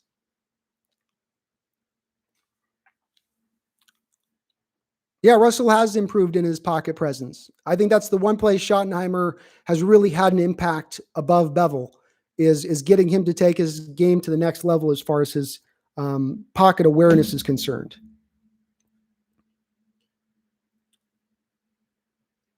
What's our biggest gap on our team? Right now, talent on the offensive line and pass rush. Absolute minds, I pray with you. I'm going to pray with you right now. Please, God, do not let us get Blacklock. Please do not let us get Blacklock. Please do not get, I will have a conniption fit if we take Blacklock in the first round. That is a conniption fit waiting to happen at that point. I'm not going to be able to handle that. That's too much for me. And Delpit's still there. Man, there are some interesting guys here. Interesting guys here right now. I mean, the Brandon Ayuk thing, that's nice. I like seeing that happen, frankly. Interesting trade by the Niners to target him. They had a chance at CeeDee Lamb, but they went defensive line and instead, and I can get it. What's up, Gabe? I'm not necessarily saying yes, Gabe. I think if Taylor's there right now, I think Seattle's going to, it's just a gut instinct I have here, but I think they probably go with him if he's sitting there. I kind of do. He's such a fit. I'd rather they go a different direction. I hope they don't go first round running back really at the end of the day, but it's hard not to see it play this direction, frankly.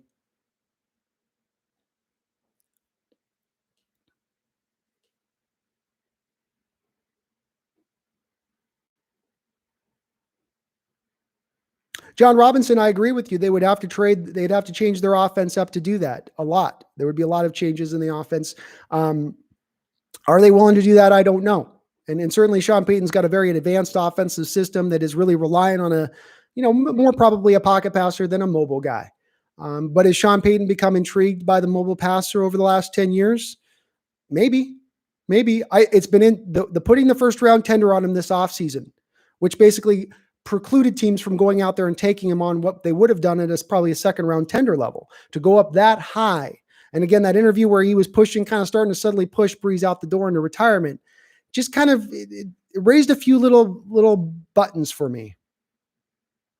The evidence is that why would you go out publicly saying that he isn't going to be their starting quarterback? Of course, they say he's the future. That will increase their value. That's my take. That's evidence. I'll give you that, Tobias. That's evidence. But the first round tender on a team that also doesn't have a lot of cap space, that's pushed up against the cap, putting a first round tender on a guy like that also upped what they were having to pay, who's going to be essentially a backup quarterback, on top of already paying as much money as they're paying to Drew Brees, who's always been a cap problem with him over the last few years with them. That's the one thing with it, I'd say, is that why give up that much value? As well, why not put the second round value on him, second round tender? A team probably would have signed him to the second round tender at that point. That's a second round pick in your pocket.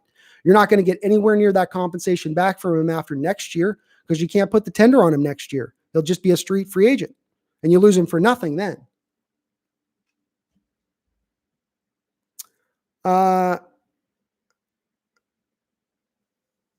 It's not that hard. He was discussing who the Saints were going to take, whether or not they needed a QB.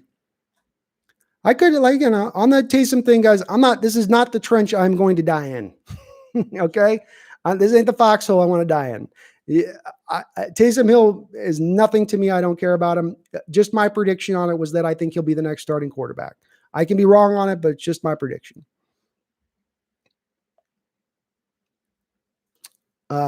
Matos in front of us to both. Matos is there, and he's going to be. I don't think the Dolphins take Matos. I don't. Maybe, but I don't think they would.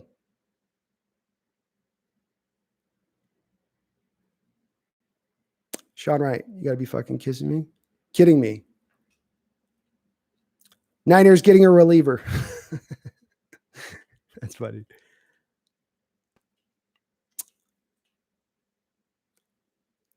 Uh, 49ers gave up 3 picks to get Ayuk. Look, Ayuk's great route runner. I wasn't blown away as much by his tape. Just wasn't. Very good route runner.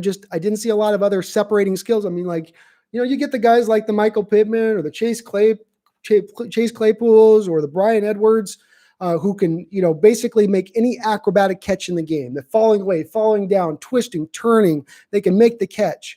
A guy like Mims has got all the physical abilities in the world. Jerry Jeudy's got great route running, an excellent release. Henry Ruggs is fast. Lamb after the catch, amazing. What is it that Brandon Ayuk does that's special to make him a first-round pick? And I don't necessarily have an answer to that. That's why I'm maybe a little bit down on him. I know, Tobias, and I promise you, I will eat my words if I'm wrong on Taysom too. I'll be the first one to say, you guys were right. I was wrong on that one. So I have no problem admitting when I'm wrong. 100%. I will be streaming every day of the draft. Yes. We're going to stream start to finish on this sucker. I'm not going to be able to talk by the end, okay? By Saturday, that's what my voice is going to sound like.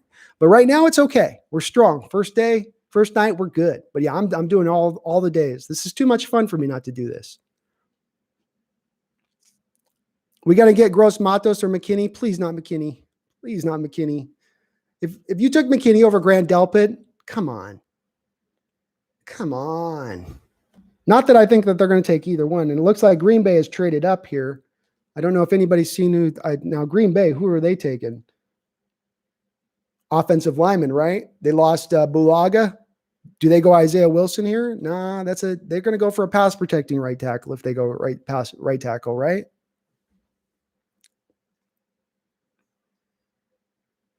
I know where you're coming from with that, John. Don't take Taylor. I got it. I understand.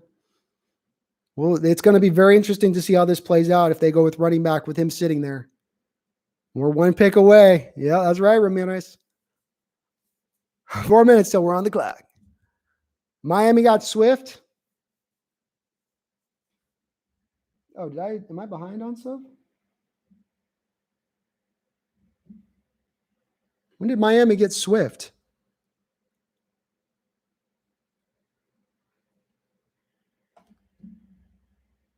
Who got Swift? I don't see Swift showing up on my draft deal. I don't think they take Swift. Got Swift? What's happening, Drew? What's going on, man? They're working you, Drew. They're working your sources, man. Yeah, it must have been a last-second trade. I think Ezra Cleveland would make a lot of sense, John. They've got to get a fill-in for Bulaga back over there. They don't have anything over at right tackle right now. I mean, though he did play at left, I think you could swing him to right with no real problems at the next level if you really wanted to. Oh, Jordan Love. Do you know how much that would piss off Aaron Rodgers? Oh, it's Jordan Love. Oh, my God. Aaron Rodgers is going to he's going to pitch a conniption fit. Okay, well, the Jordan Love selection also means now we're on the clock. Seattle's on the clock. This selection does mean that the likelihood of Seattle being able to trade back is a little bit more reduced, unless there's a team that's really targeting a certain player, like one of the safeties that's on the board, one of the pass rushers. I'd really had anticipated it would be somebody trading up for Jordan Love to get into our pick, but we're not seeing that. And with the lack of trades that we've seen in this first round, guys, women, peoples, we might just be picking this 27th pick rather than trading back like we had all thought. Can you imagine?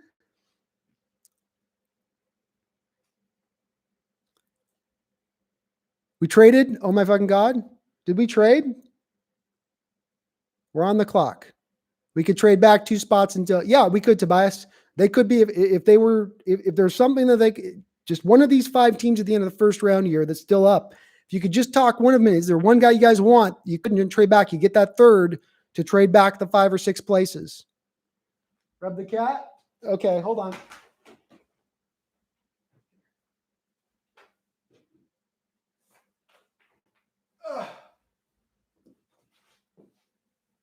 Okay.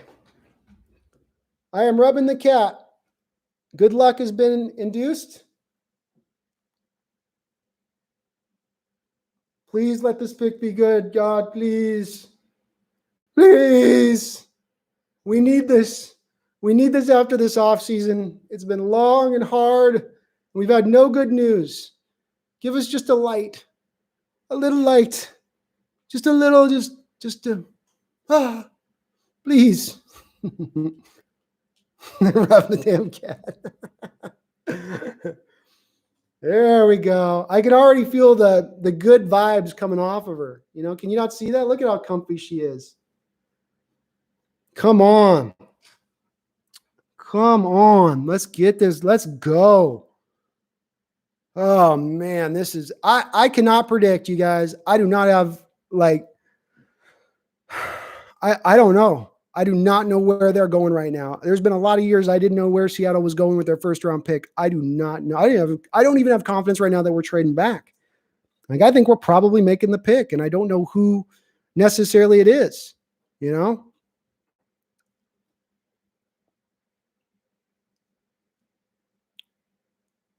She's very soft. They're called a what is it? A Bombay as these type of black cats. I didn't know that when I got it from the shelter, but after you looked it up, they're called Bombays with their black color.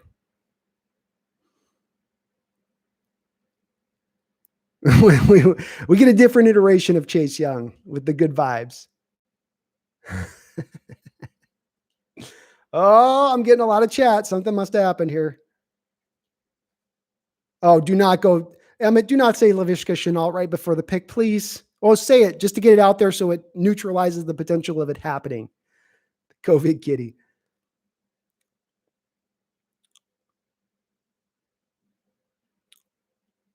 Trade to the Jag. Please trade to the Jags. So somebody's John. So it sounds like Barry, you're wanting the Yannick Dale here. Yeah, John. I hope he's not. If he's just cursed us with Shenault, if he just put that evil on us, don't put that evil on me. Don't put that evil on me, Ricky Bobby. Stop saying Laviska Shenault. Please. Stop saying it. You guys are going to freak me out. Oh, dude. Aaron Rodgers is going to be a little bitch boy next year. You think he's just going to be cool with that? No way. That's a problem waiting to happen. We haven't submitted. We're trading the great Drudini. Is that what it looks like? Oh, goodness. Did we just trade out of the first round? I'm getting excited. John Robinson, I will be bashing my head into the wall as well if this is Shenault. Please not Laviska. If I had $1 for every time I said, please not Laviska, I'd be a millionaire. I think they absolutely have to go with Matos. He's there, man. It's all upside on that pick. And if you want upside, that's an upside pick.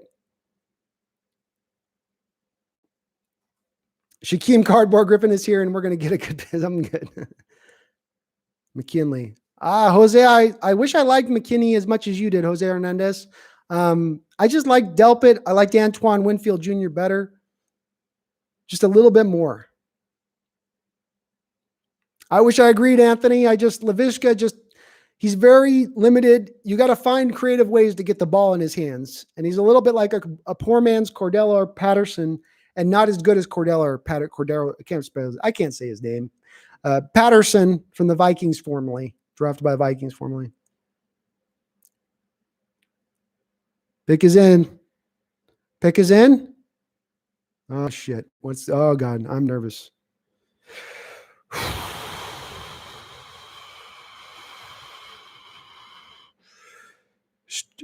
Gross Matos, say it's Drew. Pick is in. Pick is in. Oh, my gosh. This is so nerve-wracking. Come on, Seattle. Come on, Seattle. Come on. Do this right. Do this right. Do this right. Come on. You can do it. No, Terrell Lewis. Not Terrell Lewis. Not Terrell Lewis. Oh, boy. Fuck, it's Lewis? No. No. It can't be Lewis. Do not be Terrell Lewis. Do not be Terrell Lewis. Oh my God, dude. Seattle loves to just, is it me or does it seem like we get an extra 15 minutes in our first round pick every time? Like they just give us 30 minutes because we're Seattle, and it's just like every time, I swear, it's just like they go it's pulling teeth, man. Not Lewis. It's Lewis. Are you guys hearing Lewis or you just saying Lewis?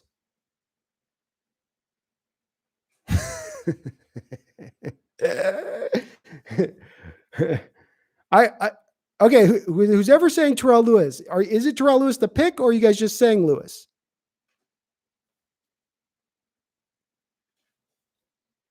Because you guys might be getting more updated information than what my cast is saying here, so I want to make sure.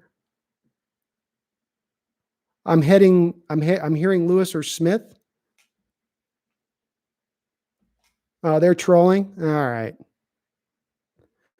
That was a good Terrell Lewis is a good troll because I do not like that guy as a player. I'm not in the first round. Dear God, not in the first round. We picked Brooks. Now you guys are definitely trolling. We did not pick Jordyn Brooks out of Texas.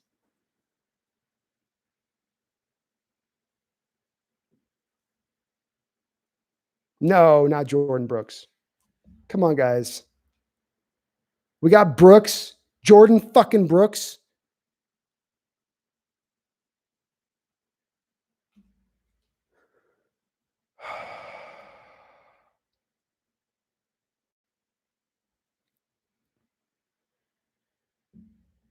Okay, guys, no more trolling. If it's Brooks, then it's Brooks. Tell me it's Brooks. Like, let's get this straight.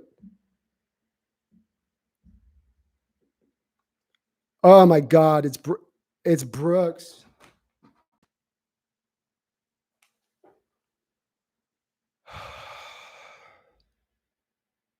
Jesus Christ, dude. They update this shit on Seattle's pick so effing slow.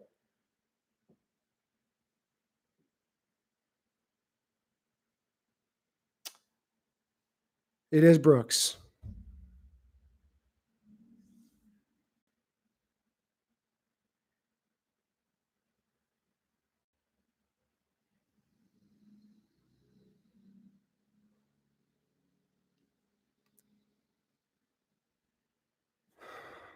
Why don't you fucking update?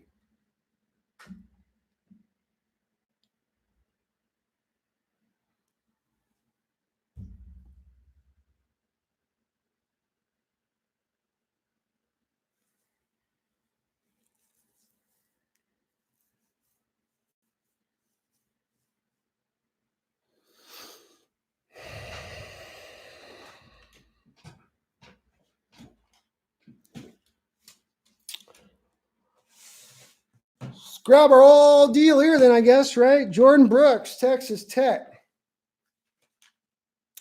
Let's grab his scouting report, shall we? Let's dive into what Brandon thought about him.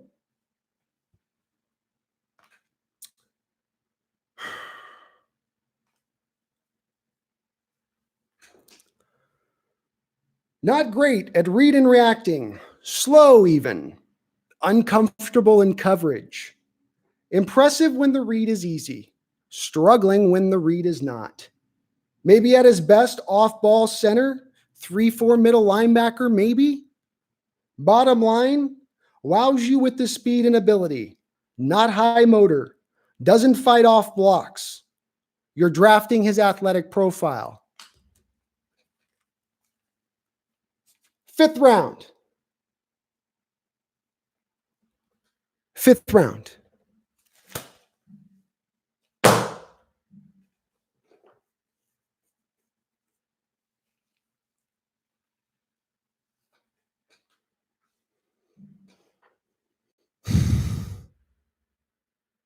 I know I'm supposed to talk here. I know I'm supposed to have a lot of enlightened thoughts and dress this up and make this a nice little party for you guys to feel like there's something positive to glean from this and this is beautiful. There's nothing beautiful about this pick. And I don't care if what people are looking for is rose-colored glasses and people to dress up picks and make them sound better for everybody else so that you feel better about the ineptitude of our front office currently. I don't fall in line in that same place, frankly. I'm going to call it as I see it. I will always call it as I see it. I don't care if it kills me on subscribers. I don't care if it gains me more subscribers. I'd be more happy speaking the truth on this channel than BSing people and getting double the subscribers. This pick doesn't work on any level. On any level. Those of you that are aware of me in this channel and understand how this defense is built and understand how I value things, you'll understand that I'm not a big backer of the will linebacker in general on 4-3 defenses. Now, maybe he can play middle linebacker if Bobby Wagner gets injured, and he'll be great. But he's probably being slotted as an outside linebacker at first. And the problem with will linebackers, and Seattle, by the way, has been down this road before very recently. Let me take you into the time machine. Let's all get into our little time machine, shall we? We were a 4-3 team in 2007? We're a 4-3 team. We go and we draft a guy by the name of Aaron Curry, a 4-3 outside will linebacker. Probably could play some Sam too, but he's an outside linebacker. How'd that turn out? How'd that one turn out in the top 5? Not too well. How many Hall of Famers? How many Hall of Famers in the last 30 years can you guys name that are outside 4-3 linebackers, will linebackers? There's been one. One.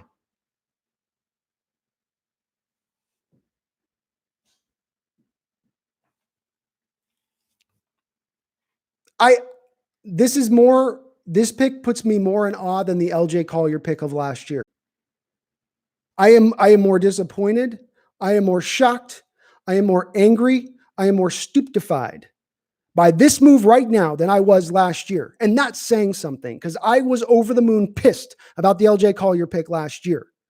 Go watch my live stream from last year to see how mad I was about that. This, I'm beyond. I'm beyond it. This is a BS pick. I don't know what team they're building right now. I have no idea. We're not going to rush the passer. We're not going to stop the run very well. We're not going to pass protect very good. We're probably not going to be able to consistently create a lot of holes in the running game. What are we building here? What in the name of God are we building here? Yeah, it's to cut KJ, Barry, and thank you for the donation. It is to cut KJ, right? But that doesn't provide me any benefit or hope. What was the Cody Barton pick from last year? What was the Cody Barton pick from last year? Cody Barton, you put him at Sam linebacker this year and asked him to play over the top of tight ends, and he struggled in that role. Didn't have the strength. He's a coverage linebacker. That is the benefit of Cody Barton's game. You spent a 3rd-round pick last year on this guy. Does Cody just suddenly suck now? Did you just decide after a year that not there? It's not enough. Not good enough for us at will. We missed on that one. Because now Cody sits on the bench. Same place that Marquise Blair is going to be due to sit next year right now as we stand. Same place that potentially Jordyn Brooks could be sitting if they still decide to hold on to KJ Wright. Because, yeah, I'm predicting that the KJ Wright cut will come now, but I can't guarantee it. Not with the way this team's ran right now.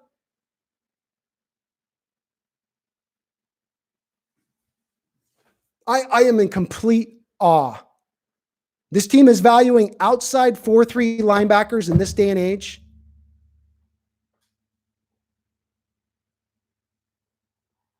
Are you serious?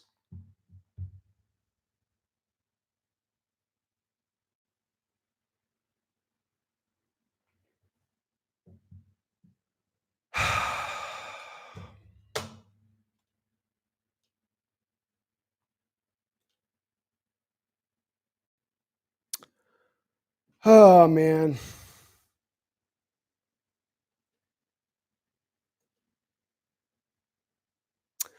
Anthony, I don't know if it's cabin fever. Just I didn't expect this pick, and this is like I just gave you guys my scouting report on him. I saw a 5th-round talent, maybe a top of the 4th if you could maybe squinted your eyes a little bit. I didn't see a 1st-round talent though. You just took a 5th-round talented guy in the 1st round. You expect me not to freak out? And I'm not an island on this. It's not like every analyst that's been looking at this guy, oh, one of the 2-3 best linebackers in this draft. Said nobody?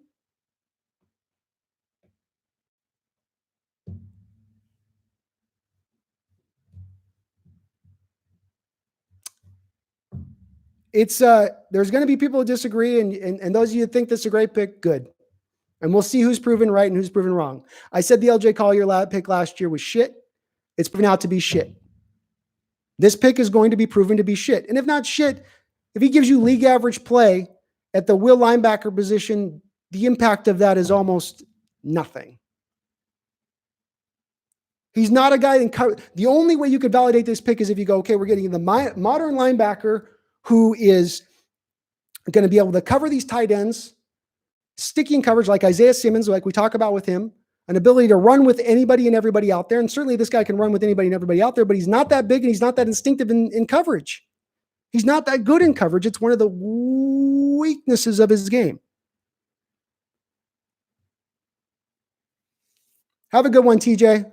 I appreciate you jumping on in here.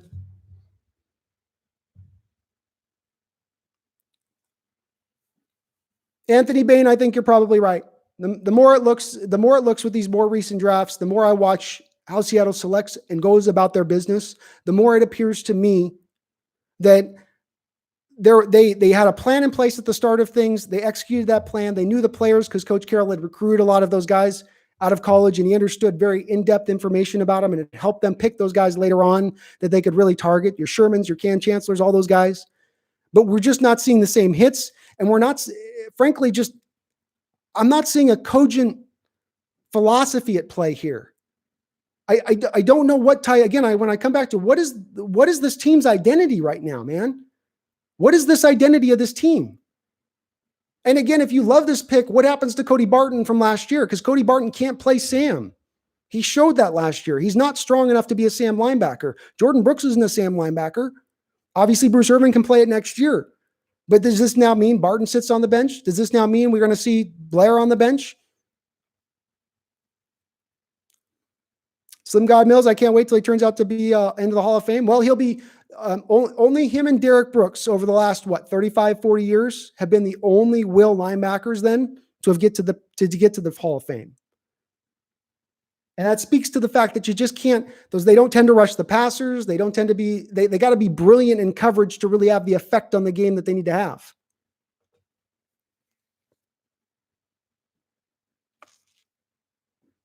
Base D is here to stay. It would certainly appear that way, Boom Shakalako. Yeah.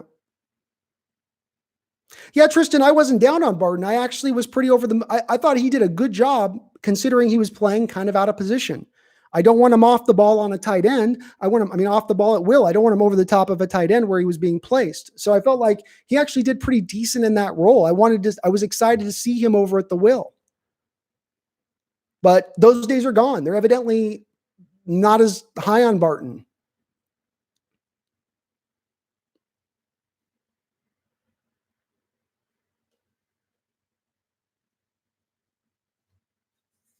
Yeah, probably does take snaps away, Shaq, too.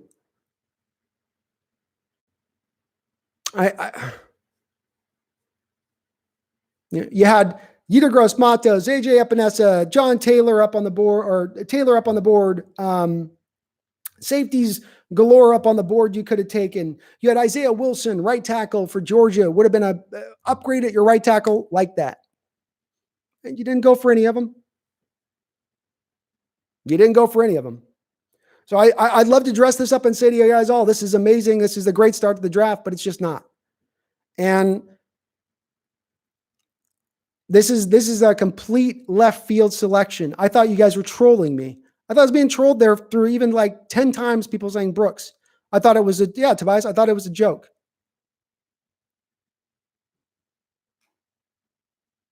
And Ian, you're right. I don't know what he can do. Maybe he is amazing. His college tape wasn't amazing. That's the thing is he just suddenly going to get amazing as he gets to the next level? Because he wasn't amazing in college. He had limitations to his game. You took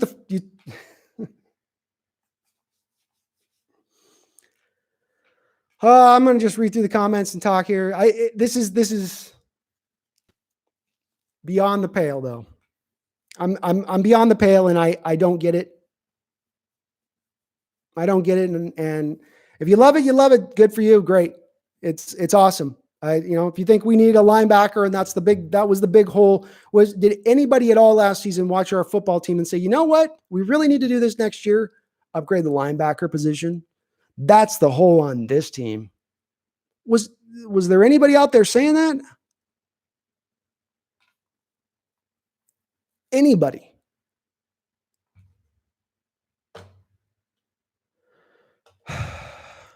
Somebody asked on Clowney. Sorry, Barry. I got a little bit into my own, got into my feelings here. Does this open Clowney to getting re-signed? I don't think it's likely to happen. No, I think Clowney's still out the door at this point. I just don't think that the negotiations have been very smooth between the two parties. I don't think that they've been on the same page as far as trying to make it work. It just seems like it's been a little bit of a tough climb for everybody, just to get to where they've gotten. I think he's going to the Tennessee Titans.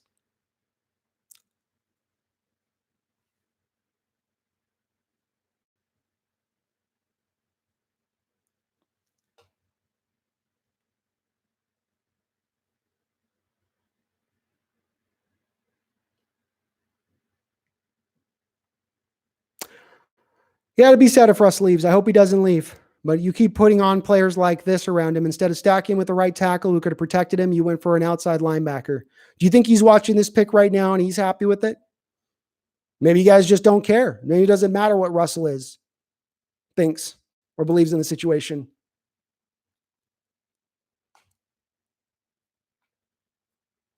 Yeah, I scouted him, John. I didn't like what I saw on tape.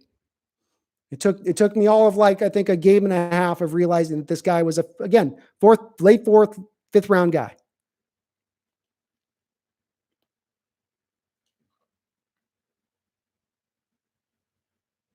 Waka, we need a will. What's Cody Barton then? Waka.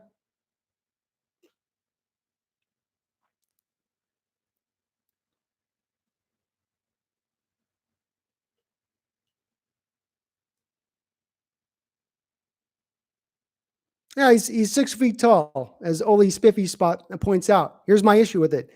You know, if he's going to be this new model of outside linebacker will that's going to cover these tight ends like George Kittle and neutralize them, how is he going to do that at 6 feet tall when Kittle and the companies tend to be 6'4", 6'5", where they don't need to get the separation just because he's 4.5 speed and he can stay with Kittle. Kittle won't need the separation because he can catch the trust throws. He doesn't need a lot of separation. He can pluck the ball out of the air.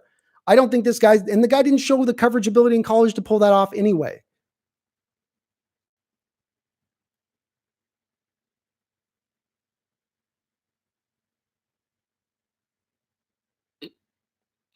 I don't know what our staff was thinking either.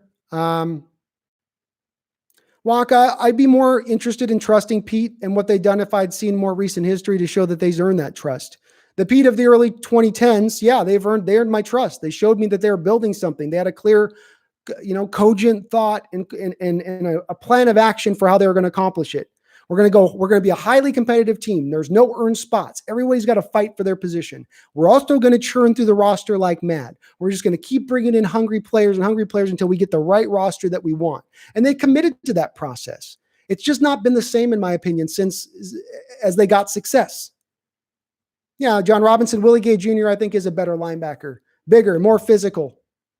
I think better, yeah, probably better.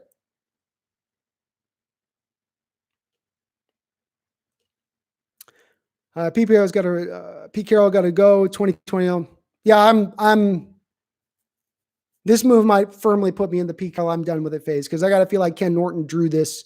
Ken Norton was driving this in the background big time, just like Ken Norton was driving for the base defense. Why are we in base defense so much last year? Because we have a defensive coordinator who's a former linebacker and has an infatuation with linebackers, not because they're trying to be forward thinking or because they're so brilliant with going with the 4-3 base.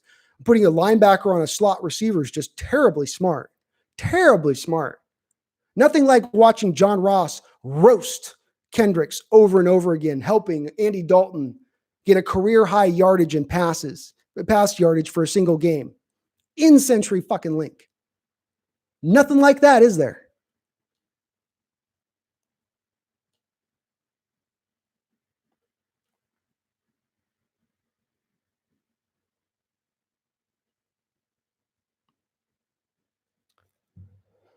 Oh, and Isaiah Wilson goes to the Tennessee Titans, who continue to show that they understand how to build an offensive line. He'll come in there and he'll open holes just like Jack Conklin did before he signed in free agency, just as well as Conklin did for the Tennessee Titans. And Henry will continue to run very well. Very well. This isn't even, B-Russ, I don't even know if this is classic Seattle. This goes beyond even classic Seattle, because look, they've never drafted a linebacker in the first round ever. Never. Never. Never. Bobby Wagner was a third round pick. If I go back today and watch Bobby Wagner's college tape and what he did at Utah State, and then I go turn on the tape of Brooks, guess whose tape is so much better?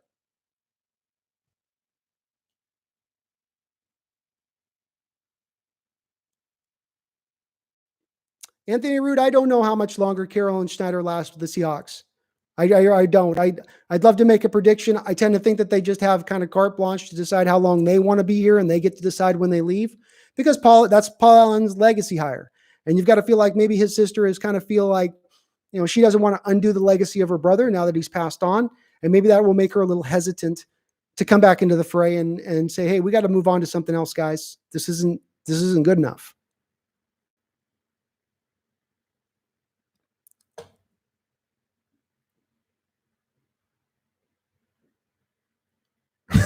When everyone zigs, Carroll Schneider zagged into a fiery car crash. Yeah, kinda. And that's, you mentioned it, zigzag. It's like, that's a concept I've brought up. When everybody else in the league is zigging, you want to zag. So when Pete Carroll and John Schneider walked in the door in 2010, everybody mainly in the NFL was a 3-4 defense. So they brought the 4-3 scheme back into play. There wasn't as many teams running it. And they brought a certain distinct brand of 4-3 defense back into play, the 4-3 under specifically. And that's where they were being different from the rest of the people. But there are other teams out there that now run our scheme. There's the Chargers, the Falcons, the Cowboys have run in the past, though they're transitioning off of it. There's other teams that do it, so there's other competition for those type of players. Those same type of players that each team would scout then.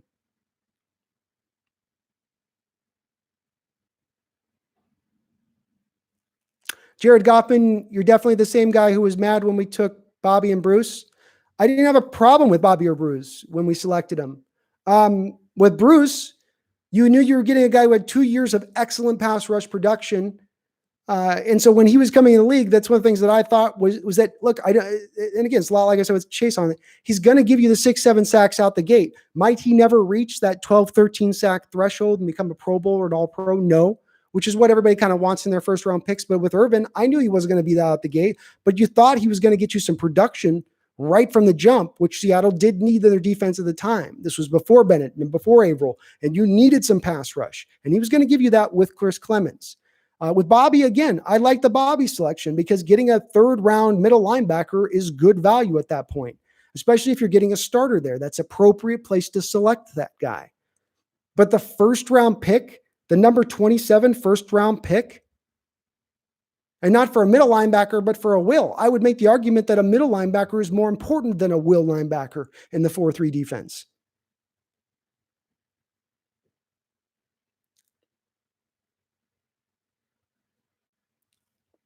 Yeah, John Robinson, this is even beyond. I would have gone with Terrell Lewis. I probably would have been happy. I would have hated Terrell Lewis, but I probably would have been happier with the Terrell Lewis pick over this one. At least I could understand and wrap my head around it a little bit. But I appreciate it, James. Yeah, Michael, they definitely crapped the bed here, man. Hopefully they can come back tomorrow strong and do something.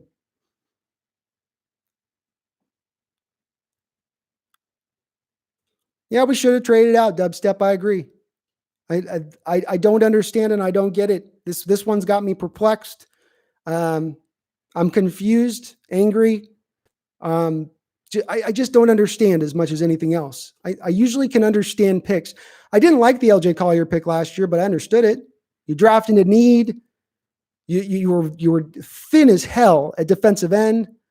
Like it, at least I didn't like the pick, but it made sense. I don't like the pick, and it doesn't make any sense.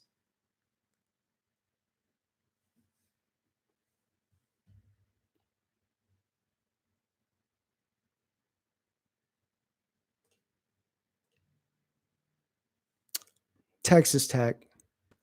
Yeah, Hillel, you mentioned this is a good point, Hillel. Our division keeps getting better and better, and we keep taking dumbass risks. We keep trying to put together an old aging team. And now we're putting first round picks to 24-year-old rookies last year, and then outside will linebackers this year in a 4-3. I use the word rudderless.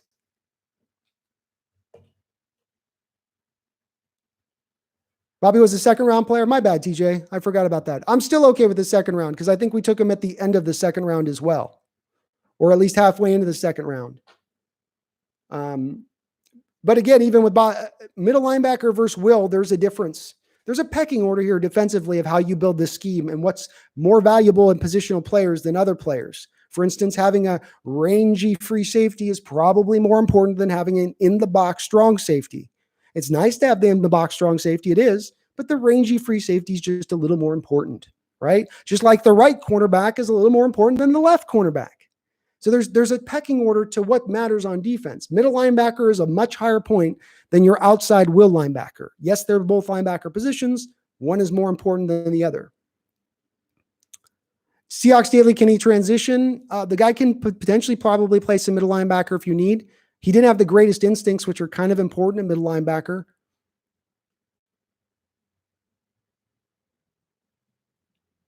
Do you think we could have got a linebacker in the later round if we didn't pick one in the first? Yeah, I do. I absolutely think we could have gotten it. There's a variety of linebackers in this draft that you could have picked up. Very similar players to Jordyn Brooks.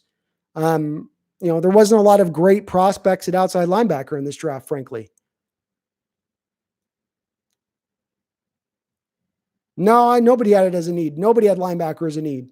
You spent 2 picks last year in Ben Burke-Irvin and Cody Barton on linebackers. You're bringing back Bruce Irvin next year to play the Sam linebacker role starting for you. You still have KJ Wright on this roster.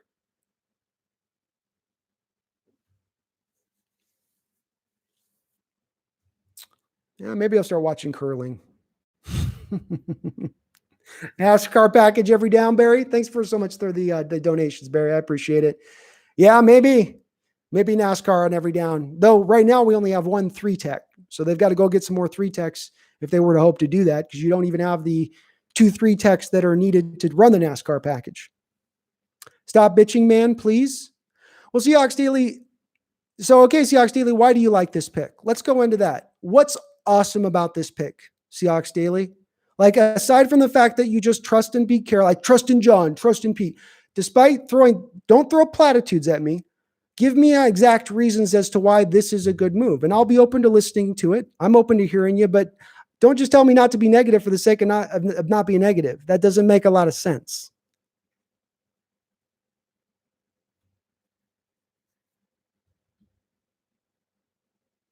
He does not have good instincts. Maybe he's a tackling machine, but Pete is off in that. I watched film on the guy. He does not have good instincts. If the play's easy, if the play is crystal clear in front of him, and he can make the read, and it's a very simple read, then fine. But if he gets any sort of misdirection or the play goes one way and then he goes this way, that happens an awful lot. And where I would bring this up in comparison's sake is look at the 49ers. What do they do a lot of offensively? They run motion. They're one of the best motion running teams in the entire NFL. What does motion do? It tends to kind of confuse defenses as to where the play is really running pre-snap in a lot of ways. So there is a lot of misdirection in what San Francisco does. That's going to kill Jordyn Brooks. That's going to give him a lot of problems. A lot of problems. What the fuck do we do now? Slim Godmill's ass. Draft a punter? I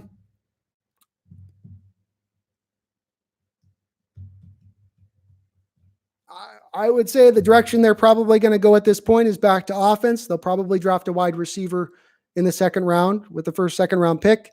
And then, probably get one of these certain pass rushers that'll be at the end of the second round that'll give you some production out the gate, like a Weaver from Boise State. I think those would be maybe likely what I would see as their next 2 picks. Yeah, boom shakalaka, look into it. Hopefully you can see something in him that is a little bit more enticing than what I saw in Jordyn Brooks' tape. Again, when I looked at his tape, I didn't see a first-round value anywhere near a first-round value. Just didn't. Leroy Esteban, what's up, man? How you doing? Thank you for jumping on into the chat. Sorry if I didn't react to you guys on the chat. I had to go on my little tangent and sort of let this wash over me a bit. It's not washed over me all the way. Have a good one, Josh. Maybe we'll take Delvin Gallimore off you tomorrow.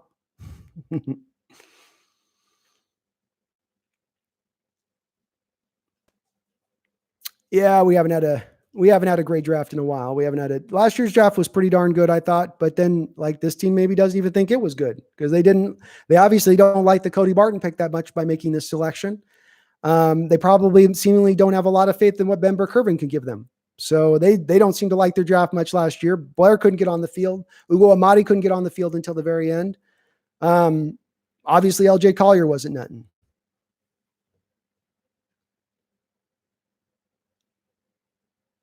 Brian Watson, you're right. I think this guy would have been available in the late second round. I don't see any indication. There's been no buzz whatsoever on any draft sites that had this guy going in the first round. None. The GOAT 209. What if he becomes Defensive Rookie of the Year? If he becomes Defensive Rookie of the Year, I will issue a public apology on my channel. I will stand up on the desk and say I was completely wrong about this guy and I deserve to be lashed 100 times over. But I don't think I'm wrong. TJ, I thought so too. I thought it'd be an unexpected player. I didn't think it was going to be this unexpected. This is unexpected. I mean, the Raiders had a reach pick with Damon Arnett. Arnett was going to be a second round pick. I don't even know if Jordyn Brooks goes in the second round. He can tackle though. That was the biggest issue on defense besides getting to the quarterback last season.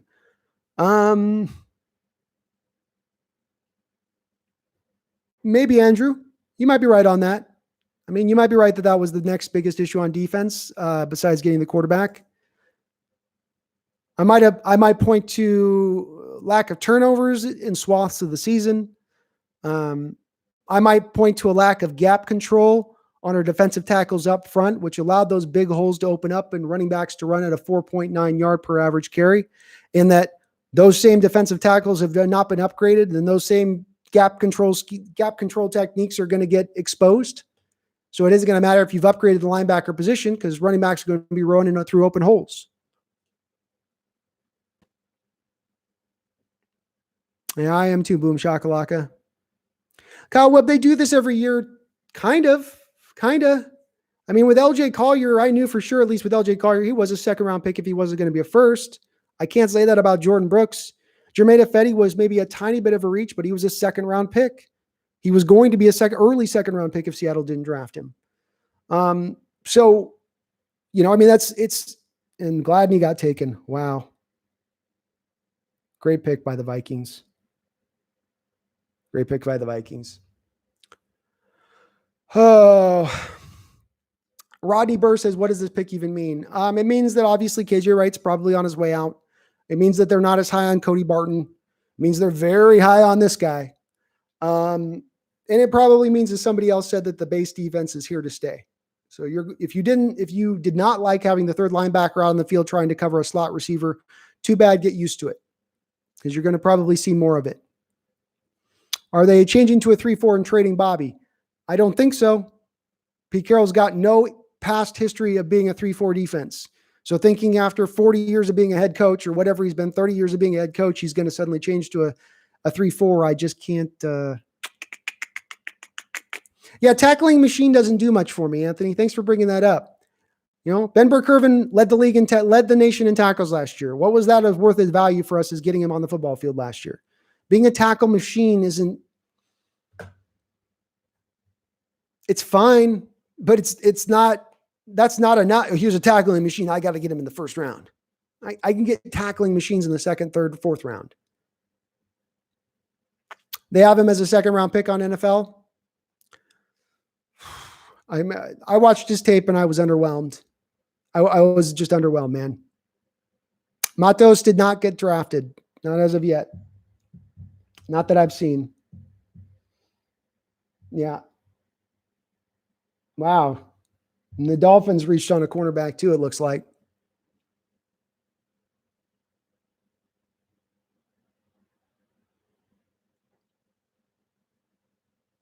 Yeah, the thing with the Pro Football Focus, look, Tobias, I've got a lot of faith in Pro Football Focus. I think that they are on the cutting edge of where we're going as far as player evaluations are concerned. But I will say that there's times where I don't agree with their ranks, especially some of their college football ranking guys. You know, for instance, they had Jordan Elliott as the best rated 3-tech defensive tackle in all of college football last year. I went and watched Jordan Elliott's tape, and while it's okay and it's decent, it didn't scream to me best 3-tech defensive tackle in all of college football last year. But to me, Damon Arnett, because he's going to be an upper level slot cornerback in this league, and I don't know that Jordyn Brooks is going to be an upper level will linebacker in this league. To me, Arnett is the better player. Rodney, they do have to do better tomorrow. I agree with you. 100%. I hope Hawks say Russian bots hack their pig. Thank you, Barry. I need to laugh. Thank you for this. Thank you for the donation and the laugh, man. The Dolphins took Noah Iga Biga Hona Hanahe. Good luck with that one, Miami. Honestly, would have been less disappointed. Rodney, I would have been too. I didn't want to see him draft a running back, but at least with Taylor, again, this is a lot of the thing I say with Arnett. It's like, at least I can see the plan. With Taylor, you can see the plan. We're not going to sign Carson to a long-term deal. We don't have a lot of faith in Rashad Penny. He's coming back off the ACL. We're very thin here at running back. Travis Homer's still very young. We're bringing this guy in to be a bell cow for us. Maybe you even look to flip and trade at that point Chris Carson for a 5th, 6th round. I don't know, but at least you can see maybe the thought process at play on a move like that. With this one, it's a little bit just, there's so much of a head scratcher to it in my estimation. Come here.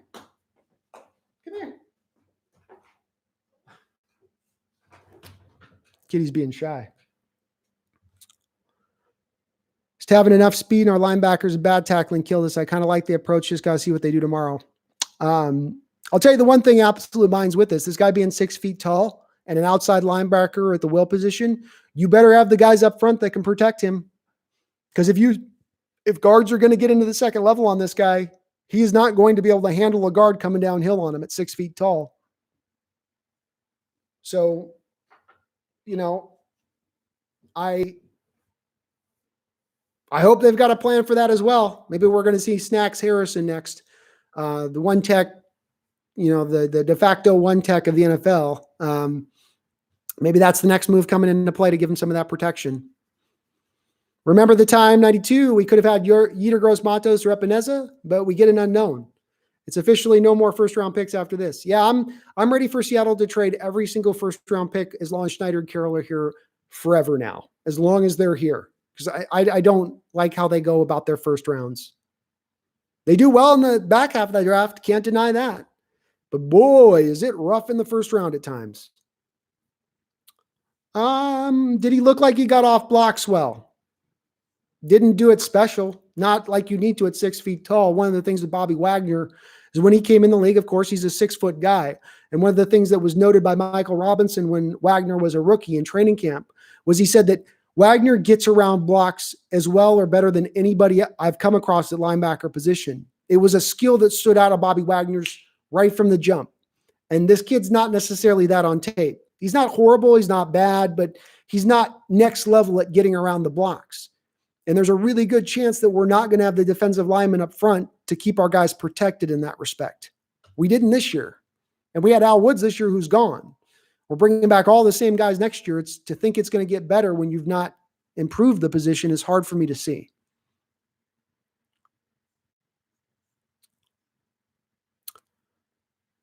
Yeah, Leaf, I think so too. What's up, Leaf? We rubbed the wrong cat, man. I'm rubbing the orange one tomorrow. The black one is dead to me.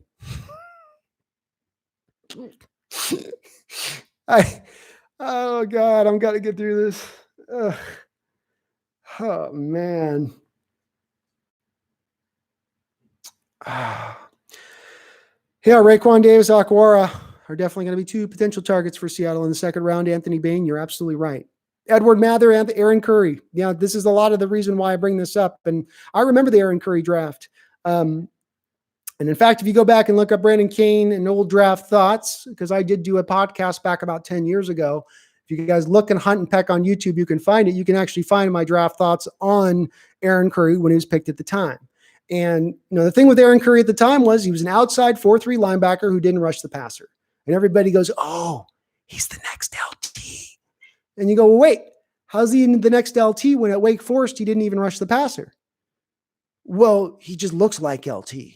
Oh, well, he looks like LT, but he doesn't rush the passer like LT.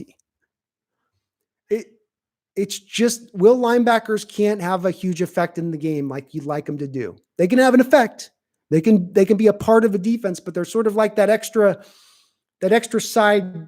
They're that extra side part to the main course of the dish. They're the potatoes to the steak. And right now you got no steak. I'm behind on my comments, so I'm sorry guys about that.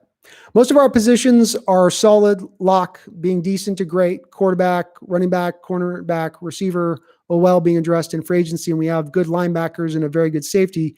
We only have one big lead, D-line. Well, Hillel, I'd say that our offensive line is a big need as well. Just because you spend $14 million on 3 backup offensive linemen doesn't mean that you've upgraded the offensive line. And we know that Dwayne Brown's getting a year older. He's going to be, 34 years old next year? He's been injury prone in his career. He's had multiple years cut short due to injury. Is he going to be healthier next year? Is Mike Iupati your starting slated guard now, left guard going into next year, who had his season cut short due to injury, who's had multiple years cut short due to injury in the past? Is he going to get healthier, another year older? Is Britt with his torn ACL going to be better, another year older? Or are we hoping BJ Finney is going to be the answer for us at center? How about DJ Fluker, who's now getting into his 30s at right guard and who's had an injury history and even missed a game or two last year due to injury? The offensive line's a problem as well. The offensive line is an issue on this team. The defensive line is an issue on this team. Running backs, I don't know that we can say they're solid because of the injury problem that exists there. Chris Carson has had 2 of his first 3 seasons cut short due to injury. Rashad Penny's coming off a very major ACL injury. Counting on saying we're good at running back with those guys there is little, I don't know. Are we?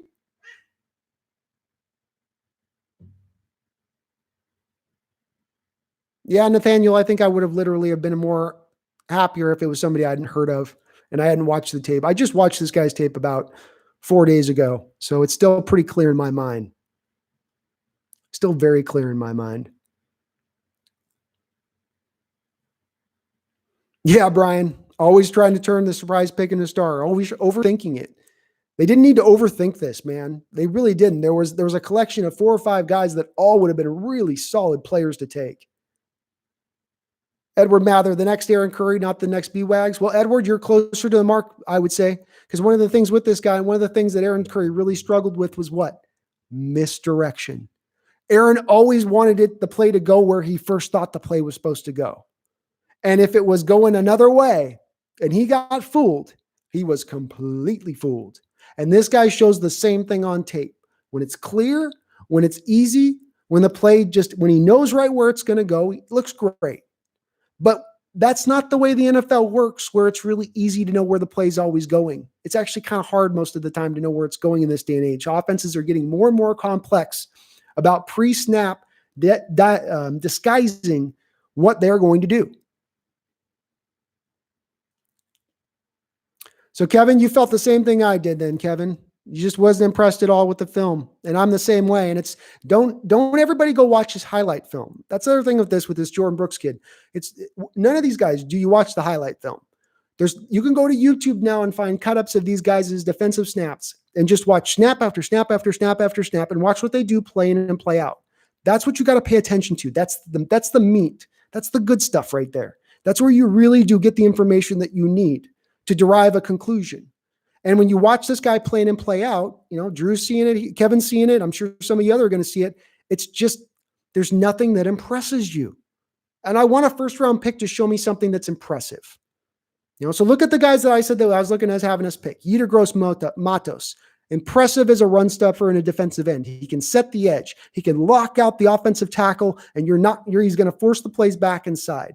I like that right out of the gate with what I get out of him. And he's got some upper-level, high-ceiling pass rush ability to him. Might take him a while to get there, but he's got it. AJ Epinesa, low ceiling, high floor. A technician, a guy who's going to walk onto the field right out the start, and be able to give you some really good pass rush. 5, 6, 7 sacks in his rookie year, no doubt. Then you got Taylor, running back, Wisconsin, perfect scheme fit, inside zone runner, just what you run, just what you love to run, inside zone scheme, 4.39 speed, just what you want. Nope, not going that route either. It scratches my head with the talent that was available there that you go this direction. Tristan, I'm rubbing only the orange cat tomorrow. She's getting all the loves. The black cat is getting shunned. He's getting shunned.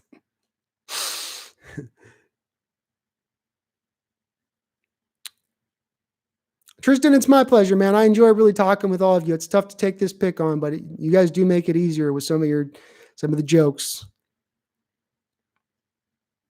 All that eye candy that the Niners give, he's toast. Yeah, John, that's it. The Niners are masters, They're masters at showing you one thing and going to something else post-snap.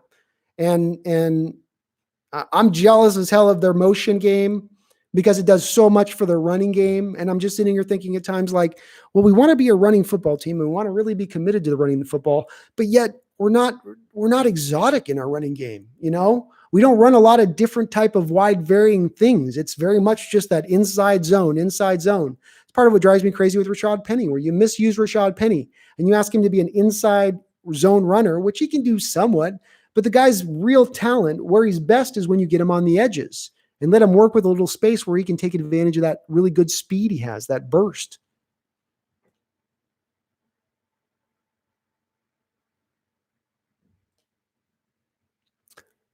Drafted right tackle after fucking killed me. Rodney, it did me too, man. And it's Isaiah Wilson, who was one of my guys I wanted to see on this team because he could do what Seattle wanted to do. Tennessee's a very similar team to us. They want to run the football. They're not trying to throw the ball over the football. They're going to protect their defense.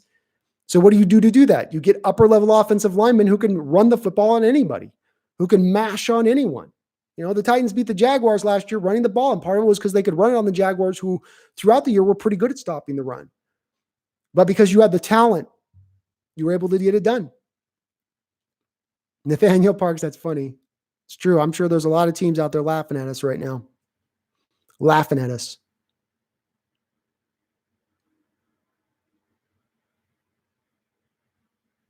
I thought they were trolling too when they said Brooks. And it was coming off the heels of people saying Terrell Lewis, and then they said Jordyn Brooks. That was cruel, guys. That was cruel. Like that was a tough. I know none of you anticipated Brooks being the signing, but then hit me with Lewis back like in the chat thing, making me think Lewis was the pick, and then go to Brooks from that. Oh, Lord.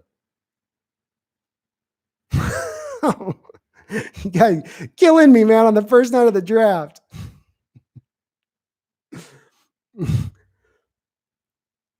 Why the Seahawks could have gotten Yetur Gross-Matos, I'm crying. I know, man. That was my guy all the way through too. I would have loved to see Yetur and Isaiah Wilson. Either of those two guys picked would have upgraded the team next year, would have upgraded the team for the future, would have made a lot of sense.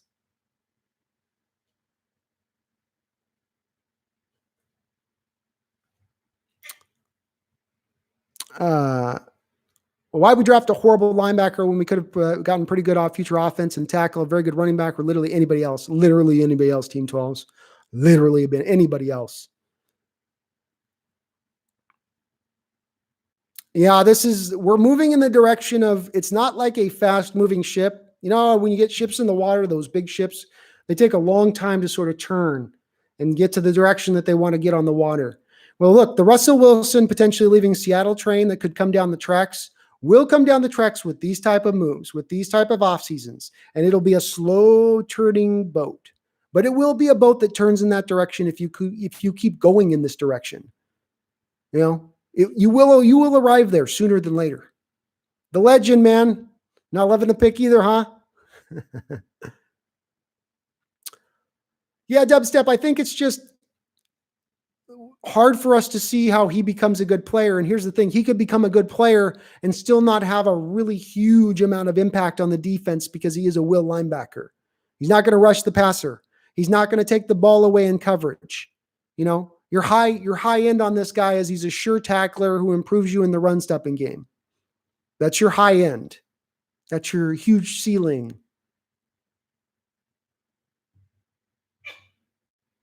Do you think you would have felt similar if they had selected a similar talent but a D-line prospect? No, Yoon Choi.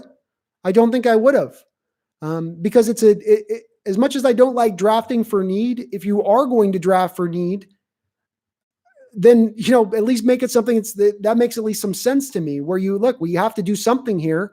We can't just sit with what we've got. If you got an Epinesa guy that's not a super uber talented guy, but gave you the production out the gate, then that helps us to next season. That helps us to still the potential of capturing a good year next year, which is part of what I was looking through the lens on. So I would be okay with that. I wouldn't be as down. There's not another pick I can think of that could have been made that would have made me as disappointed as this pick is. I really can't think of one. I mean, what route could they have gone that would have made me upset? Maybe safety? Maybe, but even if you got an Antoine Winfield Jr. or Grant Delpit, I could at least go, wow, but they're amazingly talented. I don't know. This guy's amazingly talented. Yeah, Brian, I think even Goodell said to Seattle after he received the pick, you sure? Really?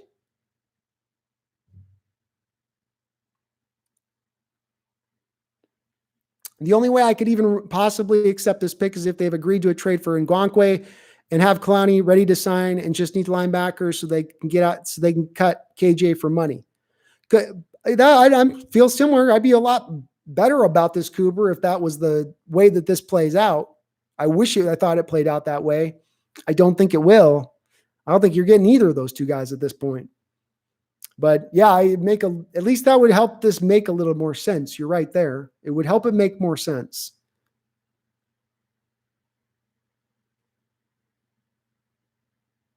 Yeah, John Robinson, boy, we were talking about being frustrated if they took Jonathan Taylor, but suddenly Taylor looks like the beautiful pick that was supposed to happen compared to this. I had trepidation there, but this is Jordyn Brooks buys an ATV with his first check. Oh my God. That's good. I mean, I'm starting to get to that point too. They landed in a guy in Russell Wilson who is as committed as any football player you could ever ask, is as good as any quarterback you could ask at the position, willing to do whatever you ask him to do. And, your way of rewarding him for that is to undersell him around him, is to not give him what he needs to really succeed and to be at his best. Instead, to ask him to be a magician, to be a miracle worker. I don't like that. I don't like that at all. And I got to feel like Russell's not going to like that. And again, this is backed up by the fact that I come back to and I say, Russell Wilson was the one at the start of the offseason who said, we need more superstars. I didn't say that. Russell Wilson said that. How many superstars have we added this offseason? So let's go through the logical mind of thought here. Our starting Hall of Fame quarterback in the middle of his prime says, I need more superstars on my team at the start of the offseason. Management proceeds to not give him any superstars, nor really upgrade the talent on the offensive side of the ball at all. How do we feel our franchise quarterback is going to react to that? Do we think he's just going to just swallow that year after year and go, okay, I'll get this shit beat out of me again. Fine. Kodo, our problem last year on defense was a corner and a pass rush, and we get a linebacker that's projected third, fourth, or even fifth round. Yeah, Kodo, I mean, I'm going to show you guys this again, just so you guys can see this as backup. This is my Jordyn Brooks scouting tape right here. You notice it's not really lengthy or filled out to a huge degree because I got a pretty good read on the guy right out the gate. You see this little part down here that says fifth round? That's my projection for him.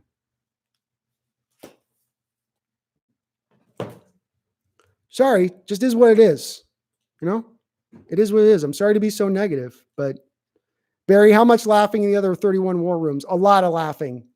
They said, wait, did you mean Queen? No, Brooks. Queen, right? Brooks. What? Not that I'd be happy with Queen either. Just like, I'm sure that's what the war rooms, Barry, were saying around, probably saying when they said that. Brian, they do pull the rug out from under us in the first round every year, and they're brutal about it sometimes.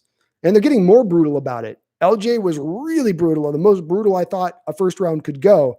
This has surpassed that by double.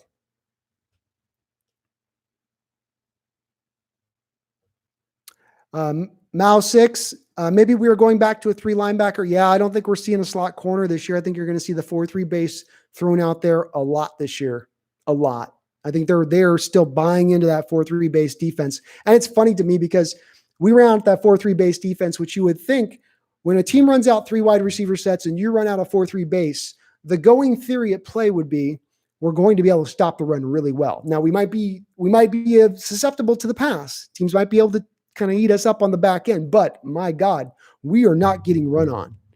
We averaged 4.9 yards per carry for running backs last year on a defense whose whole schematic design and philosophy from the start. Pete Carroll starts from 2 places in his defense. 2 places. He said this, by the way. This is common knowledge. I want to stop the run first to turn opposing offenses into one-dimensional attacks, and then I'm going to prevent the big play. Those are the 2 parts of his defense that he starts with. That's the base. That's his base, and then he builds the statue up from there, okay? So when you're averaging 4.9 yards per carry as a defense and you're running out a 4-3 base all the time, that's really not good, not a good look. And not just a 4-3 base defense, by the way, a 4-3 under. So a lot of the time your linebackers lined up off the ball on the tight end, giving you almost a de facto fifth defensive lineman. You should be able to stop the run there. But we weren't. We weren't. The GOAT, Unch, is definitely going to be a target for us in the second round. Pass rusher will absolutely be in play in the second round with them not going in this direction. At some point, they will be taking a pass rusher in this draft. Pancake in a sock, yes. If they're keeping KJ right after this point, then they hate Cody Barton. They absolutely despise everything that they saw in Cody Barton at that point. KJ is gone 99.9% at this point.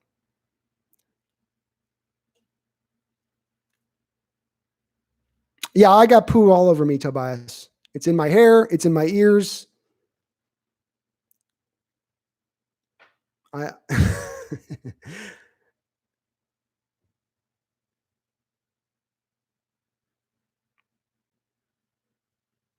They meet everyone over video.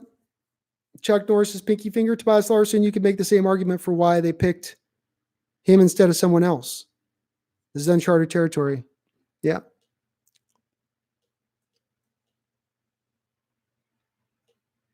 Brandon, I just thought of this. So where they picked Jordan Taylor, that means they graded him higher. So where they picked Jordan, you got it, John Robinson. That's it. They must value him as a Hall of Fame talent. They must look at him and look, hey, Derek Brooks was a sub 6 foot linebacker who I think probably ran a 4.5. So when I mentioned there's been one linebacker who's made the Hall of Fame in 35 years as an outside will linebacker, there's been one. I don't think there's been one Sam linebacker, by the way. There's not been a Sam linebacker that's made the Hall of Fame in probably 50 years. But let's just take the will position. Derek Brooks was 6 foot. He did run the 4.5 40. Fast guy. You know, is this guy going to be that? Maybe. Maybe that's where they truly do see him. He's going to have to be. I wish I could go start his house slapping. I'll be there right with you, Team 12s. Aaron Pierce, trust the process, bruh. Pete and John are smarter than you. You're probably right on that, Aaron. They may be proven right on this, and you could be 100% correct. 100% correct on this. This could all work out really well. I spend a lot of time analyzing this stuff. I spent a lot of time looking at this kid's tape. I spent a lot of time looking at a lot of football tape. They are smarter than me. They know more than me. They've got more information than I do. But I don't fall back into, I always have to accept the fact that they know more than me and they're smarter than me and they're making the better decisions in every which way and shape and form. I don't operate from that standpoint that I'm just a fucking idiot for the sake of saying so. I'm not doing that. You know, what makes them so much inherently smarter? You know, because they're professionals and they've been doing it. Yeah, they're smarter. But I got a right to an opinion. I got a right to the way I see it.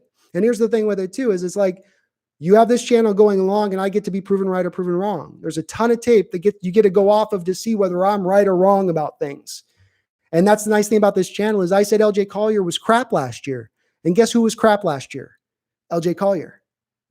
I tend to be somewhat on the mark when I speak about this stuff, or I probably wouldn't be trying to do this channel or open up or go down this path.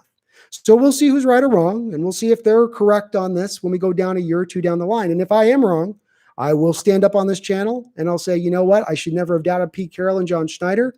I need to reserve my opinions and judgment a little bit more stringently. And I will be on that board. I will do that. I'm a stand-up guy. I'm willing to do that, but I don't think it's going to go that way.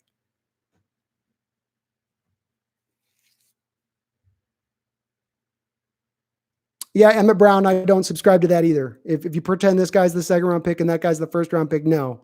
It's a bad pick is a bad pick. Just because you picked DK Metcalf at the end of the second round last year doesn't make LJ Collier's pick at the end of the first round last year any better.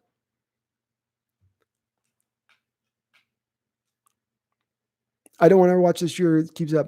Yeah, Pancake in the Sack. I was really excited about this offseason too. And I still do remain excited for the season to come. I'm not selling this team and saying there's no chance we can't push and be competitive when you ask for the Super Bowl. But have they put together a dominant team? No. Is it probably, again, another team that's going to be in the 10-6 and 11-5 phase, 9-7, depending on the injury situation, depending on who pops and who fizzles out? Yeah, that's probably about where you are. So if you think they can go on the road and go win a Super Bowl on the road, then you don't have a problem with this move or this offseason. And you're a big believer. But if you're one of the people like me who think that getting the first round bye and getting the division title are very important to getting back to the Super Bowl, just not as much maybe you're not as much on this move, I guess. Russell Wilson wants superstars. This is relatable to getting a 2002 truck for $1 million. Yep, Nathaniel, that's right. You haven't even come in the vicinity of superstars. You haven't gotten stars. Let's take super out of it. Super's gone. Stars. How many stars have we brought in this offseason? We lost Clowney. He's not a superstar, but probably a star at the position. You lost him. And don't forget, too, off that defensive line. You lost also Quentin Jefferson and Al Woods off that defensive line as well. You've done nothing to hedge up against those losses. Mayo and Irvin are outside edge guys. Who's going to take the place of those guys and be an upgrade over what those guys were who weren't all that great last year? Yeah, Russ should have gotten the MVP, Chuck. I agree. He had way less to work with than Lamar Jackson did with Baltimore. Lamar had, I think, 10, 11 Pro Bowlers on that team. Russ had 2, including him. We can cut KJ and we can cut Britt, and yes, we can cut McDougal. Could we sign Clowney and then maybe sign Griffin? Yeah, you would have the money to do that at a point if you got rid of McDougal. I think you clear $4 or $5 million in cap for McDougal. KJ clears, I think KJ got $1 million bonus a week ago, so that still counts. But I do think you still save like $6 million on KJ's deal. And then Britt is an $8.6 million savings. So cobble that all together, that's $15, $16 million if you were just to go with all 3 and cut them all. Yeah, Russ has every right to be pissed about this draft in this offseason.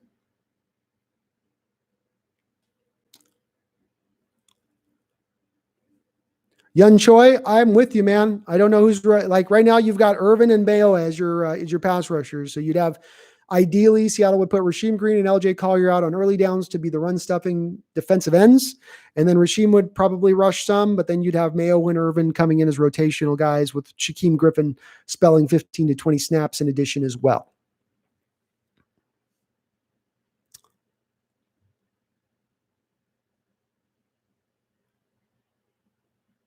Oh, wow. That's brutal, John. That's brutal. They were interviewing KJ Wright at the start of the draft, and he was giving company answers in regards to their piss poor additions, and then they end up adding the linebacker to replace him. Luke Scarlett. So can this dude play defensive end? Not at 6 feet tall. He can't. You're not moving him. You're not putting him on the line at 6 feet tall. Barry Soturo, it's never too early to get excited about next year, because we do have $80 million in cap space for the season after. And let's face it, folks, this year might just be canceled. COVID might come through and wreck everybody's shit. We might just find this, that we're just not, they're not going to have a season, or there'll be a 6-game season. I've maintained if this is an 8-game season this year, that does not play into Seattle's strength, right? Pete Carroll tends to have teams that start out slowly and get better as the year goes along. So if we go and we start out we got an 8-game season, essentially we'll start getting good. We start getting good about game 10. There is no game 10 that exists this year. Can we start out fast if the season gets cut down short? It remains to be seen based on our past.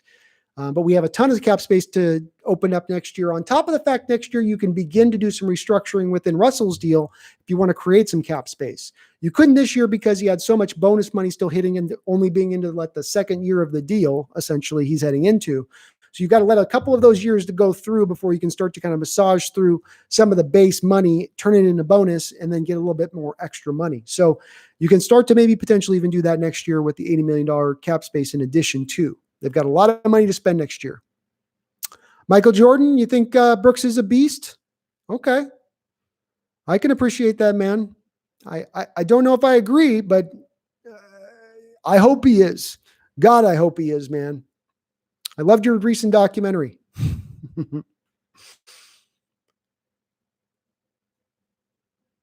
Brian Watson just lost my job for 6 months. Yeah, I've got a couple of jobs that are going out for a couple of months too. It's made my living situation a little bit weird as well, man. I feel you. Everything's getting a little bit odd for everybody. I'm feeling your pain. Caleb, why you all let go KJ? He's solid. Caleb, you'd let go of KJ at this point because it's not going to make sense to have KJ, Cody Barton, who you drafted in the 3rd round last year, and then your 1st round pick, Jordyn Brooks here. You'd essentially end up with, starting Jordyn Brooks and having KJ probably sit on the bench, costing you $8.6 million up against the cap. Or not 8.6, but about $8 million up against the cap. You probably don't want to do that at this point. There's better ways of allocating your resources. And yeah, I agree too. I think he's kind of done. He had a bounce back year a little bit last year, but I think he's just not there. I pray the season gets canceled, says Emmett Brown. Well, hey, maybe Emmett, you might get it. Your prayers may get answered, man, as this thing goes on longer and longer. If they wanted to reach, how about Terrell Lewis or Matabuke? Kevin Long says. Look, I could at least understand those picks. I'd like Matabuke much better in the 2nd or 3rd round. Terrell Lewis, I've just not been really big on as a prospect, but at least I could understand it.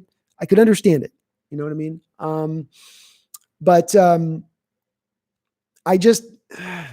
This one's got me completely. They went really outside the box on this one. They will have to play with empty stands. I think they will have to play with empty stands this year. I think that part is pretty much certain. I don't know that they can take on the risk of bringing people out there and letting them go out in the stands. That's just especially when they're telling us now that this thing's supposed to come back in the fall.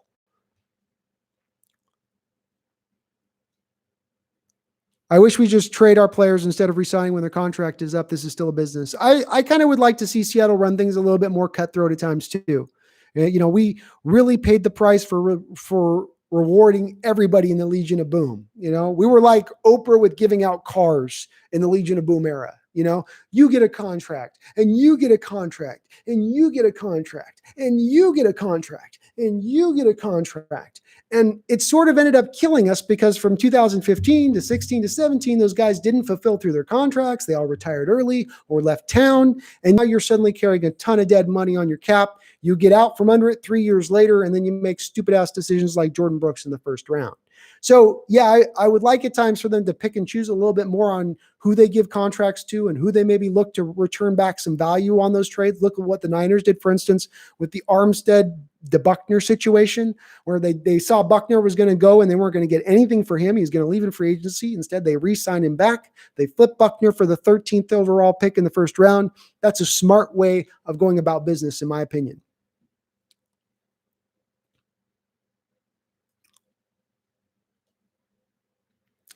Is there a chance that we could get Gross Matos? Yeah, there's a chance they could get Gross Matos. Seattle has shown a willingness in the past to trade up in the 2nd round.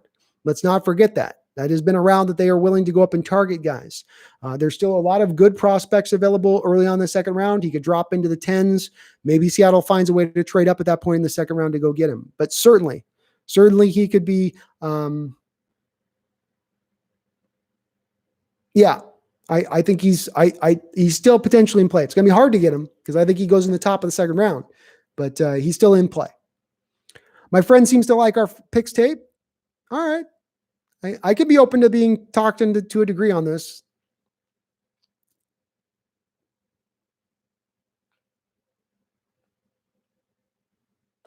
It's good stuff, Michael. You're the best of all time, in my opinion. These millennials are all infatuated with LeBron James. They don't know. They don't know, man. They just don't know.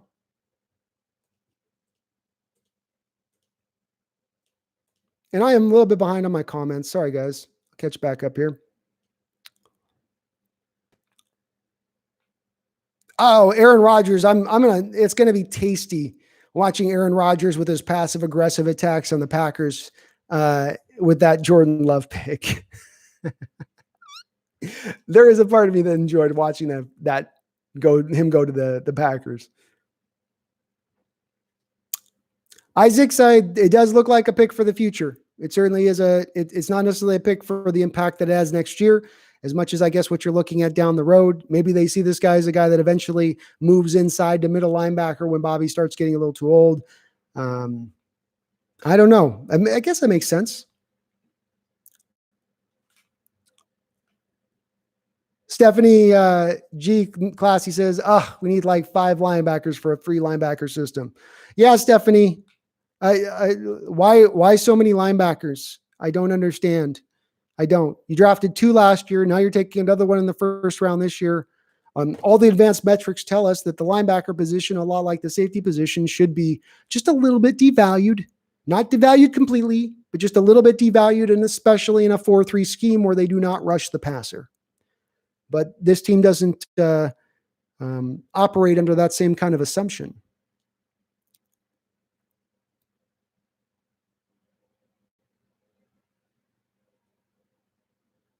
The GOAT, Schneider's himself said they're not a break the bank type coaches. And if you get $80 million in cap space, they'll probably sign guys like Eddie Lacy, Luke Jokel, and et cetera. Maybe that's who they've signed recently. So, that's the direction that they've leaned in, with trying to go for guys that are reclamation projects. Look at Chance Warmack, that they signed this offseason. He sat out a whole year. They didn't give him big money, but just the fact that they're still trying to target these reclamation projects and turn Tuscan into gold, essentially. I'm just saying the kid is good. We may have reached, but he's still good and he ain't bad. Damn haters these days. Michael, I hope you're right. Michael Jordan, I do hope you're right. But it's hard for us to look at this when there were other better players on the board, and you went for this guy who would have been available much, much later on. There was no indications that he was even in the vicinity of being a first-round pick in this draft. So I understand them targeting him and really valuing him and liking him, but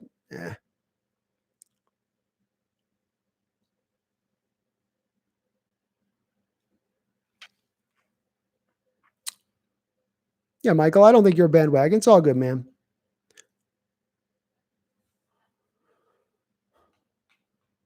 I appreciate that, sports expert, man. It's been a bit of a brutal pill for me to swallow for the last hour and a half.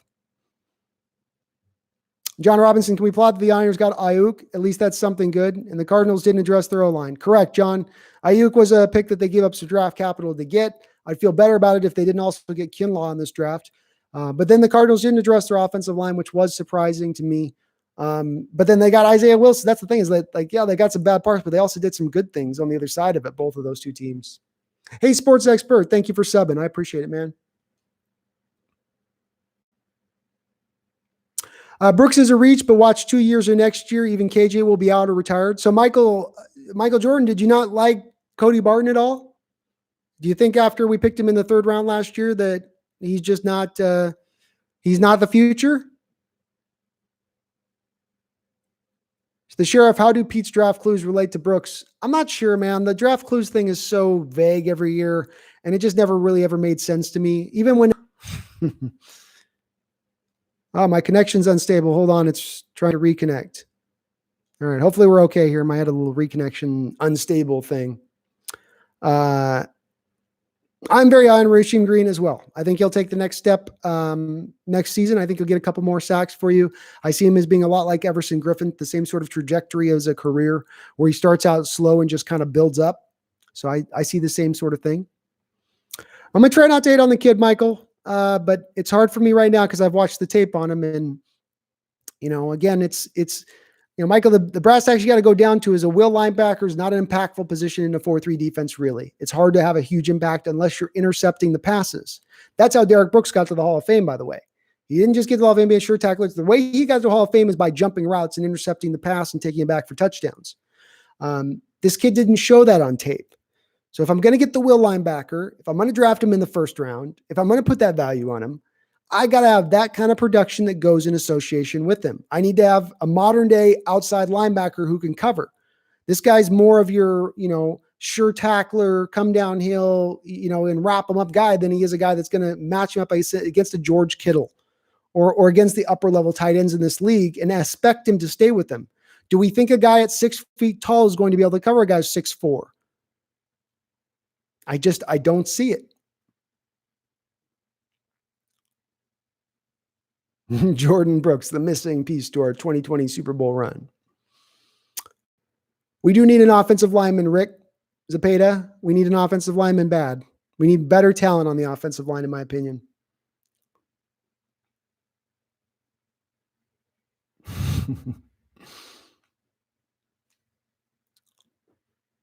Yeah, Rick, I'm sure people heard me say it here before. I mentioned this tweet that I put out. I got out as somebody else tweeted, and I retweeted it as I'm trying to get to where I'm at on my stuff here. Sorry.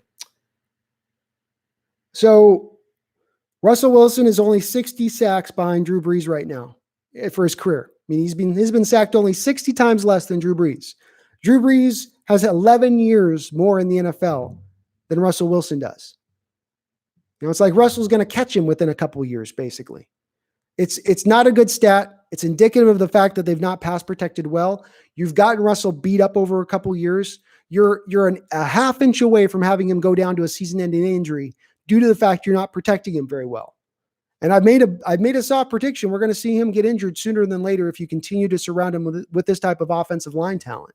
Clues. Well, I can understand that, man. I can get that at least. I'm getting some weird connection stuff. I don't know why my connection's suddenly getting weird at 5 hours in, but this was so bad, Emma Brown says. Well, at least the Cardinals and the Niners didn't knock it out of the park, even though we bunted. Yeah, the Niners and the Cardinals both hit solid doubles, and we struck out. That's how I feel. They didn't hit home runs, but they hit solid doubles, and they're teams that have continued to add on to the positive motion. The Cardinals had a good draft last year. They've been pretty smart about how the way they've added on to their team this free agency. So they just continue to kind of add on to that. They didn't have to hit a home run in this draft. Does Wilson have a shot at being the most sacked quarterback of all time? Not only does he have a shot at being the most sacked quarterback of all time, I would say it's likely that he will end his career as the most sacked quarterback of all time. It's very likely. Part of it is that he's going to play so long. Part of it, he's been sacked so much. But yeah.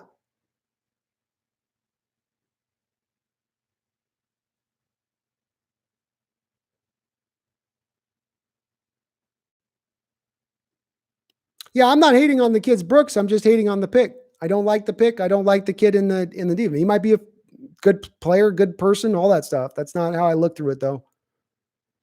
Yeah, Ricky Wagner was available in free agency. They didn't even take a look at him. His clue should have been a dog taking a dump. Kodo, just watch Brooks is going to be a superstar. Well, he'll be the first superstar outside will linebacker that we've seen in the NFL in 30 years. That is a hell of a bold prediction. If your connection starts acting up, do not rub the black cat for luck. That ship has sailed. Rob Rang says Brooks has intangibles like Kendricks. I can see Kendricks leaving now. Well, Kendricks is a free agent, so he's not staying here no matter what. Bruce Irvin coming back is going to play the Sam linebacker role and fill in for what Kendricks was. I don't see the same intangible. Intangibles are always an interesting thing for me. What is intangibles? That by which I cannot measure. So he has something that I cannot really substantially measure in spades. And I don't really know how it will affect the team on the football field, but it's good. Intangibles is like grit. It sounds good to say it, but it doesn't really mean a whole lot. Drew Tillman, Texas Tech's coach, compared Brooks to Wagner. He coached them both. It's a good insight there, Drew. And a nice little nugget there. The one thing I'd say is that, you're going to be having this guy playing outside linebacker, not middle linebacker like you had with Bobby. So does he play outside linebacker well, or should he be playing at middle linebacker, but we're now playing him out of position outside linebacker because because we've got Bobby here. At that point, are we playing him at his best position? Yun Choi, how do you see our secondary play out next year? I see our secondary playing out very well next year. You've got depth at safety. You've got talent at safety with Marquise Blair with some high ceiling to him. I think Dunbar is going to be an upgrade over Flowers at the outside corner role. I don't think he's a huge upgrade, but he'll be a marginal upgrade. And I do think Ugo Amadi will be a pretty good slot corner, though it does look like now we're not going to be playing a lot of slot on this team. Elena McCollum should have gotten Yetur Gross Matos. I agree, Elena, 100%. I'd be so much more happier right now if it was Yetur that was the pick. 283-128. Why would we trade Wagner? He's the heart of the defense. I don't think we would trade Wagner. I don't think Wagner's getting traded. Oh, is trading Wagner on the table? No, trading Wagner's not on the table. You just signed him to a new contract last year. He's in the midst of base plus bonus. So if you trade him, all of the remaining bonus money would come and hit our cap immediately. So you're not saving any money by trading him, and it actually would cost you money to trade him here in basically what would be now moving into the second year of the new deal he signed. John, I think we could have gotten him in the late second round as well.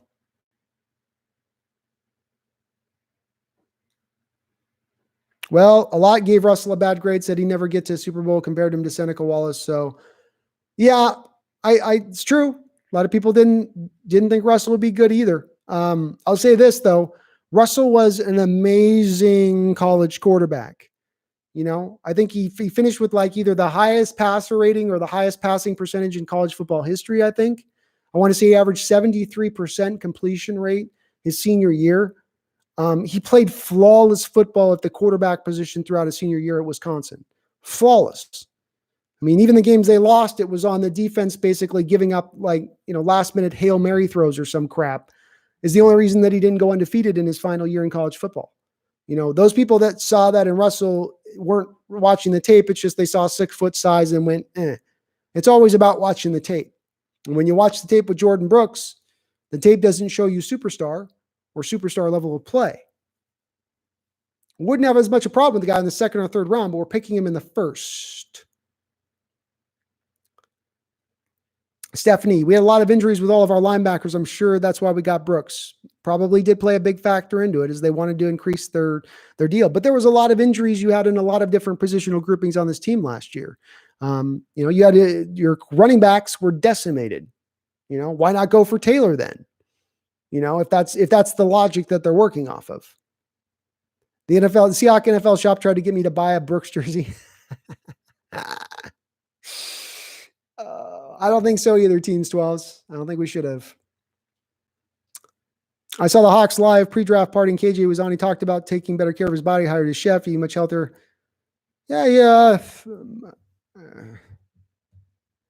Well, I'll tell you this. I don't know. How do you guys feel about keeping KJ and then watching Jordyn Brooks sitting on the bench next to Cody Barton? Your first and third round picks, respectively, over the past couple of years. And when do they actually get on the field and play at that point? Only when there's injuries? Elena, he's going to need a good wingspan because he is only 6 feet tall. So if you're 6 feet tall, you better have some kind of wingspan. I think he had 32-inch arms. That's not amazing wingspan. 34, 35-inch arms are amazing wingspan. He's got okay wingspan. 32 inches is fine. It's okay. It's good for 6 foot tall, definitely. But it's not upper level. It's not amazing. This pick to me makes no sense. If we can play either of those positions, this was either an admission of a mistake with Barton or doubling down on base defense. 80-37, I don't disagree with you. In fact, I probably am in complete agreement with what you're saying there. This does appear to be an admission that they're not as high on Cody Barton. And again, it is doubling back down to the fact that this team probably wants to stay in its base defense next year. And the reason why they want to stay in their base defense is not just because Ken Norton, a former linebacker in the NFL, loves himself some linebackers. It's because the theory behind it would be that you can stop the run first and foremost, and that Pete Carroll values stopping the run above all else defensively.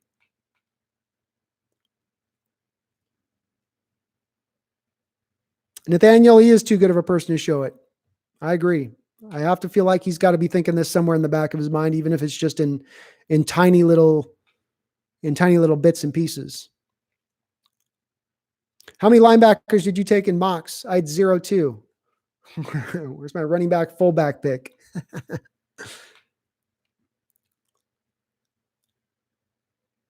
So boom shakalaka, go watch his tape. Now that you've watched his highlights, go watch his game film, which also does exist on YouTube. Watch Texas Tech defensive game film, play in and play out of the guy, and see if you still come away with as impressed, because anyone can look good on a highlight tape. Anyone can look good on a highlight tape. You've got to look at them play in and play out as to what they're doing. Highlight tapes don't speak to a player and what they do.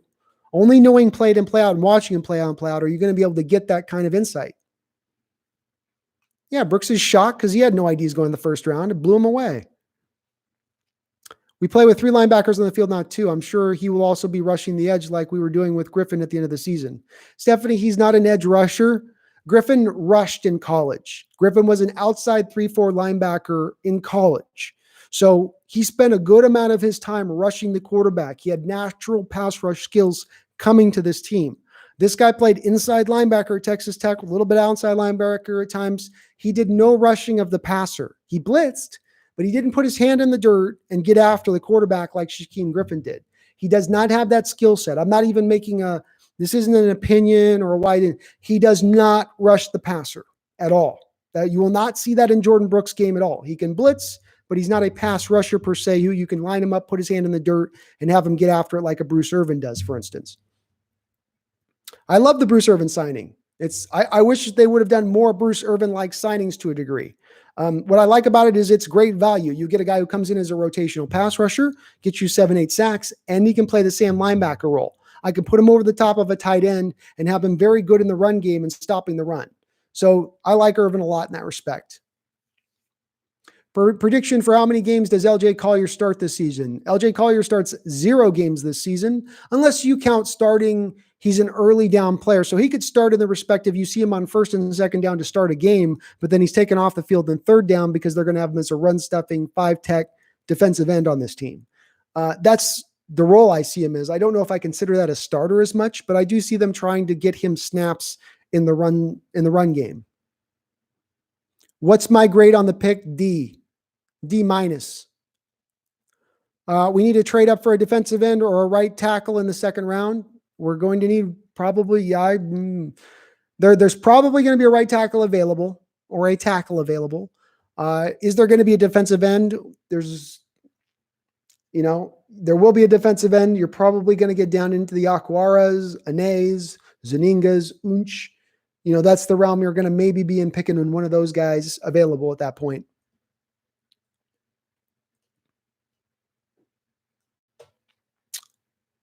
Carpenter 2.0 when we actually needed OL back then. Good Lord.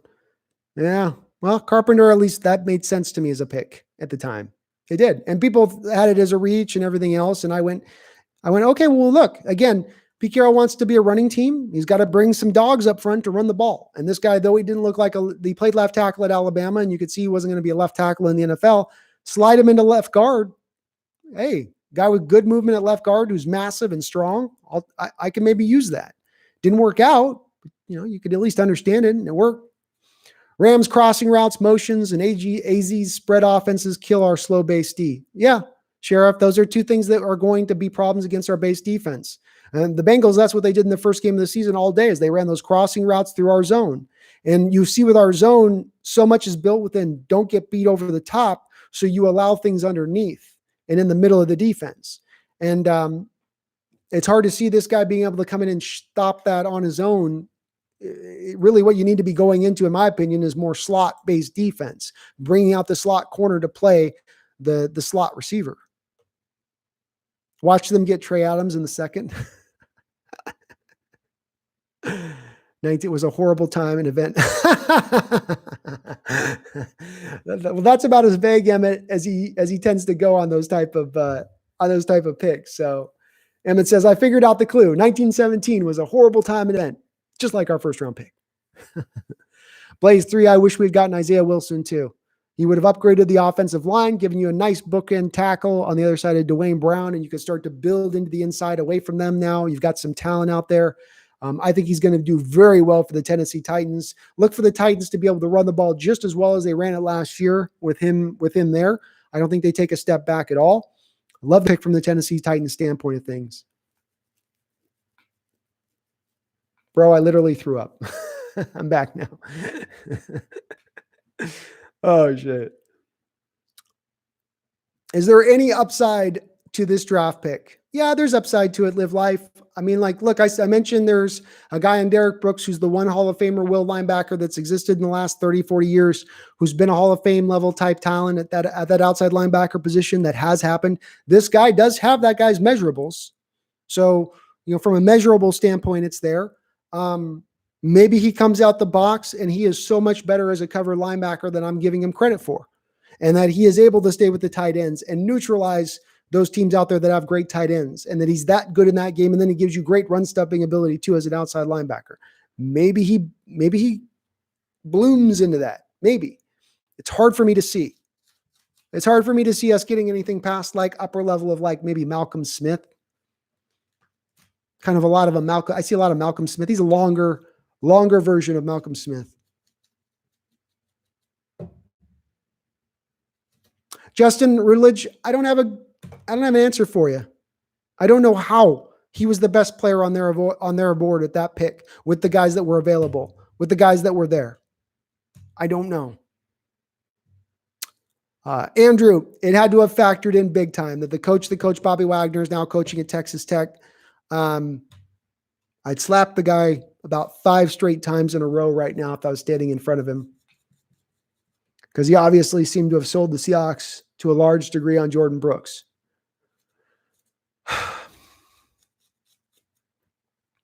But I don't know, Andrew. That alone is the reason alone to pick a guy. Seems kind of like a thin, flimsy reason to pick a guy, but maybe that is the reality of it.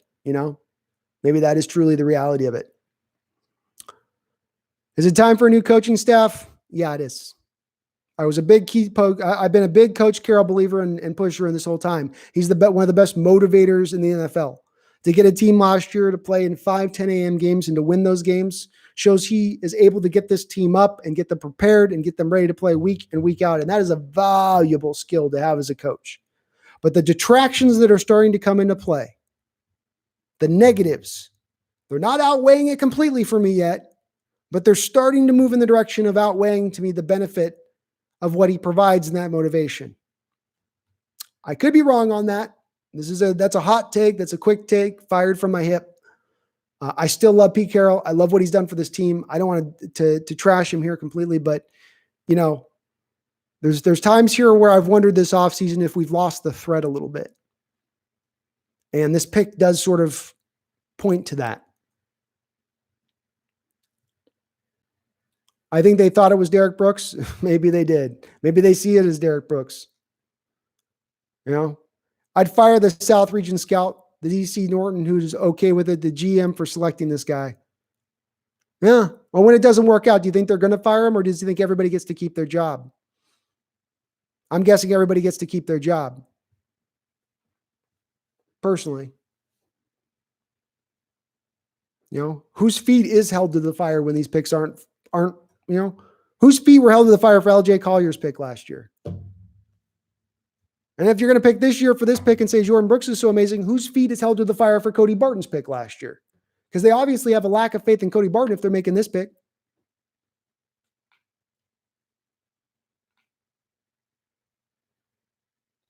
The all-pro linebacker wanted Brooks' contact info to reach out to the newest rookie. That's cool. It's great. It's awesome that Bobby's jumping on track there with doing it. Brooks was probably sleeping, waiting for day 3 when he got the call. Yeah, probably. He's like wiping the sleep out. Huh? First round? What? Yeah, you and Choi, I've got to think that there's a long-term thought process here in play, whether it's 2, 3, 4 years down the line, that they see this guy as probably replacing Bobby in the middle of the defense. I I don't know if he can cover slots and tight ends. I didn't see it on the tape that I saw. It looked like he struggled in zone coverage. He wasn't always committed to the direction he was going in zone. We play a lot of zone coverage with our linebackers. So when I saw that, that was a little bit of a red flag for me.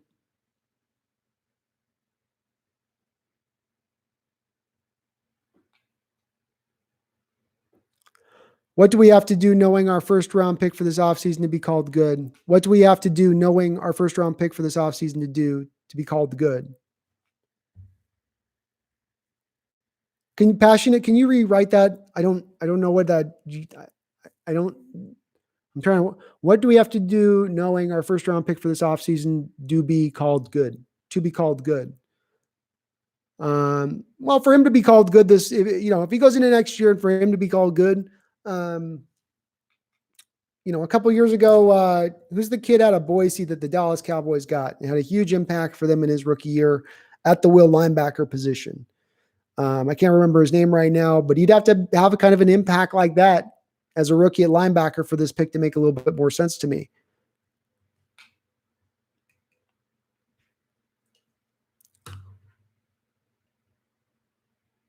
You whine more than my 5-year-old. Okay, fair. I just try to stay truthful to what I feel and think. And I'm not a pom-pom waver. Radel, Chavez. This channel doesn't wave pom-poms. That's not who I am, and that's not what I do. That's not the point of what I want on my channel. There's plenty of Seahawks channels out there that will tell you every move they make is beautiful. And they'll wear their rose-colored glasses and they'll say it's amazing. But this is a guy, Radel, with a 5th-round value to me, who you took in the first round. How would you like me to react to that? Tell me the appropriate way I should react. Should I smile and laugh? Is that what I should do? Since you're a father me. Advise me on how to react to how my Seahawks when they pick. I'd love to know what you think I should do and how I should react. This dude is probably Dre Greenlaw. When did the Niners pick him? Can you imagine this dude trying to fill Bobby's shoes? And we haven't even talked about that. Yeah. I think Greenlaw was a little longer and bigger than this guy as well. I think, and I could be wrong on that. Greenlaw had a great year last year for the Niners. Good enough to the point I've heard that they were even potentially looking at maybe moving Quan Alexander because they like how well he played. But yeah, essentially that's what they're looking at him as, I guess. Nathaniel Parks, I thought we hit on all our picks last year except DeMarcus Christmas and LJ Collier. I thought last year's draft was pretty solid. I liked last year's draft. I hated the LJ Collier pick. The Marquise Blair one is a little bit still where I think he's got a lot of potential and I like him as a player. It's a little disconcerting. He wasn't able to get on the field and you had guys like Lano Hill and Tedrick Thompson getting valuable snaps over the top of him at times last year. That didn't make a lot of sense to me. I liked what I saw out of Cody Barton. Obviously, DK Metcalf looks great. Ugo Amadi, I think, can be a very good slot cornerback in this league. So I thought it was a pretty solid draft overall last year. And there's time for them to turn this draft around and to make it into something. They did last year. It was a horrible first pick with Collier, and they turned it kind of around last year. So they've got the picks to do it this year. Maybe we get pleasantly surprised tomorrow and the next day. 283128. Do you think our secondary is going to improve this next season? I do. I do think our secondary is going to improve. I think Dunbar is a marginal upgrade over Trey Flowers. I don't think he's a heads and tails up over Trey Flowers. A lot of what Dunbar did last year was man coverage, not zone. In Seattle, he's going to be asked to play a lot more zone than he's going to be asked to play man. So he's going to do a little bit differently than what he did with the Washington Redskins last year. I do think he'll be a little bit better. I expect Ugo Amadi in his second season to also be better. And you're pretty deep at safety. You're not going to see Tedrick Thompson or Lado Hills on the football field next season. So that would tend to lead me to believe that we would be better.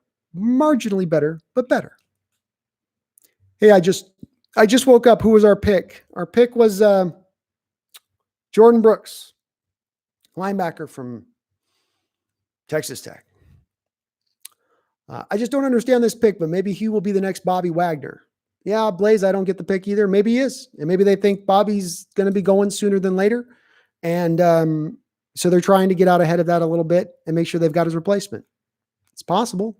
Van Der Esch. Yeah. And this guy's not the same player as Van Der Esch was a big 6'3" guy, but Van Der Esch had some pretty good impact in his rookie year, both in stopping the run and stopping the pass. Physical guy. I think he had a neck injury last year that caught up to him a little bit.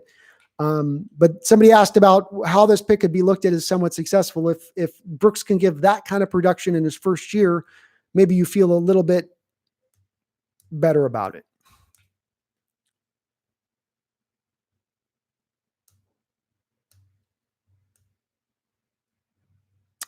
Yeah, the leaders did go out. I think some of the leaders going out were by their own measure wanting to go out. I think Bennett and Sherman were kind of done with the positive Pete messaging by the time that they headed out. With Earl, they just didn't want to pay him. And with Lynch, it was a matter of, I think Lynch wanted to go over to Oakland as much as anything else at the end of the day.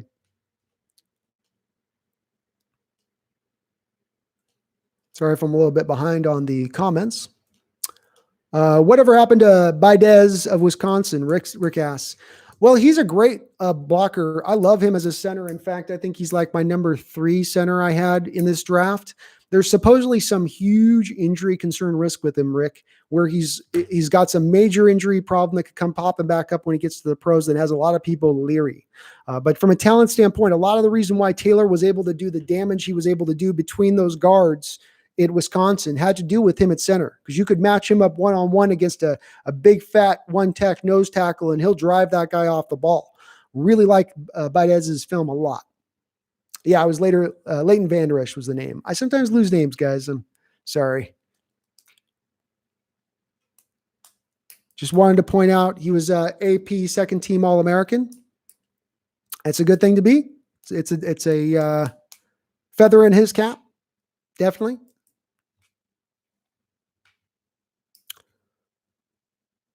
Could you watch the Seahawks live stream after this? They're full of it. I'll try to. I got to get some rest tonight at this point and get ready for tomorrow. But it's we'll see how it goes.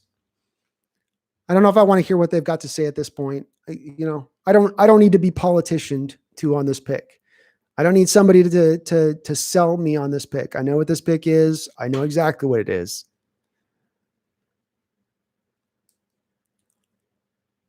What do we think they'll do for the rest of this offseason to make it a good offseason? Well, it would appear with this pick that you are going to cut KJ Wright. And if you are going to cut KJ Wright, then you are going to clear out some cap space to then go out there and then make a move to bring in another guy at that point.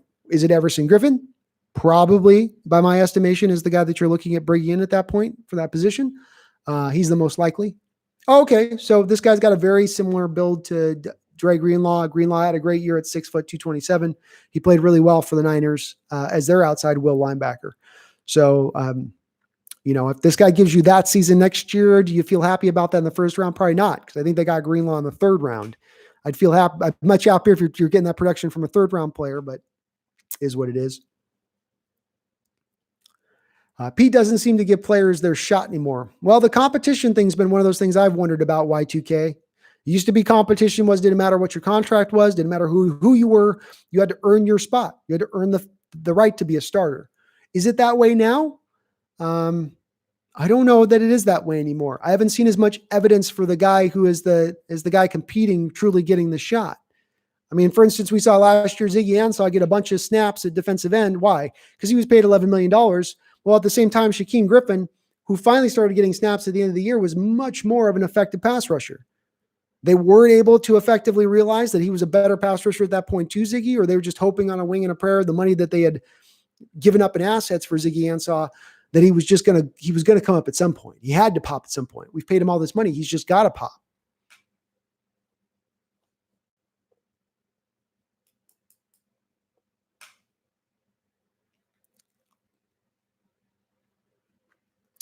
And I don't mind, John. I don't mind if you guys disagree with me on it. I don't at all. In fact, I'm not right on everything, and I could be wrong on this pick, and I'll accept that. But I'm so emotional and I'm so whiny, as Rodell put it so eloquently, because it hurts. I love this team. I'm invested in this team. I've watched this team for over 30 years of my life. Every single game, week in and week out, following off seasons. I am emotionally invested and tied to them. So when they do bad things, just like if I'm dating a girl and my girl goes and cheats on me, it's going to hurt if I care. If I don't give a shit, then who cares? But I care. That's why the whine comes. That's where the anger comes from. I really do. Well, Bleacher Report at C+ is rating it higher than me, as I'm going hard on a D-, a hard D-. Like, when you write something in and you go back over and you keep going over it to just really get it into the page. That's what I'm doing.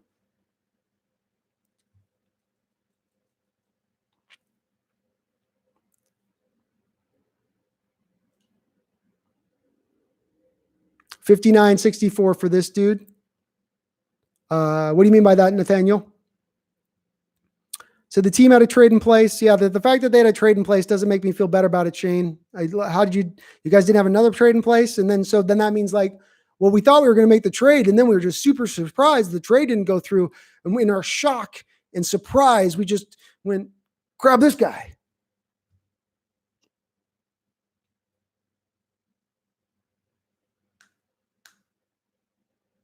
Yeah, Jonathan Taylor, probably not going to. I didn't think he's lasting out of the first round. It's hard to see him lasting all the way to the deep second.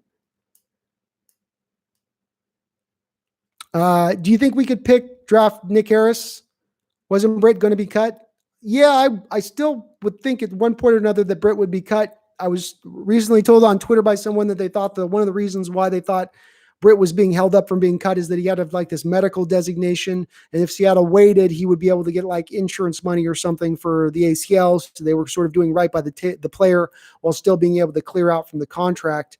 I would still expect that to go through. I like Nick Harris a lot too because of where you can get him on a value standpoint. A 4th, 5th, 6th round center. I don't think he's going to be a star in this league, but he's a technician and a guy who I think is he's a bigger version of what Hunt is, and Hunt's not great, but he would be bigger version and a little bit more able to handle things as a backup center than necessarily Hunt is. He'd be an upgrade over Hunt.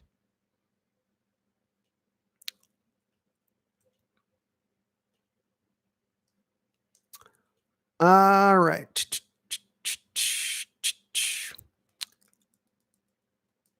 Would you feel better if Seattle trades up tomorrow to get Gross Matos? No, because you've given up a bunch of draft capital to get Matos, which means that's less guys you're picking. Who do I see us picking tomorrow? I know it's a loaded question after what happened tonight.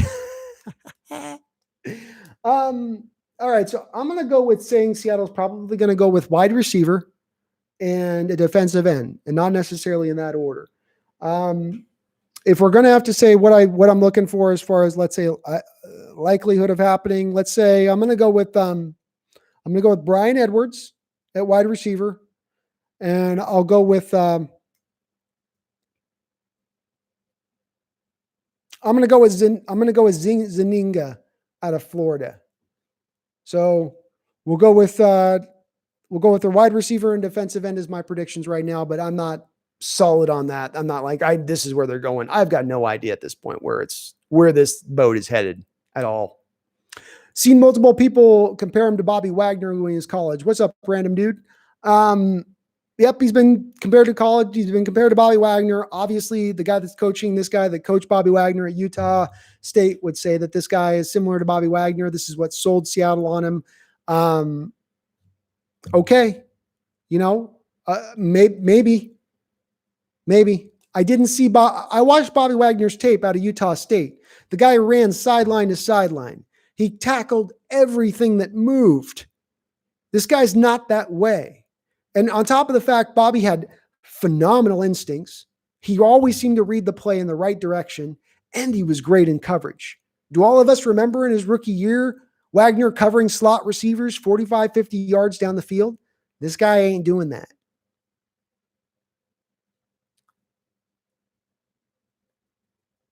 This pick could be the worst pick. This pick could be worst.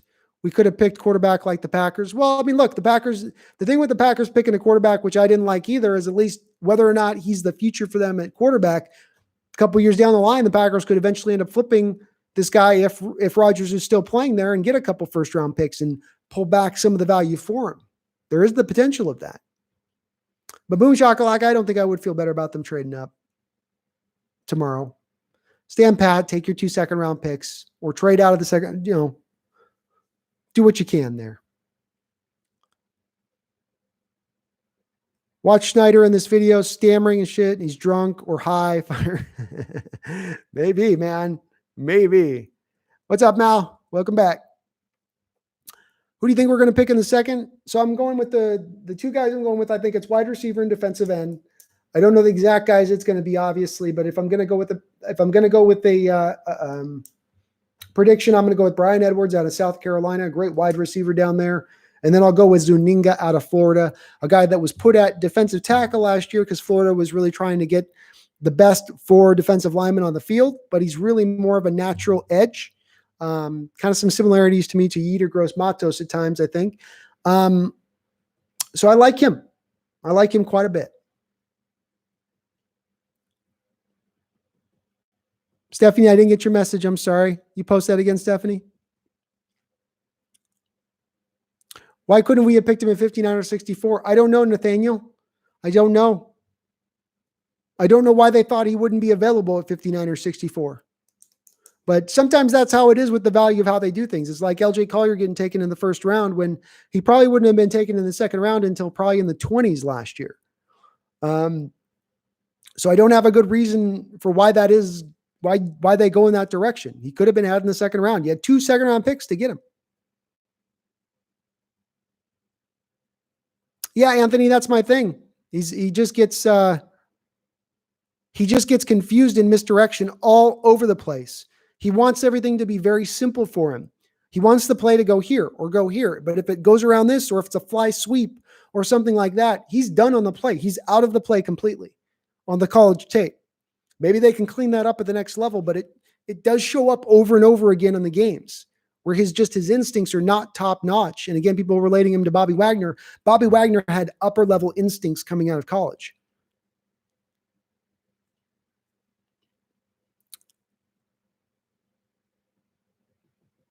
Yeah, I did try to trade the pick. This dude is Aaron Curry. Remember how Curry was going to be an LT because he looked like Lawrence Taylor? Yeah, that's what I was mentioning earlier too. We've been down this road before. This is the thing. People tell me not to whine and everything. If you'd seen a previous front office make the very same mistake at the very same positional group to an even greater degree prior, would you not be squawking and screaming to the heavens when you see it duplicated again 15 years later? Because that's what I'm seeing. The Aaron Curry pick as it happened, and I told you, if you go watch YouTube, you can find my reaction somewhere if you dig deep on YouTube back in 2010 when I posted it. I didn't like the Aaron Curry pick back then too because everybody's relating him to LT, but he showed nothing on college film that showed he could rush the passer. There was no film on him in college that he was rushing the passer. He played your pretty standard 4-3 outside linebacker role in college at Wake Forest, and it was odd that people were really making those comparisons and allowed him to be picked in the top 5. I don't know if this guy is this in the same realm because you're picking 27th as opposed to picking top 5, which was what Curry was. But it's still a guy shouldn't be probably a first-round pick. All right, Nathaniel, appreciate you hanging in there. Will Herbert be more successful than Rivers with the Chargers?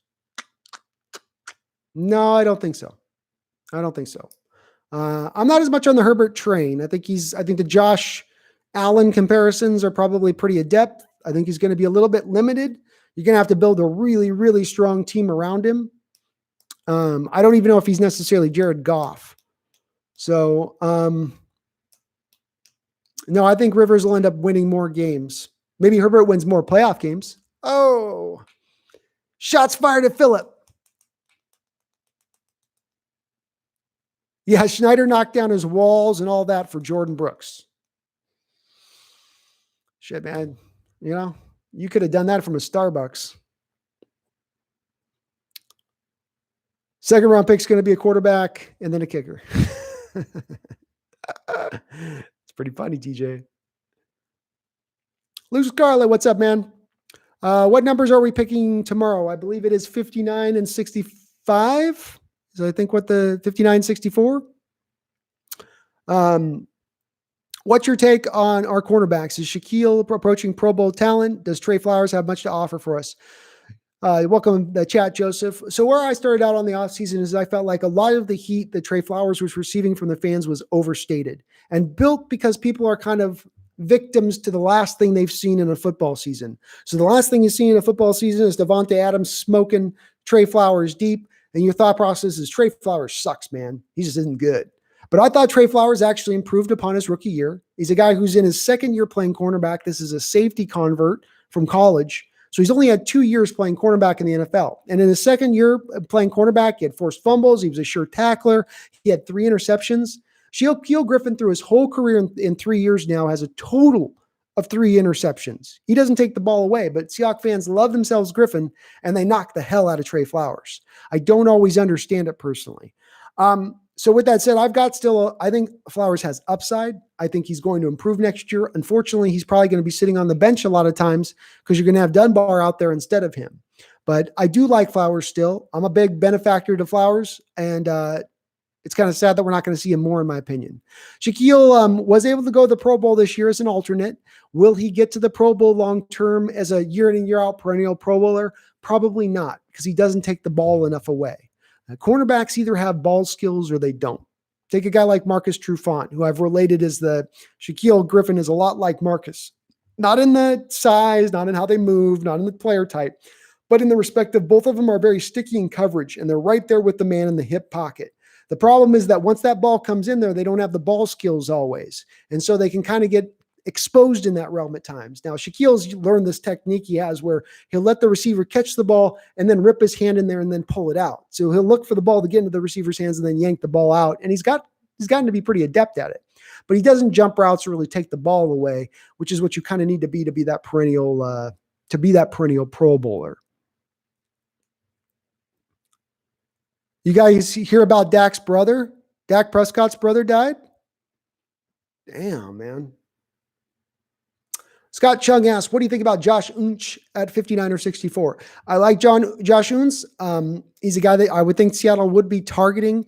He's a guy that he knows how to get to the quarterback, man. He's not a refined pass rusher. He doesn't have a ton of moves, but he's got some great explosion, twitchy, and he just seems to know how to get to the quarterback. He finds a way. I think that will translate a little bit to the next level. I don't think he's going to be a star or anything special, but he could be a pretty solid guy. Blaze, you don't have to cry yourself to sleep tonight if you just drink yourself into a stupor.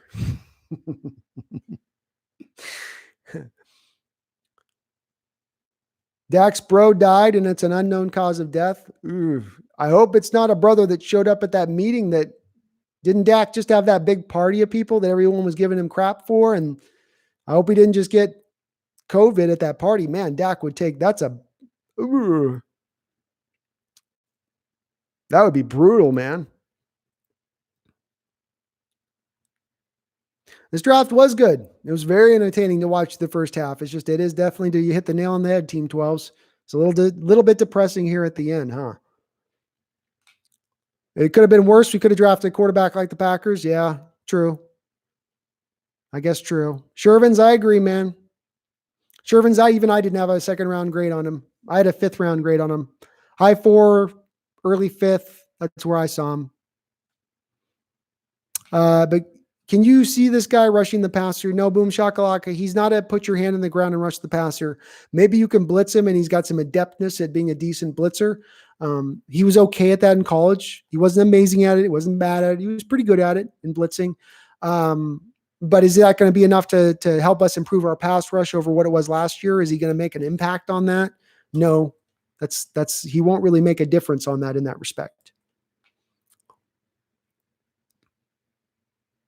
Yep, Patrick Queen was on the board as well. Interesting that they didn't go in that direction if that's what they wanted to do is grab a linebacker. They valued Brooks over Queen, which not me. Not me. He said he has experience pass rushing and that he's comfortable doing it. He may, Zach. The problem is that you're not going to see a guy who's 6 foot tall putting his hand in the dirt as a Leo. That's just not. I don't think that that's going to really happen. And he's not like Shaquem Griffin, who people will try to relate it to, where Shaquem is a guy whose 4.38 speed shows up when he's rushing the passer.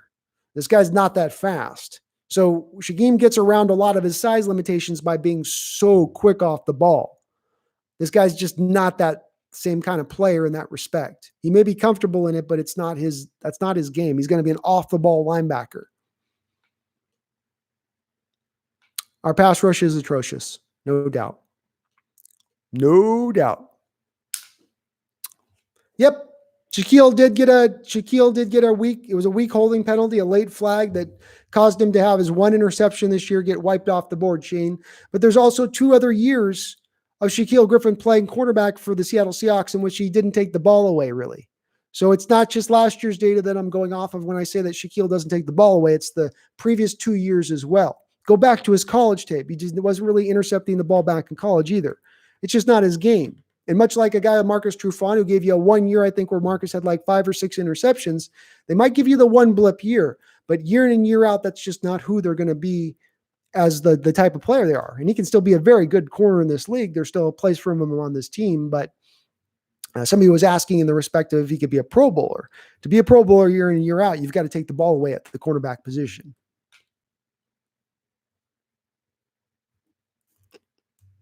Yeah, Jordyn Brooks, man, Shervins, don't like it at all, man. We've been licking our wounds here since the pick happened.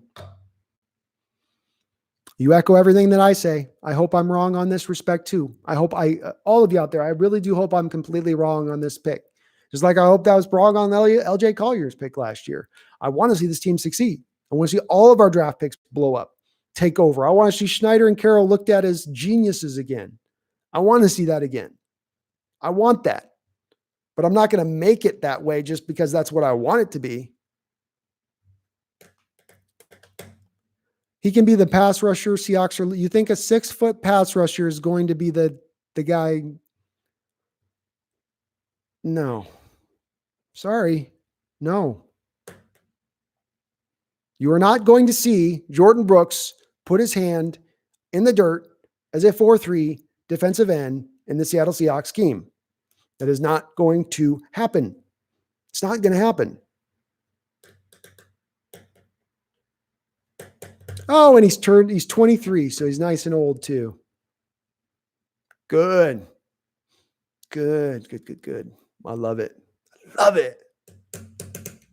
Nice and old. Just get us more old guys in, old guys, limited ceilings. I love it. Just fill teams out with that. What if what happened to Jimmy G happened to Wilson and we get a game-changing player? What if what happened to Jimmy G happened to Wilson and we get a game-changing player? What do you mean, Team 12s? Can you elaborate?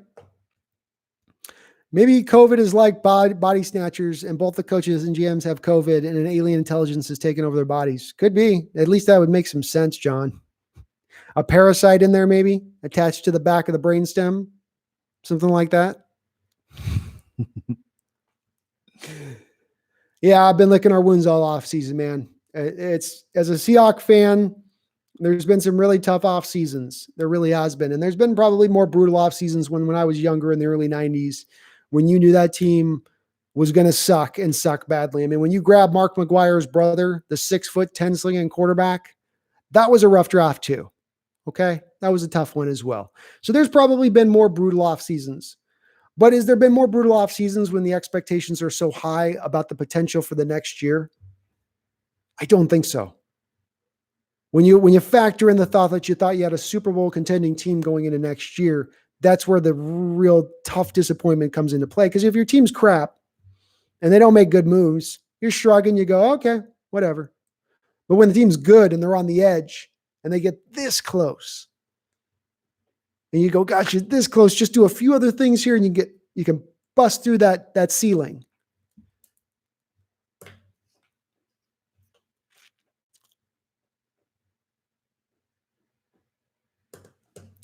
Yeah, I was laughing my ass off when Pete and John started going, what did Bruce Irvin and Benson Mayowa combine for sacks last year? Yes, 16 sacks between the two of them.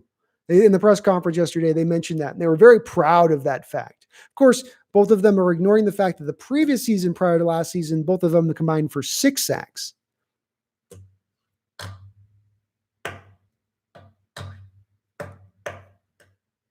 So, yeah. 2013 defense, 2005 offensive line, and a halfback and Russ Super Bowl easy. Yeah, you would. Our 2005 offensive line. Shoot, you could have, honestly, if you had our defense we had right now and we had the 2005 offensive line, we would still go and win the Super Bowl. Yep. Yep. You better believe we would. Toback at center, Hutchinson, Walter Jones on the left side, Locklear, Gray. Yeah.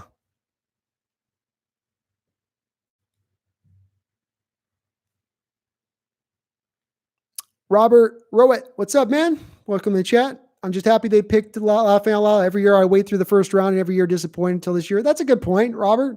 Usually we have to like wait. We go through 5 hours of waiting and then we get nothing. And then we got to just, we just got to kind of like wait till tomorrow. At least the nice thing with that though, is at least you get extra picks usually into the second day.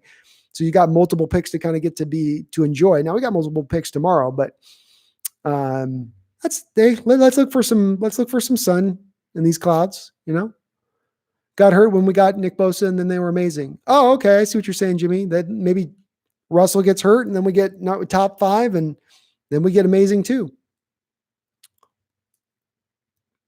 I know where you're coming from, Shervins. I get it, man. I completely get it, bro. We are simpatico in that respect. We're going to trade up with Seattle, but Dolphins pulled the middle finger at us and they traded to the Packers. And that's what I thought originally as we came in this draft, that the Jordan Love would be the trade back pick for us. That's what I was targeting. So I was on the right track with that. But yeah, it sounds like Dolphins probably, wow.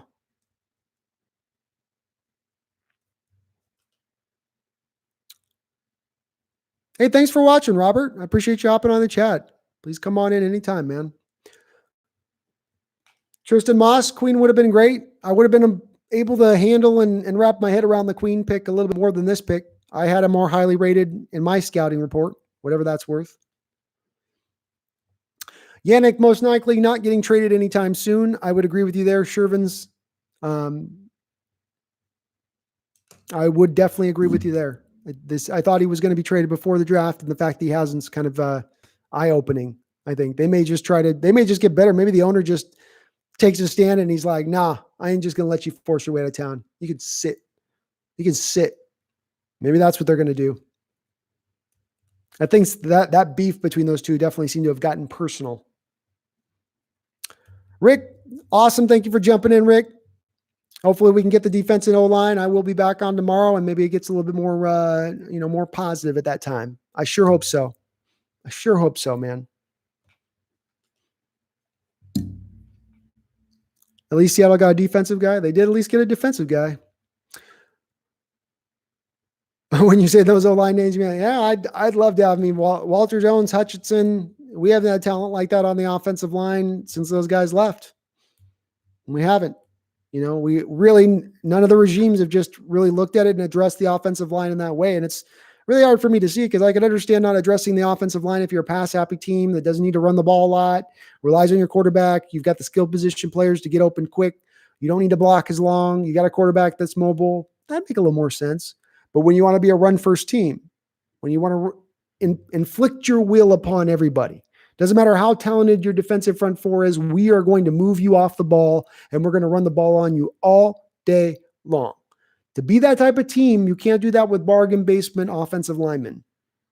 You can't do that with reclamation projects. You've got to do that with truly talented players. Walter Jones was a top 3 pick. Steve Hutchinson was a top 15 pick.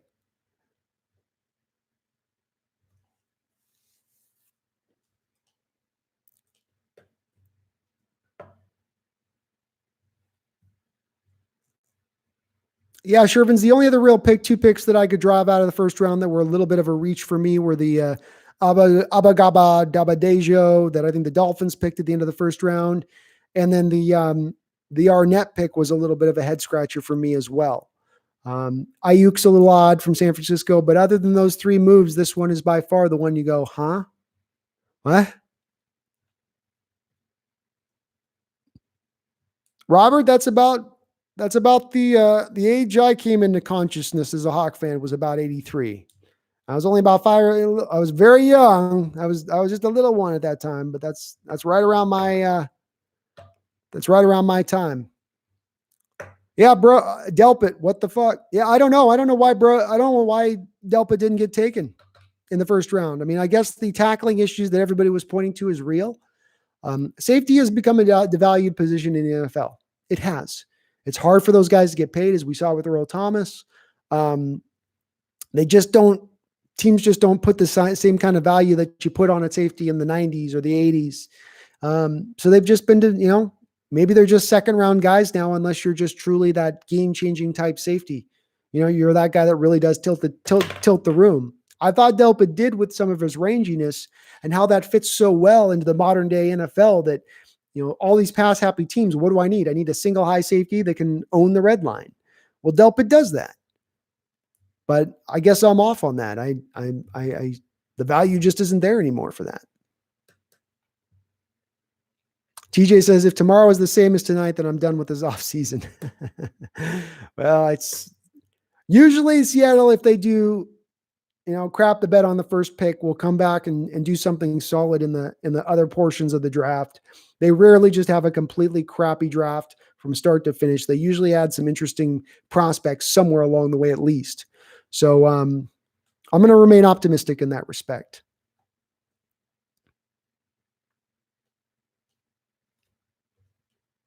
Yeah, I don't know where Pete and John's theory goes on broken offensive linemen or bust offensive linemen becoming great suddenly in their system.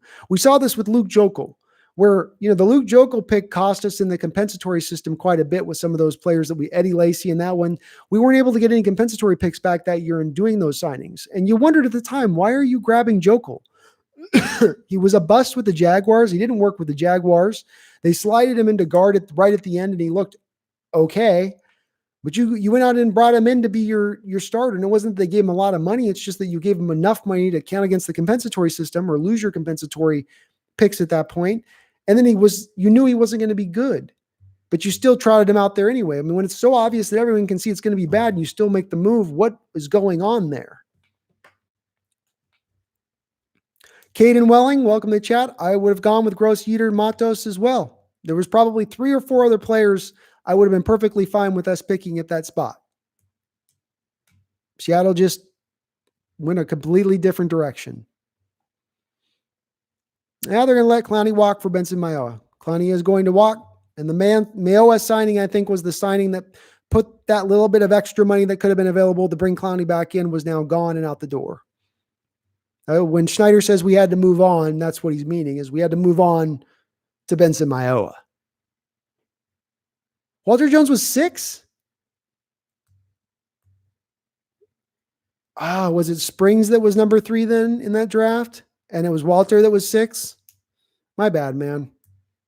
Still, top 10 pick. You have to give up the value to an offensive lineman to get the value. Would people be just as pissed if Seattle picked a running back? No, boom shakalaka, I don't think so. I think people would be not happy if Seattle had picked a running back in the first round after the Rashad Penny first round pick, but it's also an understanding of what you have on your team right now. Chris Carson's going into a contract year. He's had 2 of his first 3 seasons cut short due to major injury. Rashad Penny just had his ACL torn 10 ways from Sunday. Travis Homer is really your only guy really starting back, only guy that you got on the roster right now, healthy and ready to roll. So at least it made some sense.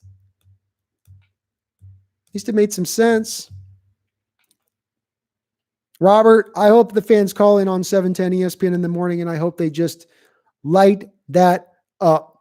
I hope I don't want any, I'm going to be listening tomorrow probably. And I want to hear, I just want to hear people just going hard at Carolyn Schneider. Going hard at him. This is ridiculous. It's ridiculous. On every level, this is ridiculous. On the level of team needs, on the level of talent, on the level of upside, on the level of positional value. Ridiculous. I do too, Shervins. I'd be so much happier if I had to be told that I have to pick between Brooks and Taylor. That's my choice. It's not even a hard choice to make.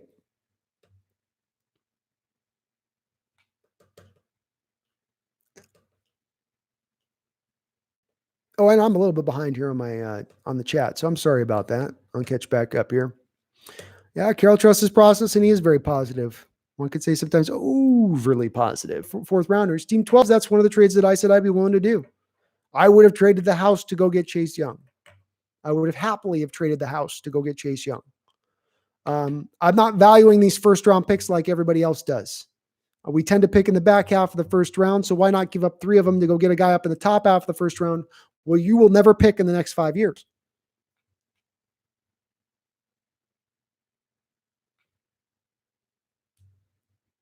I have John, I've got the combine right here. Let me see. I can tell you what he ran.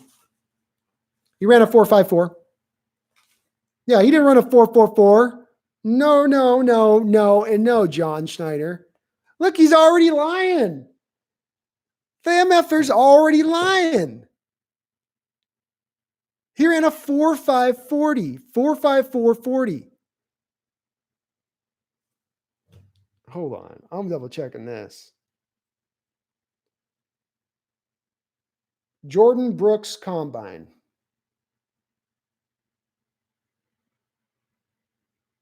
Let's see. I'll bring it up. See if I fat finger wronged it there or not. Yeah, he ran so the guy ran a 4.540, which by the way is the only drill that he participates in at the combine. No short shuttle, none of this. We don't know how he is in short area bursts. Shoot, I don't even show that he did bench press. He might have put up 8 on the bench for all we know. NFL.com draft has him as a 6.29 grade, which by their metric has him as a development traits prospect. That's just below good backup who could become starter. So they have him as good backup who could become starter, 6.1. So for the 20, according to NFL, this isn't me saying this now. This isn't a Seahawks fan saying this now. This is the Lance Zierlein guy that does the NFL.com scouting and scouts all these players. That's him saying that. Go Hawks, Big JS. Thanks for hopping on in here, man. It's good to see you.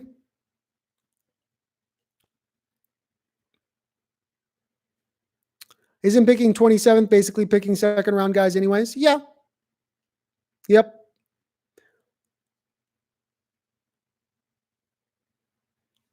Big JS, DK is a rookie on every game, but the Green Bay won. How one rookie couldn't get all the stuff. Big JS, can you expand on that a little bit more? I couldn't quite make out what you were meaning on that. Stephanie, so Pete said because of all the O-line they got in free agency, they're going for the best player, not specific need. Yeah, right. Well, if this is your best player on the board, then your board is broken. You know, maybe he's being completely truthful, and I would believe it. But how Jordyn Brooks becomes your best player on your board screams to me of you saying, "Oh, he's a leader in the locker room. He's got intangibles. He's the type of team he's the type of guy that the players follow." A lot of those, he's got a lot of grit. Things I can't measure and really quantify, and nobody can. And don't really ever really mean anything or amount to really wins or pile up wins. Shervins, I really like Pittman. How do you feel about him?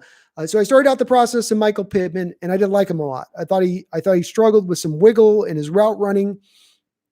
I still maintain that he's a little bit tiny bit stiff, but I can't deny the fact that the guy, along with Chase Claypool, T. Higgins, and Brian Edwards, those guys all kind of were in this sort of collection of receivers that are really great, have a real great ability of not necessarily having a lot of separation, but being able to make the catch with the guy hanging off of them, falling at an awkward angle, twisting, turning. They could still make the catch.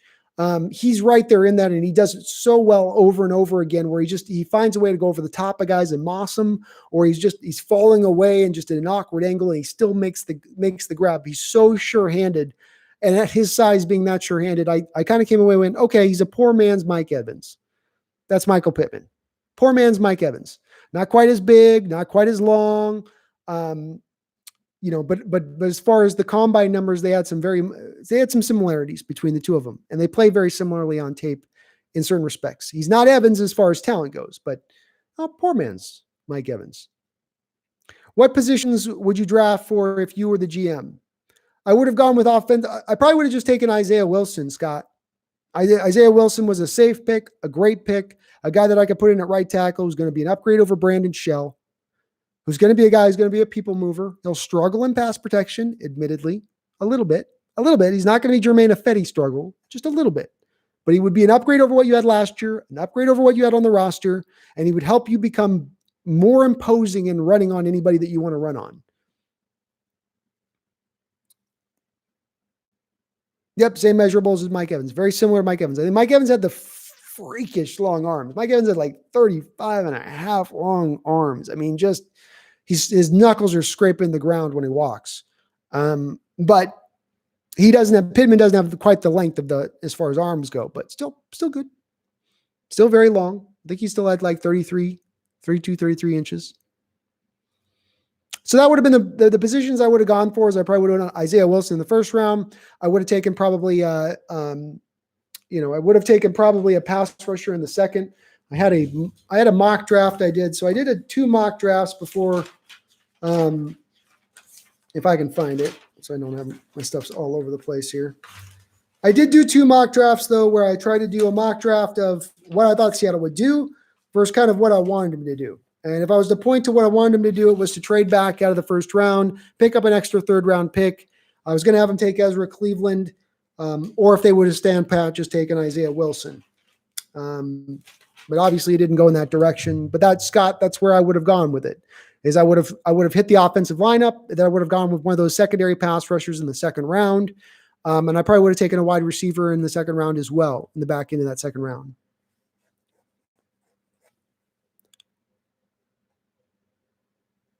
John Robb, he was dealing with a shoulder injury, so he had no time to train for the combine.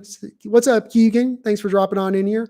And that's fair, Keegan. It is. The problem is that if I'm going to make him my 1st round pick at number 27, if I'm going to take a will linebacker in the 1st round, then I need that data and information.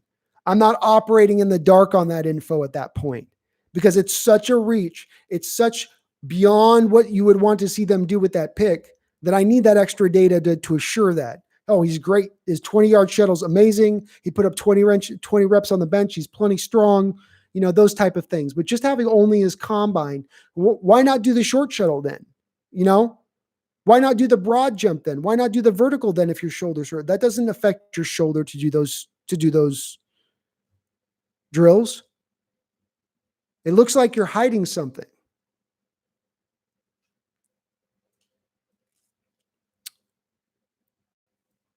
I like me Denzel Mims too. I'm not a Chenault guy. I don't like Laviska Chenault at all. So sorry on that one, Shervins. I'm just not, I can't get on board with Laviska train. We will win all games, but not all because of rookie. We will win all game, but not all because of rookie. I'm not sure on that, JS. Can you expand a little on that, JS? I'm just not sure what you're saying there. We win all game, but not all because of rookie. There's a little bit of a haiku kind of going on there, man. T. Higgins. T. Higgins is probably in play. I think the D-line edge needs to be addressed tomorrow, Nate Dogg. Yep, I agree. I think you're going to have to do something tomorrow as far as D-line one way or another. They need to get another body in here bad. Caden, maybe not. The one thing with the Packers pick is a couple years from now, they might get 3 first-round picks from Jordan Love. If Aaron Rodgers is still on that team, still playing well, and they've got him as a piece to trade. We're not going to get any trade value for Jordyn Brooks down the road. So maybe. Yeah, I guess they're thinking they're outsmarting the world. They must. It's one of those things where, I don't know. I wish I had a better feel for what is going on in the head of the front office in general, what they're doing as far as how they operate and build this team. I know what the philosophy is on the field.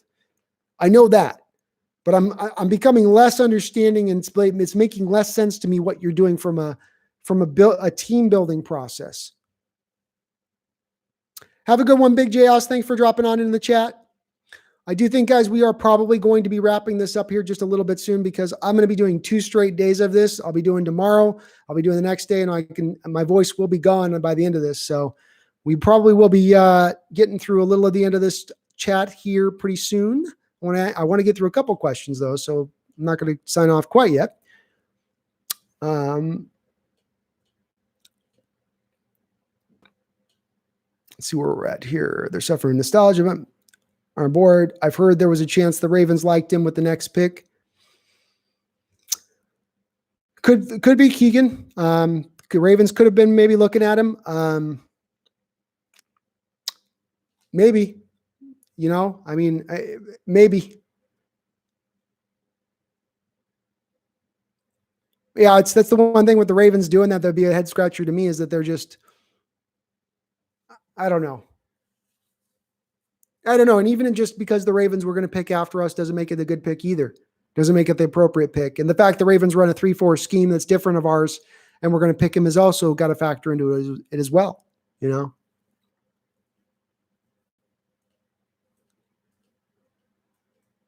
a little behind, but I'll catch up here. Draft starts, I think, at 5 o'clock tomorrow, I believe. Scott? I do believe. Calais Campbell. I would have liked to see Calais Campbell here. I think I don't think he was available, though. I think he wanted to go to Baltimore. The former Cardinal coach that he was with for years down there in Arizona is now with Baltimore. They play a scheme that's different from what the Jaguars run. It's more similar to what he ran in Arizona. Maybe he feels more comfortable in that scheme. What's the morning show in the morning in Seattle? You got like 710 KGR and you got 950.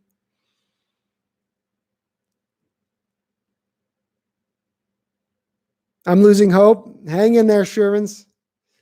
I think we are probably going to be a 10-6, 11-5 team next year. Chris Cochran, man, I've done 7-hour streams a lot of times, so it tends to be my kind of standard here. I'm slowing down now. I can feel my voice starting to rattle a little bit, but you guys make this fun. I love talking with you guys. They got every right to make fun of us for this pick. Jerome C., I wouldn't have been happy if we'd gotten Patrick Queen, but at least with that guy, I had second, third round value on him. So at least the value is closer to where you're picking at that point. With Brooks, I had a 5th round value on Brooks. Because as I was scouting him for Seattle, I'm not scouting him as a middle linebacker. I'm scouting him for outside linebacker potential as a will linebacker in Seattle. Maybe eventually he does become our starting middle linebacker, but I'm looking towards him and where he will be next year and the year after. And as I saw him as an outside will linebacker in this defense, I just didn't see a very impactful player there.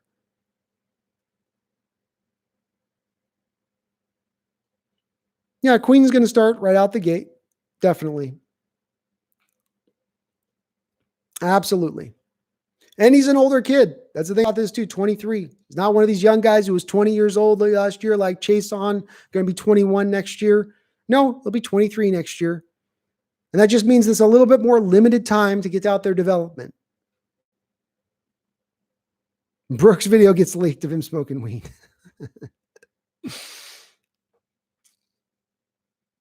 There are a lot of pass rushers in this draft. How many that you think could be a good starter next season are left? Let's take a look at my value chart here for pass rushers. I don't know if you're going to have a starter at pass rusher, but I don't know if you need a starter at pass rusher. So I think I would lead first with saying that is that, early downs, you're hoping if you got early downs, you got Rasheem Green, who stopped the run pretty good last year. LJ Collier, who you drafted to be a run-stuffing defensive end for you, your 5 technique. And Poona Ford and Jaron Reed is your early down guys. So that's your run-stuffing front. So all you needed really is in this guy that you draft here later on in this draft, be it the 2nd or 3rd round or later on, even if they go that trek, is you need a rotational guy who can come in and give you 30 snaps a game as a pass rusher. And as I look at it, the guys you look at who might be available in the place that we're selecting, maybe there's the Weaver kid from Boise State, Akuara from Notre Dame, Bradley Anae from Utah, and then I've got Zuninga and Unch as the next two guys kind of below them on that board. So probably in that collection of guys right in there would be your next tier. Obviously, Epineza and Yetur Gross-Matos are on the board, but I would expect them to be taken in the top end of the second round. I don't expect them to last that deep into where we're going to be picking in the second round. Ah, Stephanie, they said it. Oh my God. He's got grit. He's got intangibles. Plays with a chip on his shoulder. This guy just loves football. It's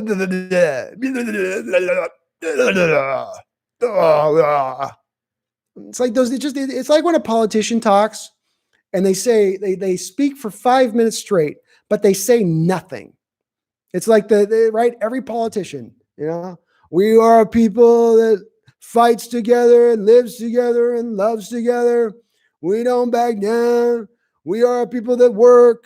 We are people that get up in the morning and we look at our significant other and we go out that front door. Like, what are you saying? What in the hell are you saying? He's got grit, chip on his shoulder, intangibles.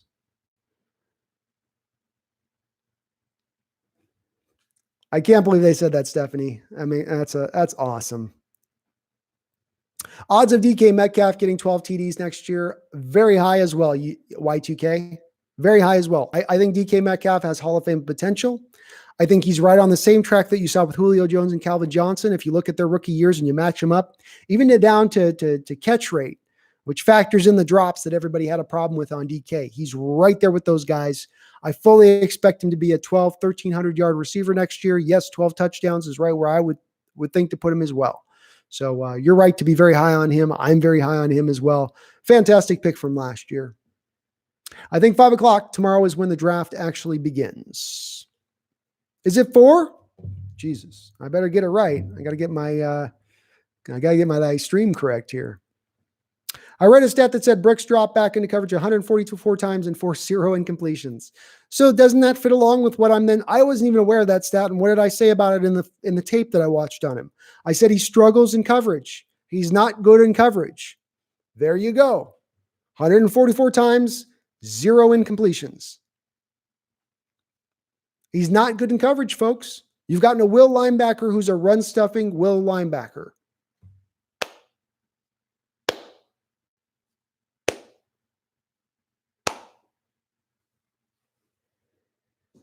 Well done, front office. Well done. Patrick Queen is only 20.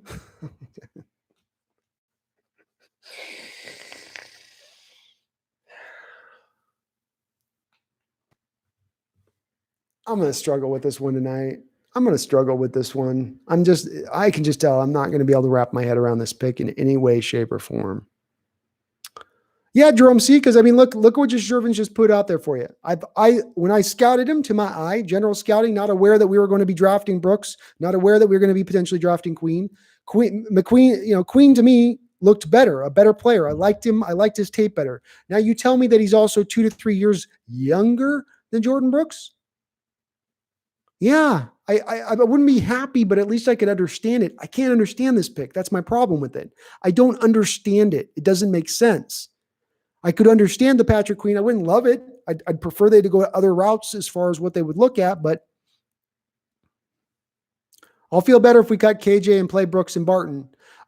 What's up, Ryan Dallas? The only issue there is Brooks really did struggle at playing the Sam linebacker role last year. Bruce Irvin is slated by Seattle to be the Sam linebacker this year. He's not even on the roster as a defensive end. He's on the roster as a linebacker. He played the Sam role for us in 2012, 2013. With Barton not being very good in the Sam role last year, being more of a natural will, Barton is your natural will. Unfortunately, Barton looks like is probably going to be sitting on the bench for the foreseeable future.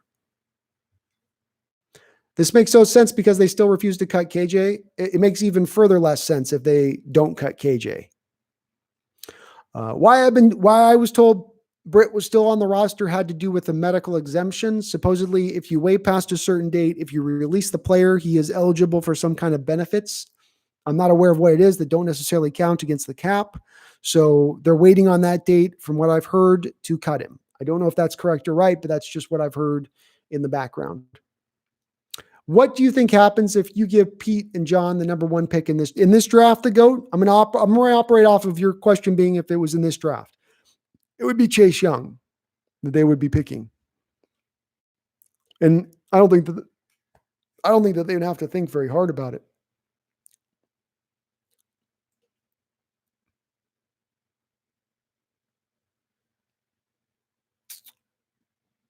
I think he'll have 1,200. Yeah, I think 1,300 yards, and I think it will be 12 TDs. I think he's 10 plus touchdowns next year.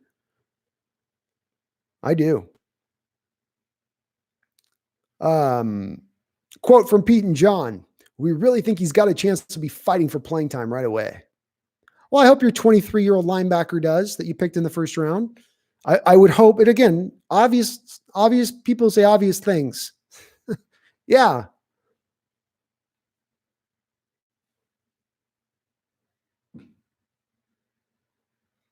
Do you think there's a center we could draft in the second round? Asked Ryan Dallas. Yeah. Couple guys. I mean, Baidez, I can't pronounce his name, Ryan. The Wisconsin center. He's really good. Like him a lot. You could see him as a guy they could potentially target because he would be a fit. I've heard there's injury concerns with him. I like Cushenberry quite a bit as well. So big and so strong, which is so unusual for the center position. And the really thing that I'm kind of intrigued with him is those arms. He's, I think, got like the longest arms in this draft, Cushenberry does. And when you watch him at center, centers tend to have to draft and then they got their hand here and they'll snap the ball and then the hand goes like this. This guy's arms are so long that he kind of has to loop in and sort of hook guys up underneath. It's his own kind of technique in it, but it works for him. And you never see anybody with power really driving him back into the quarterback, which I found to be very impressive. But he could be definitely one of those centers there. There's I think a Matt Hennessy guy. I think it's Temple. I watched tape on him last night. I don't know if he's a second round guy. He's probably more of a fifth round guy. But they could look at those two guys in that range, the Baidez guy and the Cushenberry. That would be right where the value would be for them. Even if they love Brooks, why not take Gil? We've been asking the same question in here. If he was going to be available in the second round, somebody mentioned the Baltimore Ravens were going to like him with the next pick. But I don't understand it either. And Shervin's Josh Jones, I don't know why either. Josh Jones was another one of those meat and potato left tackles in this draft. Nothing sexy about them. They're just going to get the job done for you. They can run block. They can pass protect. Maybe not a Pro Bowler, but very solid in this league.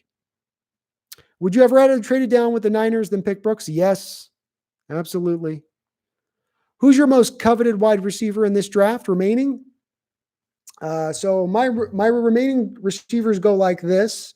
I've got Denzel Mims, Chase Claypool, Brian Edwards, Michael Pittman, KJ Hamler, T. Higgins, and Duvernay out of Texas. That's how my next stack goes for the wide receiver positional grouping. I'd expect at least 2 to 3 of those guys to be available when we pick with our first pick in the second round.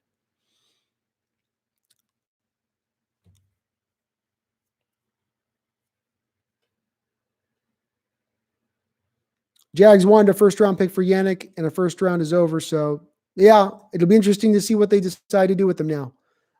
Does he get traded after the draft?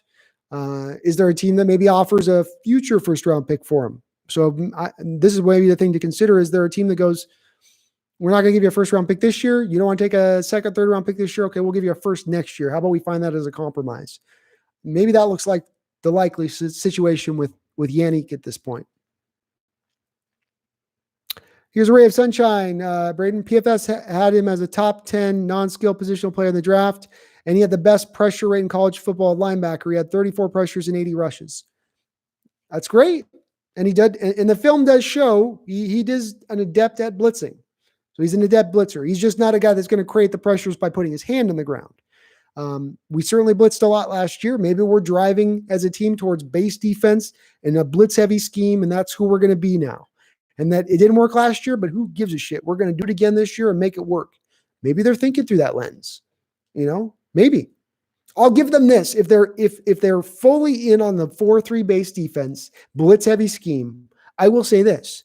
There is no other team in the league doing that.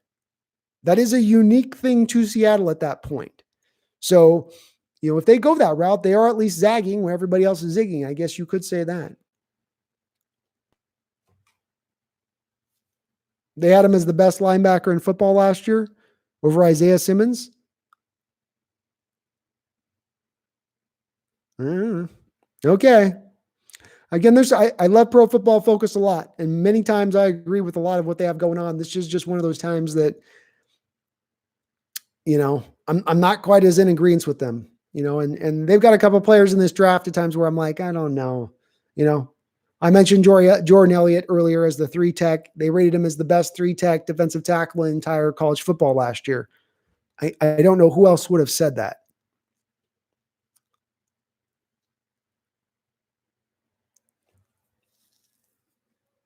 We draft Joe Burrow and put him in the slot. Do you think we can still revamp our O-line? Not really. No, I think a lot of the top tackles by the time we pick, you're going to have seen Thomas, Becton, Wills, Wirfs, Jones, Jackson, Wilson, Cleveland, Niang, Wangagu, Prince Wangagu, Hunt, and Pert. All of those guys, I think, will probably be off the board by the time we're selecting with our first pick in the second round. And then I think that the left tackle talent at that point starts to fall back quite a bit. Guard, maybe, I guess. Natane Mutai's got a world of potential, but he is built of glass. I don't know, Shervins. I wish they did. Stephanie, I've heard that mentioned. Lynch coming back and being a fullback for a year. I'd love it. It'd be fantastic. He'd be the best fullback in all of football. It'd be a dynamic weapon. It'd be forward thinking. It'd be innovative. All the cool little things that you could do, not just in the run game, but in the passing attack at that point. Unfortunately, again, Seattle just doesn't tend to show that kind of creativity and imagination when it comes to their football team. And the other thing you'd have to wonder is, does, Marshawn Lynch, after being a tailback and being the guy carrying the rock, does he want to go in and do the dirty work of slamming his head up against linebackers 40 times, 30 times a game, running lead on ISO? I don't know if he really wants to do that at 34 years old. I'd love to have Marshawn back. I thought he looked fine last year. I thought he still looked really good. I didn't see a guy that was like super old and couldn't get it done. I mean, our O-line just wasn't creating a lot of holes last year. Nobody was going to get yards behind that O-line at the end of the year. But fullback, I just don't think he'd be willing to do it. Would it work? Could he play it? Yeah, he'd be the best fullback in the entire NFL.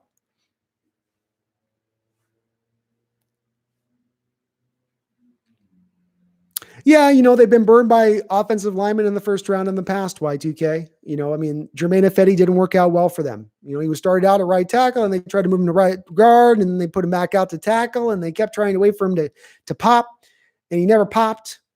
And then you got James Carpenter, a guy you drafted as a left tackle. You thought you could pop him into left guard, and he'd be something decent. He'd be a really good left guard for you if you moved him out of left tackle, because if he could move at left tackle in college, then you thought he'd have, at least with that power and strength that he was bringing into play, he'd be really dominant as a run blocker at a guard, and he just never was there really either. He's had a long career. He's been solid throughout his career, but never really gave you great play from there. So maybe they figured they got burned and they just didn't want to go back down that train again, and they're just going to assemble the offensive line through spare parts and call it a day. I just don't think it's not a great way of going about things when you're going to get your quarterback injured on the downside of that. The negative to that is your quarterback has a season-ending injury and your team is done for the year. Wow, T. Higgins pretty low on my list. Yeah, T. Higgins is one of those guys that I am not as high on as everybody else. It's a guy that I would fit him in the same place that like Brandon Ayuk went, or Jefferson from LSU. I thought those were 3 wide receivers that were a little bit overrated, in my opinion. T. Higgins does not create separation. He's reliant really upon being a contested catcher on everything. He does it well. He's in that grouping of guys like I was talking about in the Edwards, Claypool, Pittman range of things, where he can really go up and get it and take it away from a quarterback and Moss fools. But just wasn't wowed by the tape, unfortunately. Just not quite there.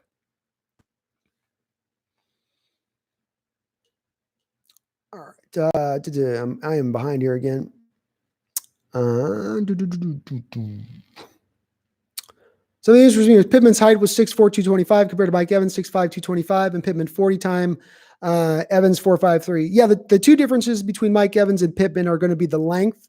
Evans has got the freakish arm length, which is part of what helps him to go up and take balls away from cornerbacks consistently. And the other thing is the vertical leap. I think Mike Evans had over a 40-inch vertical leap or somewhere in that range. 40-inch vertical leap with the 35-inch arms and the 6'5" frame. I mean, that's freakish to the utmost. But Evans is not that far away. He's not that far away necessarily. Speed's not a concern for me with Mike Pittman. He had good enough speed on tape with his length and size. It's going to be okay. It was more about the route running and creating separation in his route running. Could he do that at his size? And I'm not as certain. A little more certain after watching a little more tape. It's not 100% certain. What are your thoughts on Taylor and A.J. Dillon? Taylor would have been an ideal back for Seattle's system. He is the most scheme fit running back in this entire draft. One cut zone runner would have been perfect for us. Would have been awesome for us. A.J. Dillon is a guy he's probably the big short yardage back of this draft. If you want to draft a guy that's going to be like what Brandon Jacobs was, that's kind of what like A.J. Dillon is a little bit. Maybe like a poor man's Brandon Jacobs.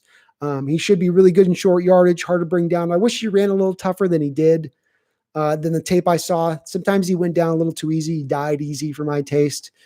But, he's all right. In the 5th round, he'd be all right. Will Marshawn do good this season, do you think? Alexandra asks.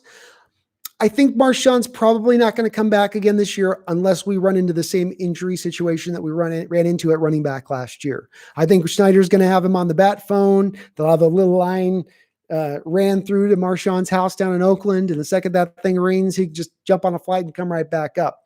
The one thing I will say is that we've seen, I think over the last 4 or 5 years, I think 3 to 4 of the last 5 years, we've seen our running back position become decimated by the end of the year.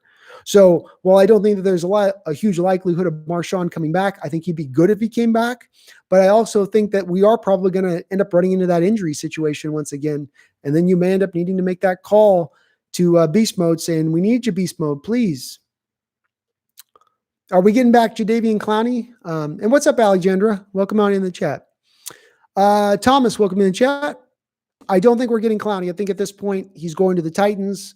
They're waiting for the April 27th deadline where it doesn't count against the compensatory system anymore to sign him. That's why there has been the delay. Yeah, well, we deserved what Twitter was given Seattle. So, Jerome, see, this is worse than when we took Aaron Curry. It could be worse in the respect of you're so much closer to being a Super Bowl team and you don't have the opportunity to just punt away draft picks at this point in time. You needed every draft pick in this draft to come in and produce and not necessarily be impactful, but just come in and produce and be a benefit in addition to the team. I don't know if he's going to be that. I don't know that that's a true statement here, but you might be right. This might very well be a worse selection when you factor in that the Super Bowl aspirations this team has. What if we trade a third for Trent Williams? Stephanie asks. Well, I'd love that trade, Stephanie. Who's playing right tackle? Is Trent going to left tackle or is Dwayne going to left tackle? Is Trent Williams at 31 years old willing at this time in his career to transition over to right tackle, which is not valued as much, especially as he's now starting to look to want to go get a new contract? I don't know if he's going to want to transition over there. Is Dwayne Brown going to want to, and what could potentially be his final year in the NFL, move to a new position? I don't know. I've heard from left tackles and right tackles before that there is a difference between playing either side, and it's not just ubiquitous that you can flip over and play on one side if you can play on the other. But I like where your head's at, Stephanie. I'm completely okay if that's the route this goes. It boggles my mind. We're gonna have to miss out on a tackle, even if you have 2 solid tackles. If you can get a good tackle late first, early second, you do it. I agree. I value offensive linemen like that, especially when you want to be a run-heavy team. The only creativity Seahawks had was putting Trayvon Boykin as a running back. Yeah, that's about the only time you're going to see. Ake 24. I hope I'm pronouncing that right. I hated the pick. I got excited for Jordyn Brooks. I hated that pick. I got excited for Jordyn Brooks, who we could have gotten from late second or third. Yeah, I think we could have gotten him later on, man. I do. Yeah, Brooks is a tough one to swallow. You're right on the button there, 24. Right on the button there. This is a tough one. What's your dream scenario for saving this horrible offseason? My dream scenarios for saving this horrible offseason would be that you cut KJ Wright, you cut Britt, you sign Clowney, you sign Everson Griffin. You go get a receiver and hopefully, and then one of these tackles falls to you in the second round and you get lucky. One of these top 12 tackles somehow falls to you. I think that would be the route that I would go. Pretty simple. You give me 2 Knights edge rushers, I'm good with that. What do you think about Denzel Mims? I started out on Denzel Mims as down on him. Baylor wide receivers, I'm always a little leery of. They run really like not a wide variance of routes there at Baylor. It's kind of a kitschy offensive system. But when I watch him on tape after going back a second time, I really could appreciate his skill. Supposedly he played most of the year last year with a hurt hand, but still put up some really great stats. Got everything you like. It's no coincidence to me that he comes from the same school that Josh Gordon comes from. They've got a very similar body, similar kind of numbers and explosion scores and testing scores. He could become a very similar player to what Josh Gordon has become. So I like Denzel Mims quite a bit. Ryan Dallas, possible trade for O.J. Howard. Absolutely a possible trade for O.J. Howard. I know Seattle was in on him at the trade deadline last year. Tampa Bay was asking for too much for him. It sounds like he wants out of there. It would seem like a third round value would be the appropriate value to swing for him at this point.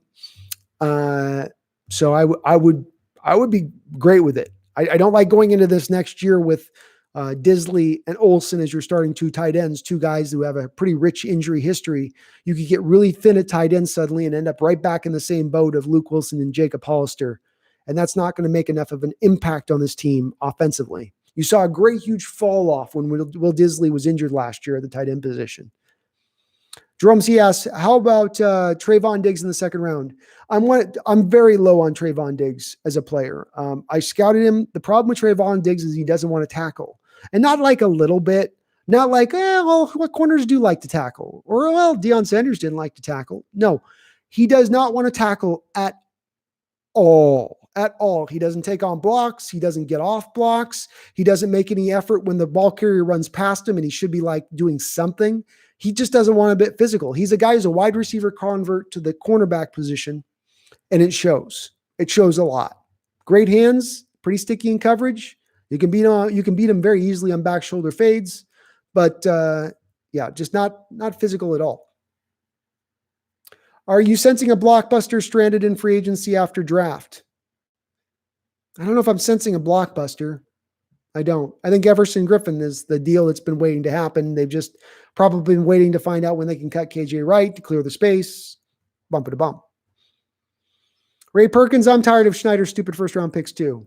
I'm with you, man. Welcome to the chat, Ray. Yeah, I don't know why it is they struggle so much in the first round. It almost seems like they sort of overthink themselves a bit. They get a little bit just like they go around in circles and end up really far astray. I shouldn't have taken that left turn at Albuquerque, to quote one Bugs Bunny.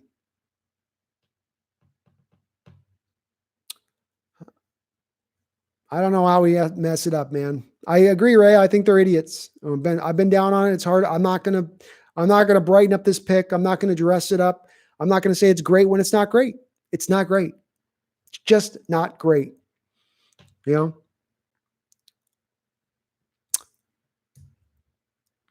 Yeah, Eek, I agree. Disley, if he is healthy, is a top 10 tight end. Hell, he's probably a top 5 tight end if he's healthy because he blocks really well. Let's not forget that as well, as he's a great run blocking tight end. The issue that comes into effect is that he's had 2 huge major injuries in his first 2 years at the very start of the season, both times. Counting on him and hoping with him that he's going to be the man. It's kind of a stretch at this point. I hope he is. I hope he can finally get healthy, but he eventually has to show it. How do I feel about Ross Blacklock? I'm not a big Ross Blacklock guy. He's a guy that only wins with power, and he doesn't win very often. I think he only had about 4 sacks last year for TCU. Um, just doesn't excite me a lot as a player. I think he's a guy that you look at from a body standpoint and you go, ooh, wow, God, he looks a lot like DeMarcus Lawrence. Looks like long arms, well-proportioned body, looks strong as hell. But then you watch him on tape and he just doesn't have a lot there as pass rush goes. And his power is just, for a guy that relies on power so much, it doesn't work that well for him in college. And the first thing that does not translate well when you move into the NFL on the defensive side of the ball, if you're a guy who only utilizes power in college, it's a big red flag because power is the thing that doesn't necessarily translate right off the bat in the NFL. Everybody's strong in the NFL. Everybody is. Winners and losers of this draft. I don't know. It's probably pretty early to call out, who is going to be the winner and who's going to be the loser. The place you always go to is you go, well, we're going to go for the teams that have the 2 first-round picks. I think San Francisco did a great job with Javon Kinlaw. I'm a little bit dicey on Brandon Ayuk, but the Kinlaw one I loved as a pick. It's along the lines of what I thought they would do with the Derek Brown if he had slid to them there. So I do like what they did there with that. As far as losers go, I think the Raiders are still doing a lot of head scratching moves that don't necessarily make a ton of sense. That's one that jumped out to me where I go, huh? What? And then you could point to also the Packers, who are like Seattle in a little bit of a win now mode. Aaron Rodgers' window is shrunken even further than Russell Wilson's window's currently at. To go get a quarterback when you could have got another a really talented wide receiver out there to bring in, a talented offensive lineman that after losing Brian Bulaga, they didn't do it. I put them as a loser as well. But I think it's a little too early necessarily to really route out the winners and losers. Maybe not Shervins. I mean, if they had him on the pre-draft stuff like that, it's so weird to have him on the pre-draft stuff as kind of the team guy talking to the media when you were going to select a linebacker and ended up cutting him.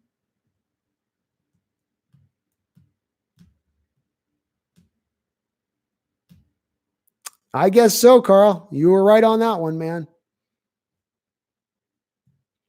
Ryan, they do tend to come a little stronger in the second and third round, so I will hold on to some optimism myself and believe that maybe we can find we can return this thing around a little bit like we did last year as the draft went on. I really hope we draft a wide receiver tomorrow. A third wide receiver could make our offense dynamic. I agree. I think it's also kind of necessary. If anything happens to Lockett or DK, we need a good solid backup to come back in and roll in their place. So I would love to see that. We trading up in the second and third rounds? Well, we have done it before. I don't know if I can make a prediction about whether or not we would, though, because it's hard to say at this point. What about Zach? What about Zach Moss? Oh, from Utah. Not high on Moss. He's the 7th rated running back on my board. A lot of people like him. A lot of people think he's got shades of Marshawn Lynch to his game. I didn't see a guy that runs with that kind of power and force. He's only 5'9", so there's limitations to his size. I just didn't. With Zach Moss, I don't see it. I don't see it. I just, nah.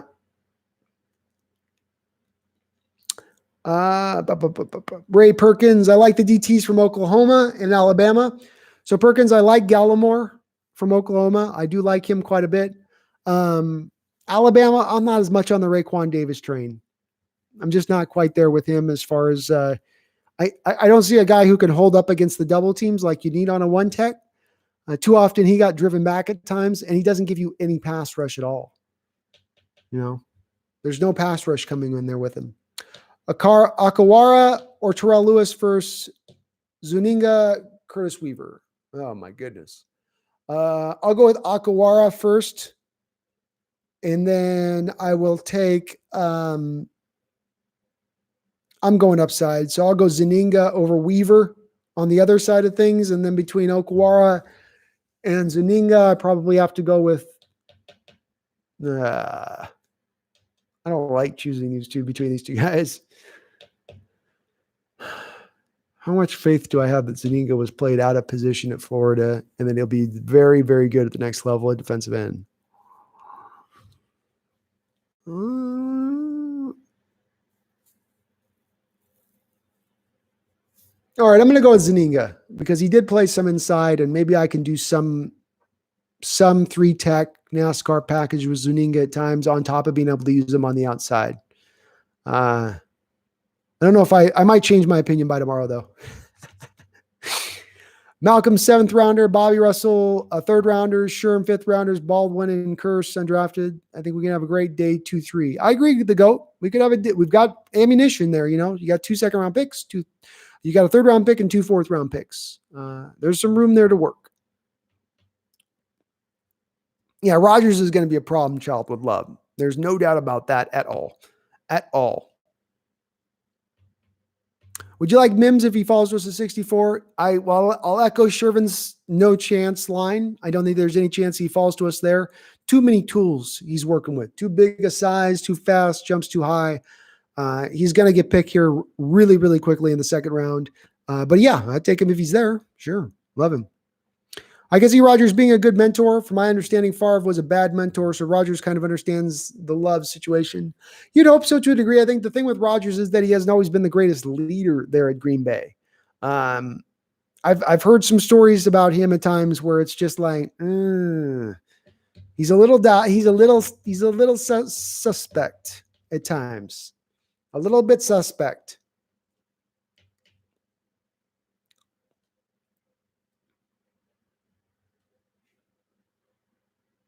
I was having such a great night. Seahawks changed that quickly. Yeah, they did that for everybody, man. So who's on your wish list from now on? Who is a linebacker you'd rather have and why? So who is your wish list from now on? Who is a linebacker you'd rather have and why? I'd rather have Cody Barton, the guy you drafted in the 3rd round at the will linebacker, Brendan.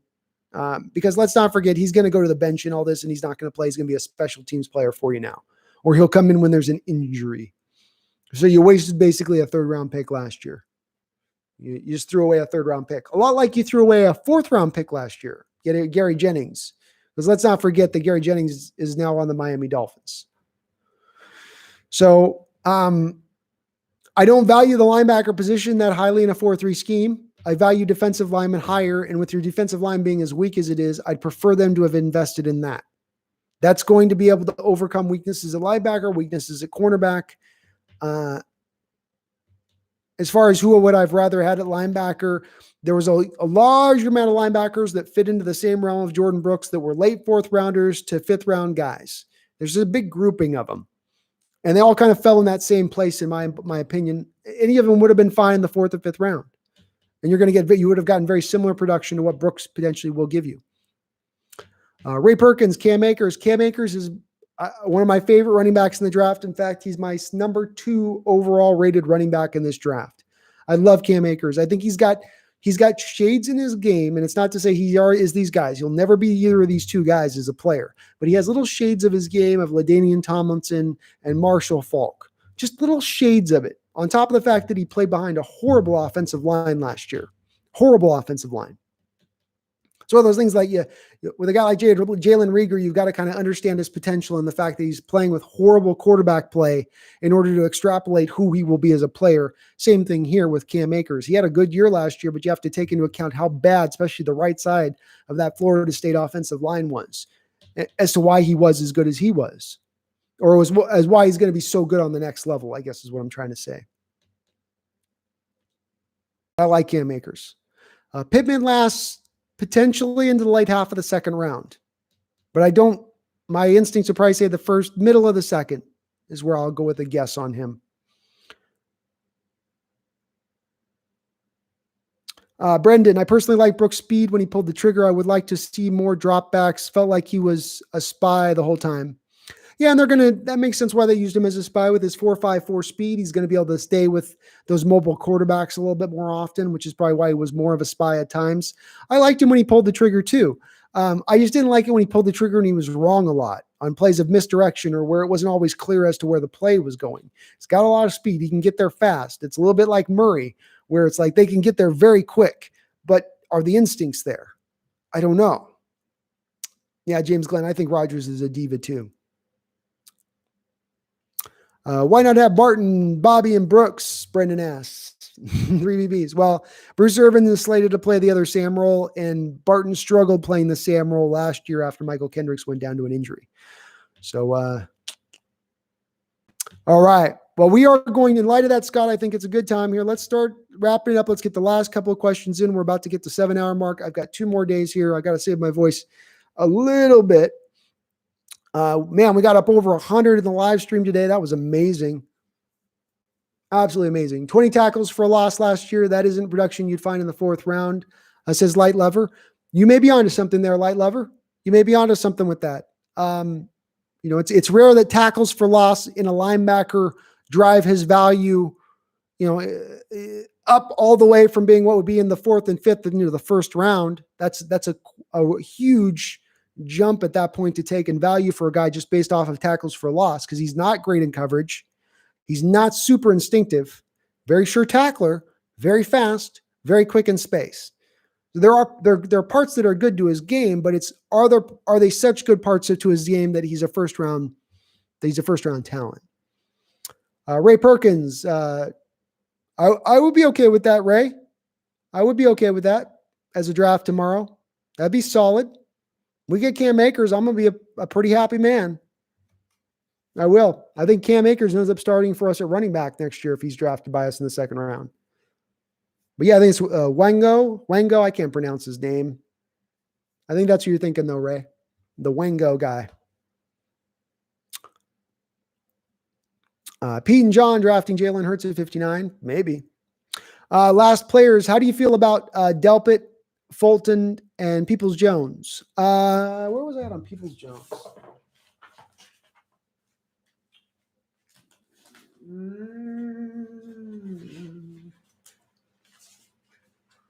Okay. So I'll go a little bit backwards on your deal here. We'll go through this. Delpit, I like him. He's a rangy safety, modern free safety that you need in this NFL, a guy that can cover sideline to sideline, handle the red line, take away the seam routes, take away the deep routes. I'm not as worried about Delpit's lack of ability to tackle.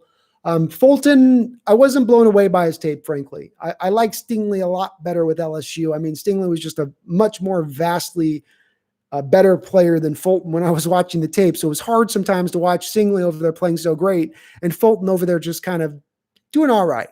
Not a bad player, certainly 2nd round value with Fulton. He'll probably be a solid corner in this league. He'd be a fit for Seattle, but I would hope Seattle wouldn't pick him. Peoples-Jones, he's got good size, good arm length, ran a 4.48. So he's got the speed Seattle's looking for.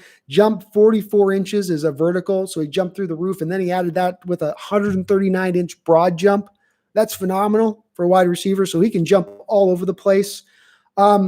He's not a crisp route runner, but he finds creative, unorthodox ways to get open. I did have him in the same territory as Edwards, Claypool, Pittman, and Higgins, in that he's a good contested catcher. Falling down can make the catch. He's just very solid at being able to go over the top of people, and having that 44-inch vertical leap, having that 139-inch broad jump helps that by a bunch. He sometimes does give up if the first route, doesn't work. And that kind of jumped out to me a little bit with Peoples-Jones because, of course, Russell does so much of his damage on the secondary routes. Play breaks down. The initial route isn't there. This guy wasn't as good about running into those secondary routes. He's not really a blocker, which is a problem for us in the running game. You got to be a blocker if you're a receiver with the Seattle Seahawks because we run the ball as much as we do. But he does move like a guy much smaller than 6'2", which I thought was interesting. He moves like a guy that's a little bit like a 5'11" guy that's 6'2". I think that kind of jumps out to a degree. He had 1 touchdown for every 6 catches in college. That's impressive. And we know Pete Carroll likes touchdown makers. He prefers touchdown makers. So those things were really good. My bottom line was that his speed and jumping ability don't always show up on tape. So how he tested at the combine isn't exactly what you see on the field. He can let the ball get into his body a little bit too often. He's not as much a hands catcher. And I do wonder on the next level of how much separation he can get at the NFL because he's not necessarily a master route runner. But he's an interesting prospect nonetheless. And if I just got behind there for a second on that, so I'm catching back up. What if the team switched to 3-4? I don't think the team could switch to a 3-4 teams 12s. They don't have they have the linebackers who could do it, but you need the front three that can do it as well. So you need the nose guard who weighs 350. We don't have that. More of a 4-3 guy. Thanks, Y2K. I appreciate it, man. Oh, my connection is unstable. I think YouTube's trying to kick me off after 7 hours. So we're going to wrap this up here, guys. Bobby seemed excited. Yep, Bobby seems super excited, Brendan. That's good to see. I like that. I'm happy to see that he's excited. Save minute, then they sign. Hopefully, Mighty John Boy, you're on the track here. That this move is going to help us clear out the space to get Clowney and Griffin back in here. And if that happens, then maybe I can feel a little bit better about this move. Who's the guy from Liberty? I'm not sure on that one. Team MLB is the way they call you in this year's pick make more sense.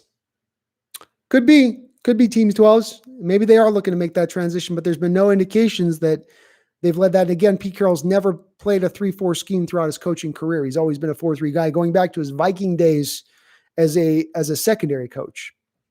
Daniel W., no worries. Thank you for hopping on in the chat, man. Better late than never. Sorry to ask this because you probably answered it, but what did you think of today's pick? Daniel, I just didn't like the pick. At the end of the day, I had this guy rated as a 5th round value. Maybe I was too harsh on him in my scouting of him, and that he was much better than that, but I don't think he was a 1st round linebacker. Wheel linebackers are just not a really valuable position in a 4-3 defense, as other positions within the defense are. It's a valuable position, but there's other positions that are more valuable. I need a Leo before I need my Will. I need my middle linebacker before that. I need to cover corner before that. There's just other items that I think I hold positionally higher. So it makes it hard for me to be okay with the pick. It kind of is what it is at this point. They obviously like him a lot. He's eventually going to look to be probably a long-term guy that moves into the middle once Bobby retires. And so maybe they're looking at it through that lens. But it does look like a little bit of a reach for us at this point. On top of the fact the guy's a little bit of an older prospect at 23 years old. It's a little bit of a head scratcher for us. A lot of speed, sure tackler. He brings those elements in the game, a good blitzer from the linebacker position, and we blitzed a ton last year, so he provides that, but I'm just not quite on him with that.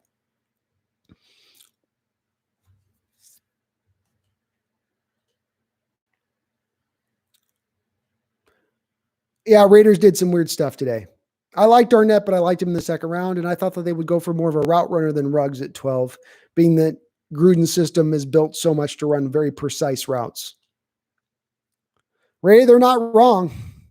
When everyone's saying it smells like shit, it probably smells like shit. Yeah, there's always a reason they have been the way up. There is definitely.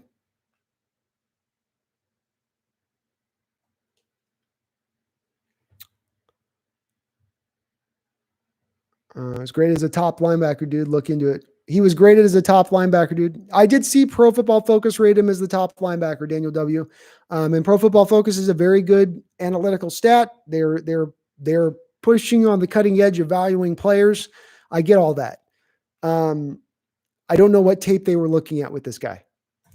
That's all I can say. I don't know what tape they were looking at. Was not the best rated college linebacker in the country last year. He just wasn't. And on top of the fact, I would say it wasn't the greatest year for linebackers in college football last year in general. Wasn't like everybody was blowing it up at linebacker on the college football game. Tomorrow, we're going to do right at the start of the draft tomorrow. So I don't know if it's 4 or 5 o'clock. I'll double check on that, but I will be going live right at the start of the draft. You can count on that. Kid would have gone to late 2nd. I think he would have gone the late 2nd too. I don't think that Brooks would have been picked in the 1st, and I don't think he would have been picked in the top half of the 2nd round. Not with the pass rushers available, not with the safeties that are available, not with the wide receivers that are available. I just don't think that people would have put that value on him.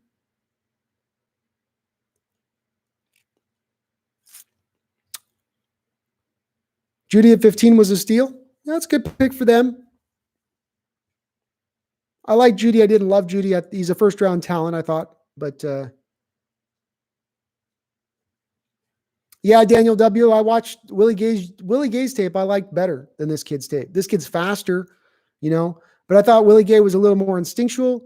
I thought Willie Gay brought it a little bit more when he brings the thunder. He's kind of a hitter at times. Yeah, the thing to point to, guys, is it's worth noting is that Patrick Queen's 21. In the next year, he'll be turning 21. Our guy will be turning 23, 2 years older. Was he that much better of a player for those 2 extra years that he had? Or did Queen actually look like a better player on tape? To me, Queen looked like a better player on tape, but Will Disley's season stats for next year if you're a betting man. I'm going to go ahead and do this and bet that I think Will Disley's going to be able to come back next year and be healthy for I'm going to go with 13 games next year.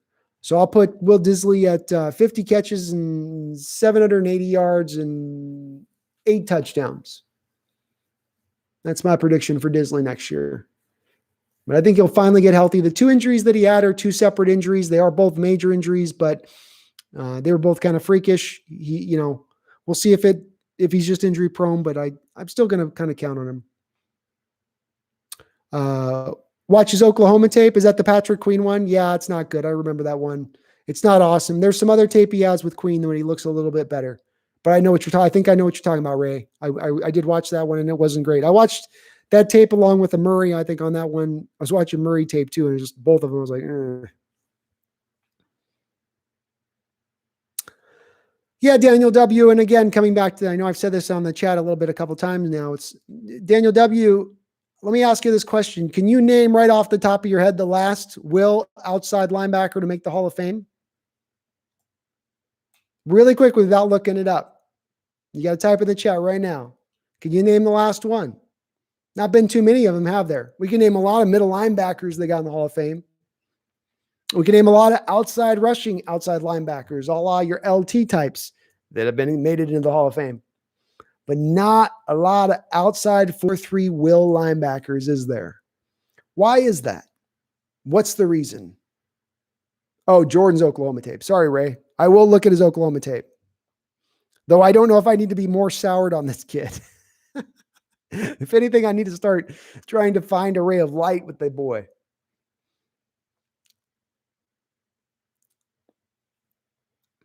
I'm good with general public opinion at this point as opposed to what they're drafting. This is tough.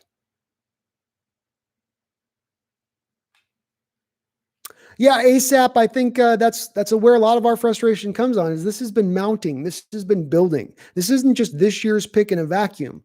It's last year's pick. It's the Rashad Penny pick. It's the what the hell are you doing? It's not even a matter of why did they select that guy? It's what the hell are you doing? Yeah, drafting someone logical, Shervin's right. Logical. Makes sense. All right.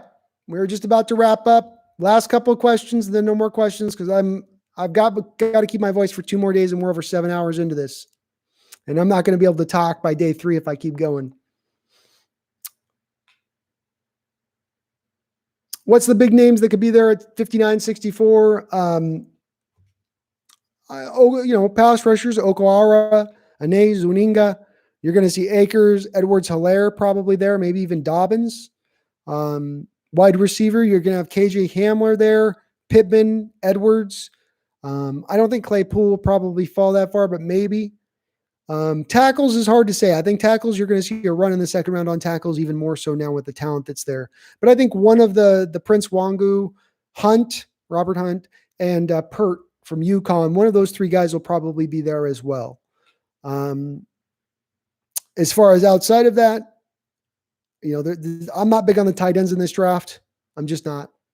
So we'll see where they go with that. But those would be probably the biggest names. I will look at that, though, Ray, on the Oklahoma tape. I'll check it out.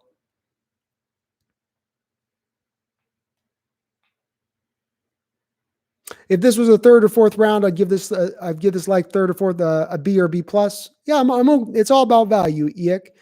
First round, the value's not there. 3rd, 4th round, it makes more sense.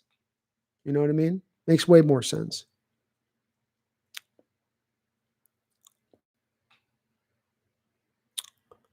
I'd be interested in trading McDougal for a 6th or 7th. I would too. Why too? I'd like to clear out some more space to get a little more post draft flexibility to find some more trades that are out there.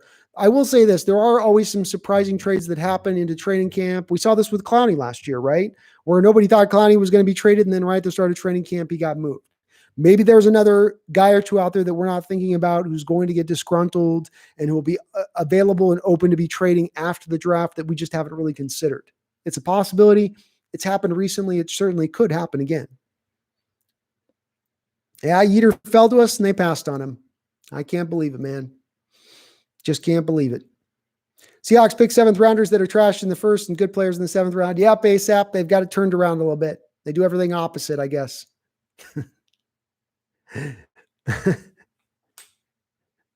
Fuck this.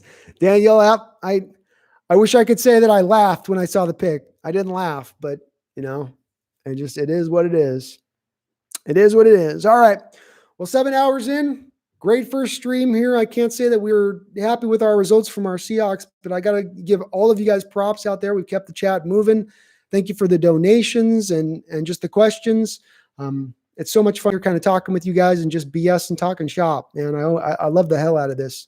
We will be on for tomorrow and the next day, despite this tough opening stanza. So please, all of you, come back on into the chat. I love talking to you guys. Any more questions, or if you guys got any feedback, I love some of the data you guys bring because you inform me as much as I'm trying to inform you. So thank you very much for that. As always, don't get too down. Season hasn't started. Anything can happen. You never know. You always got the puncher's chance when you got the Hall of Fame Pro Bowl quarterback in the middle of his prime. So I'm not totally out on this draft as of yet. It's just a tough opening break. Thank you to everyone, though. You folks, you have a good one. We will see you back on into the chat tomorrow. And any of you out there ever forget, not even in times like this, and especially not in times like this. Go Hawks.